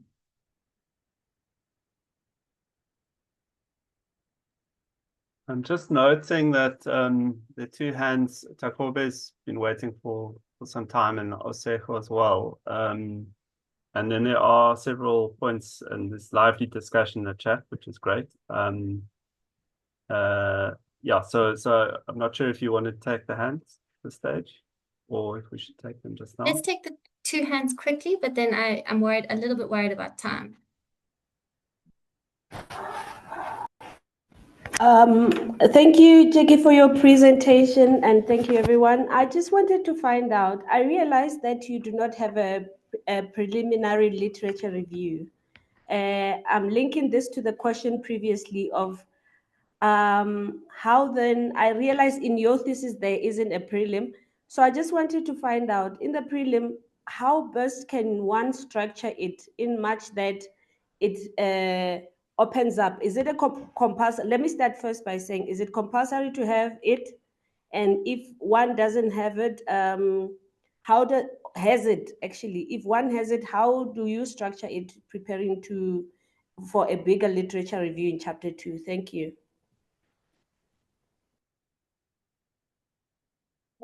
I've never heard of a preliminary literature review, to be quite honest. But obviously there's different fields and different customs. I think you're doing a preliminary literature review and then you're later going to open it up. Maybe I shouldn't add my 2 cents because I haven't heard of it, but my immediate reaction would be to just have a very basic summary. So you would have your broader literature review and everything in it. And then in your preliminary one, you would say in broad strokes, this is what I say, this is the literature I've reviewed, this is the main points I want to make, and then a conclusion. So there would be overlap, but it's almost like when you're writing a journal article from a bigger piece of work, you summarize your literature review into a much smaller space. So it's that kind of process, but then going backwards. Thank you.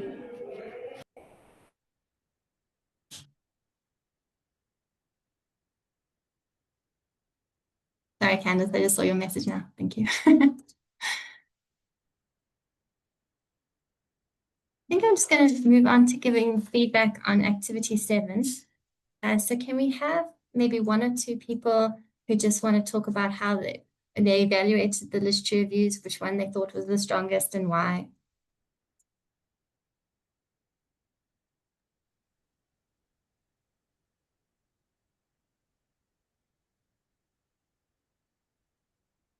Joseph, you've got your hand up. You can go ahead. Hi, Dr. Harvey. Thank you very much. For me, in my group, I think the best was text 3 because it was more evaluative. It was more critical. I could perceive the voice of the researcher. And yes, and then I think there was much clarity between the sentences. So there's that kind of coherence. The worst of all the texts for me is 1. First of all, I mean the author there is merely restating the views of the writers there. And then there is lack of coherence. And I think it is not evaluative. What stands between those two is text 2. It combines a little bit of evaluation, some critical analysis, but it is not in depth. So the voice of the author is not quite clearly perceived. Yes. And then the kind of critical analysis you might really have to point out that this is an evaluation of the literature that has been done on this study is something difficult to find out. That's my view. I don't know what you think. No, perfect. Thank you, Joseph. Yes, the literature review one was the worst, and 3 was the strongest. None of them are particularly in depth or anything. Obviously, I didn't want to give you very long ones to evaluate, but you've definitely highlighted the strengths and the weaknesses.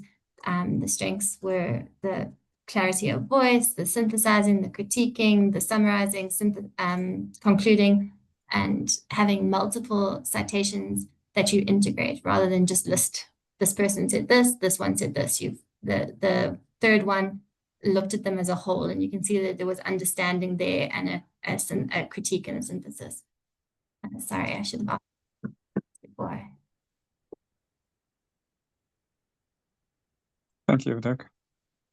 Truth, do you want to carry on? Good afternoon, Doctor. I was in group 9, and we just had pretty much the same answers with the previous Joseph, who just spoke earlier. So our strongest, we got number 3, then followed by number 2, and then the weakest was number 1. Then we didn't really got time to finish, but then that was what we decided: number 3, number 2, and then number 1. Thank you. Thank you so much. Okay, I'm gonna move on. Okay, so the last part that I'm going to talk about is using AI. So is AI beneficial? That is a matter of some debate. It can help you refine your research questions. It can help identify the gaps. It streamlines the screening of your search. So what the abstracts and things that are coming up, it can help you look through them and pull the data from that. And so it reduces the time and effort. However, AI cannot replace your human interpretation and your creativity. So while it can read a source, it can analyze it, it can't really bring things together as well as you can.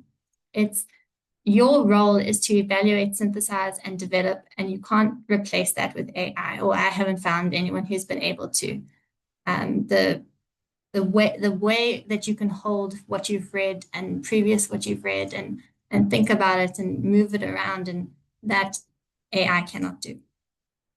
But it is a useful tool. Then what is allowed in your writing and what is not? So this I took from Sumaya Laha's article.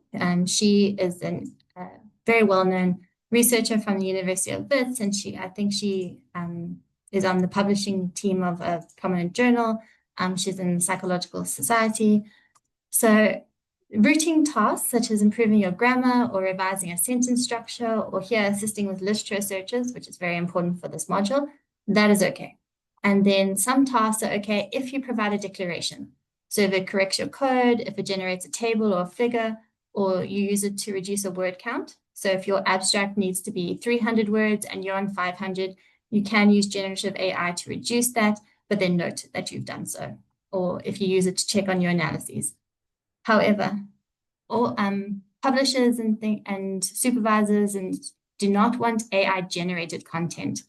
So if they are writing it on its own, they're not revising what you've done, they are generating it, then you cannot list them as co-author, and AI cannot take responsibility for the content. So that is generally not okay.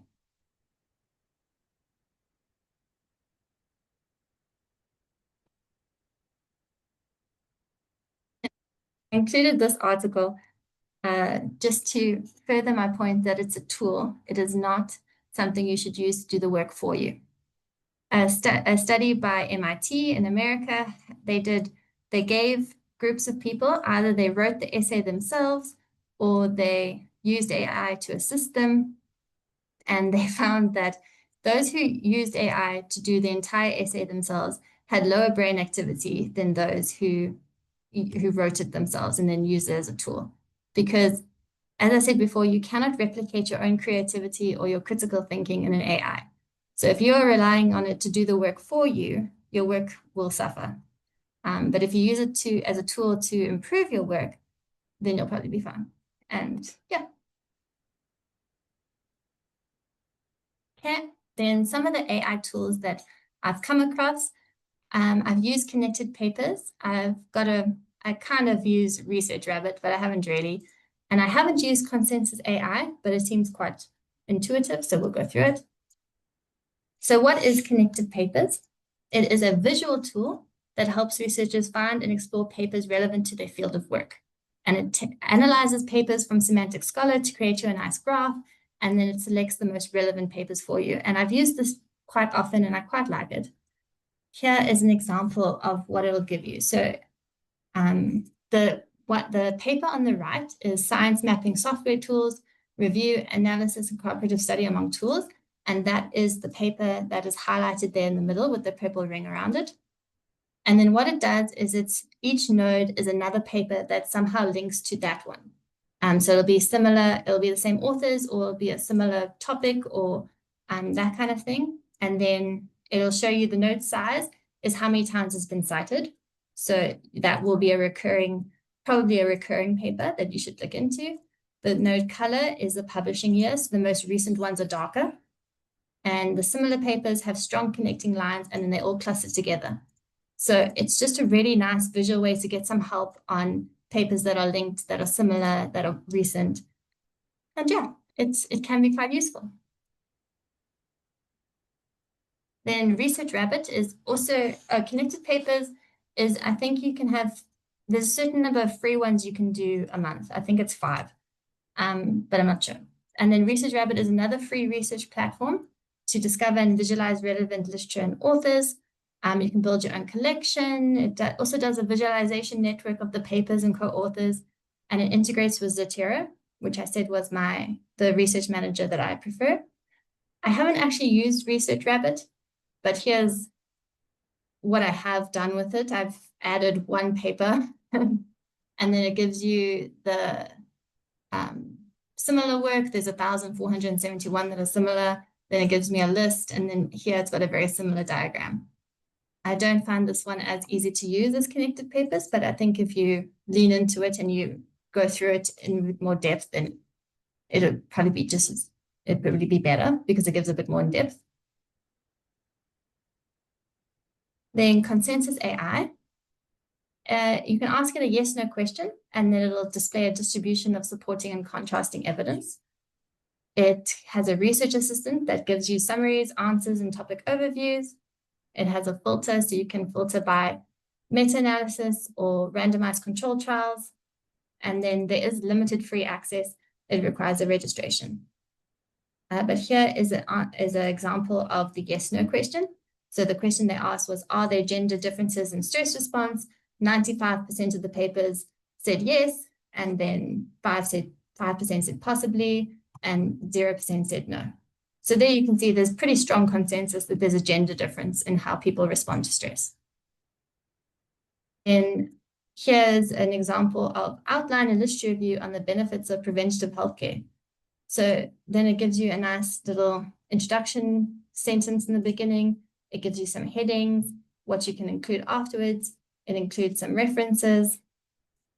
I don't use this one at all. There's a pinch of salt, but yeah. Okay, so that is the end of my presentation. I'll just quickly show you, this is Zotero. So here it has all the papers that I have in it. And then if you add a PDF to the reference, then you can read the PDF in here and you can make highlights like I've done. And then in your Word document, I can open up Zotero here. I can add a citation. Experience an error. not very useful to me.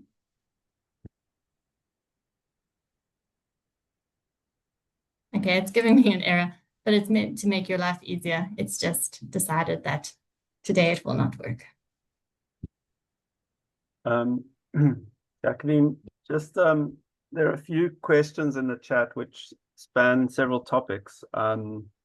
A couple related to AI and Grammarly, and then there's some which hark back to sort of earlier parts of your presentation around analysis of literature and sort of etc. So I'm not sure if you want to work on the AI ones first, or if I should just list them for you, but yeah, in your hands. Let me start with the AI, because that isn't Grammarly not AI linked? I think it is. I don't use Grammarly, but I know a couple of my colleagues do. Nandu, do you use Grammarly? Yes, I do. And is it helpful, or what is your experience? It is helpful with constructing your sentences. I lean towards it a lot when I'm writing. It doesn't it just fixes my grammar, so I use it just to that extent. When editing a paper, why should one take the discussion sentence with the section with a grain of salt? Because the discussion section is written by people, and everyone has their own perspective and their own biases that they come with, even if they're unaware of them. So you can only step outside your worldview to a certain extent. You'll never be quite free of your background and the experiences you've had. So they might, and it's not saying if they overlook something, they're terrible or anything. It's just sometimes you might miss something because you haven't had experience with that context or that issue. And like, to take a obvious example, if I was a man writing, I might not understand the nuances of a female in the same context, just because it would be hard to experience from a different gender if you don't have a female co-author to point it out to you. Or you're just exceptional at putting yourself in someone else's shoes. But that's why.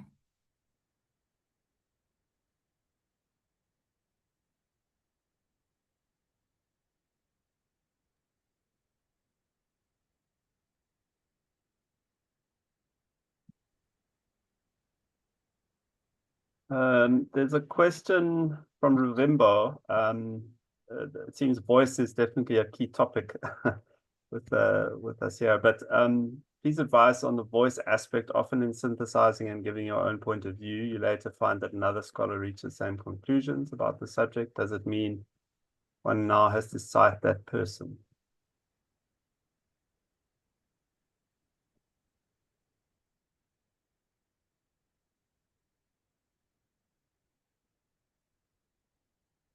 Yeah. It's the same as if you were looking for a research gap and someone has already explored it or anything.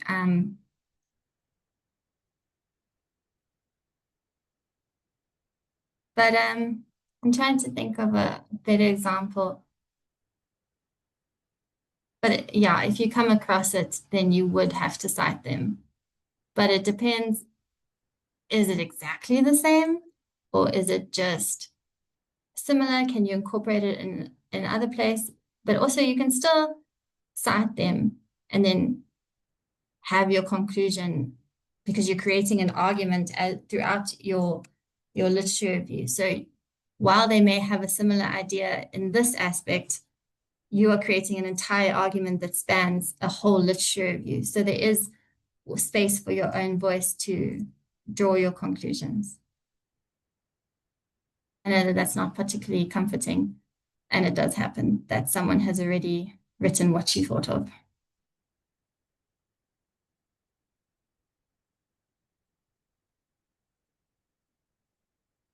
Let's see. I hope I'm not missing any questions, but there is a question about mentioning the gaps on each and every subtopic. Your literature review, you are crafting a golden thread to lead to your research gap. So you don't, if there's multiple research gaps, but it's not the one you're interested in, you don't have to note it. You're only really including information that supports your own argument. So there's tons of gaps and debates and things, but you've got to craft it so that you're starting from a broad and you're going down to your research gap. So if it doesn't support your argument or have relevance for your argument, you don't have to use it.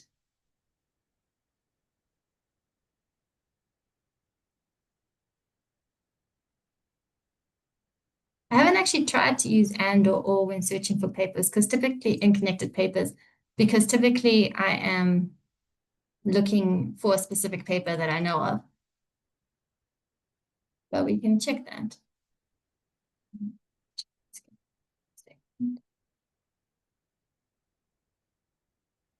Okay.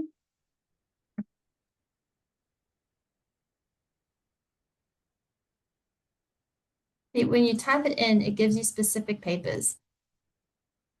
So I think if I typed in food and security,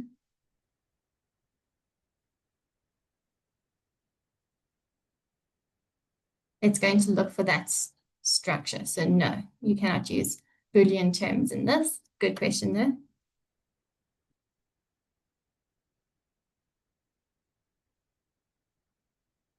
Topic of improving grammar. If I put my paragraph in the AI tool and suggest improvements, if I take that improved paragraph and use it in my paper, when I come back, it's AI generated when they check it. I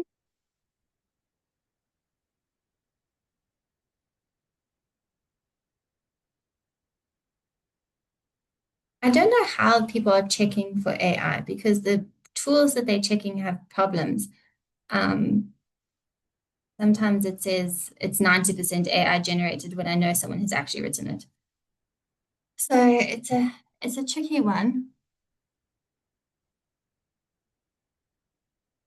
I don't know, Candice, can you speak to your experience as a supervisor? Have people given you AI generated paragraphs that came up?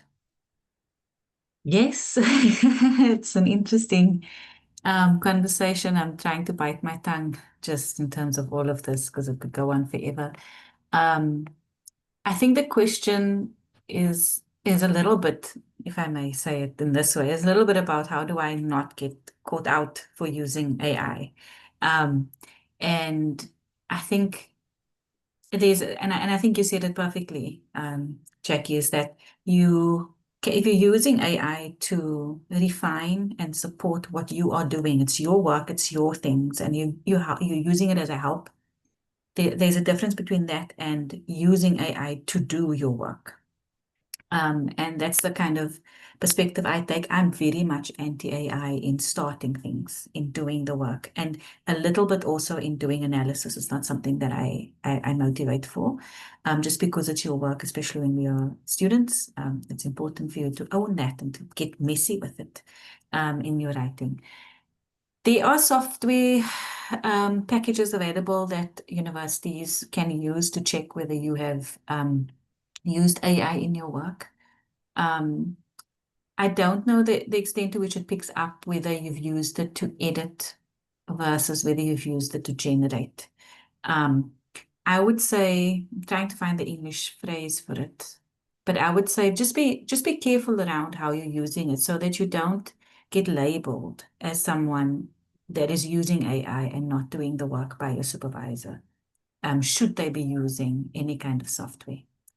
So if it's something that you can have a discussion on before the time and say, what works for your supervisor and for your university and what does not?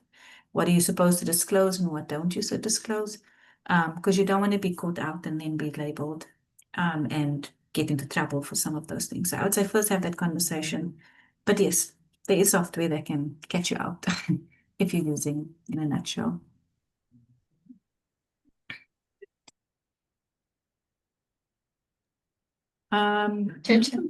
Just want to check, Jackie, the evaluation form, is it loaded? I think I saw it in the chat. Yes, it has been posted in the chat, but as it gets lost in the comments, but it will post it last thing as well, or keep posting it. Yeah, so just for colleagues, I know we've got 5 minutes left, and as you are going through your final kind of check-ins of the chat, just to encourage everyone to fill in the evaluation form. If you don't have any burning questions that you want to add, please use this 5 minutes to just kind of complete that before you pop off.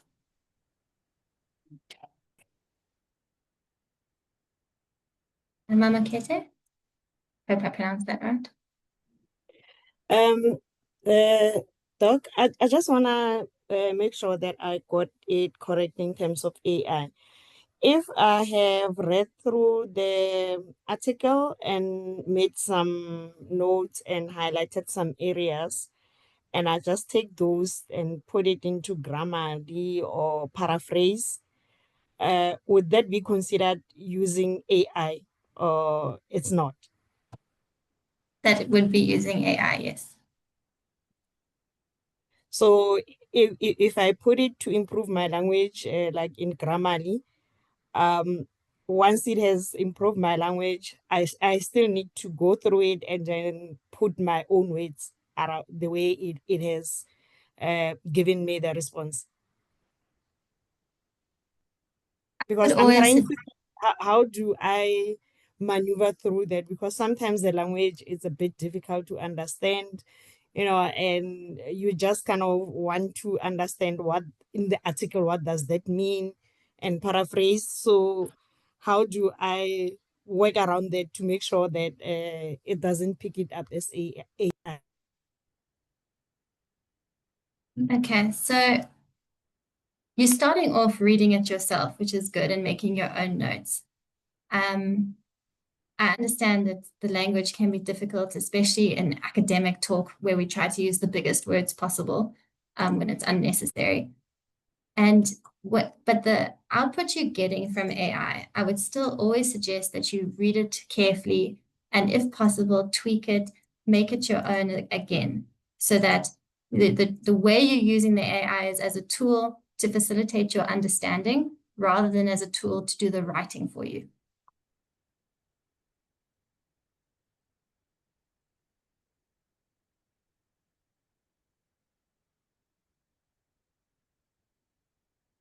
There's no more questions and we are right on time. So yeah, thank you so much to everyone. This has been great. Yeah, thanks, Jackie. Thanks, everyone. I think this was a very insightful session for me. I mean, you know, we're never too old in academia to learn. So thanks for that. It really gave us a good overview, and I think a little bit of depth. I don't think it was overview. I think it was a lot of depth around how to find our voices, locate our voices, how to write, and use different platforms to support the work that we're doing. So I think it was really informative. So yeah, thanks to you. Thanks to everybody for joining. Thanks for staying the full session. That was amazing. It's a testament to your presentation, Jacqueline. So you had a full session up until the end. And yeah, have a good afternoon, everyone. And please, please, please, please, please don't forget to fill in the evaluation form as you go along. And yes, the information is available on the platform, right? The presentations and all of that. So you guys can have access to it. Yeah, I think that's it from us. Any final words from you, Jackie? Yeah, I have to leave now briefly, but then I put my email address is on the presentation in the repository as well, but I'm going to put it in the chat because there's a lot of questions coming through. And yeah, you can just email me. Yeah, pop an email. Thank you, everyone, and have a lovely afternoon further. We are adjourned. Thank you. And thank you, Candice and Gerard. Thank you so much. Sure. Thanks, Gerard. Thank you so much. Thank facilitator. you. Thank you so much. Bye. Bye, everyone.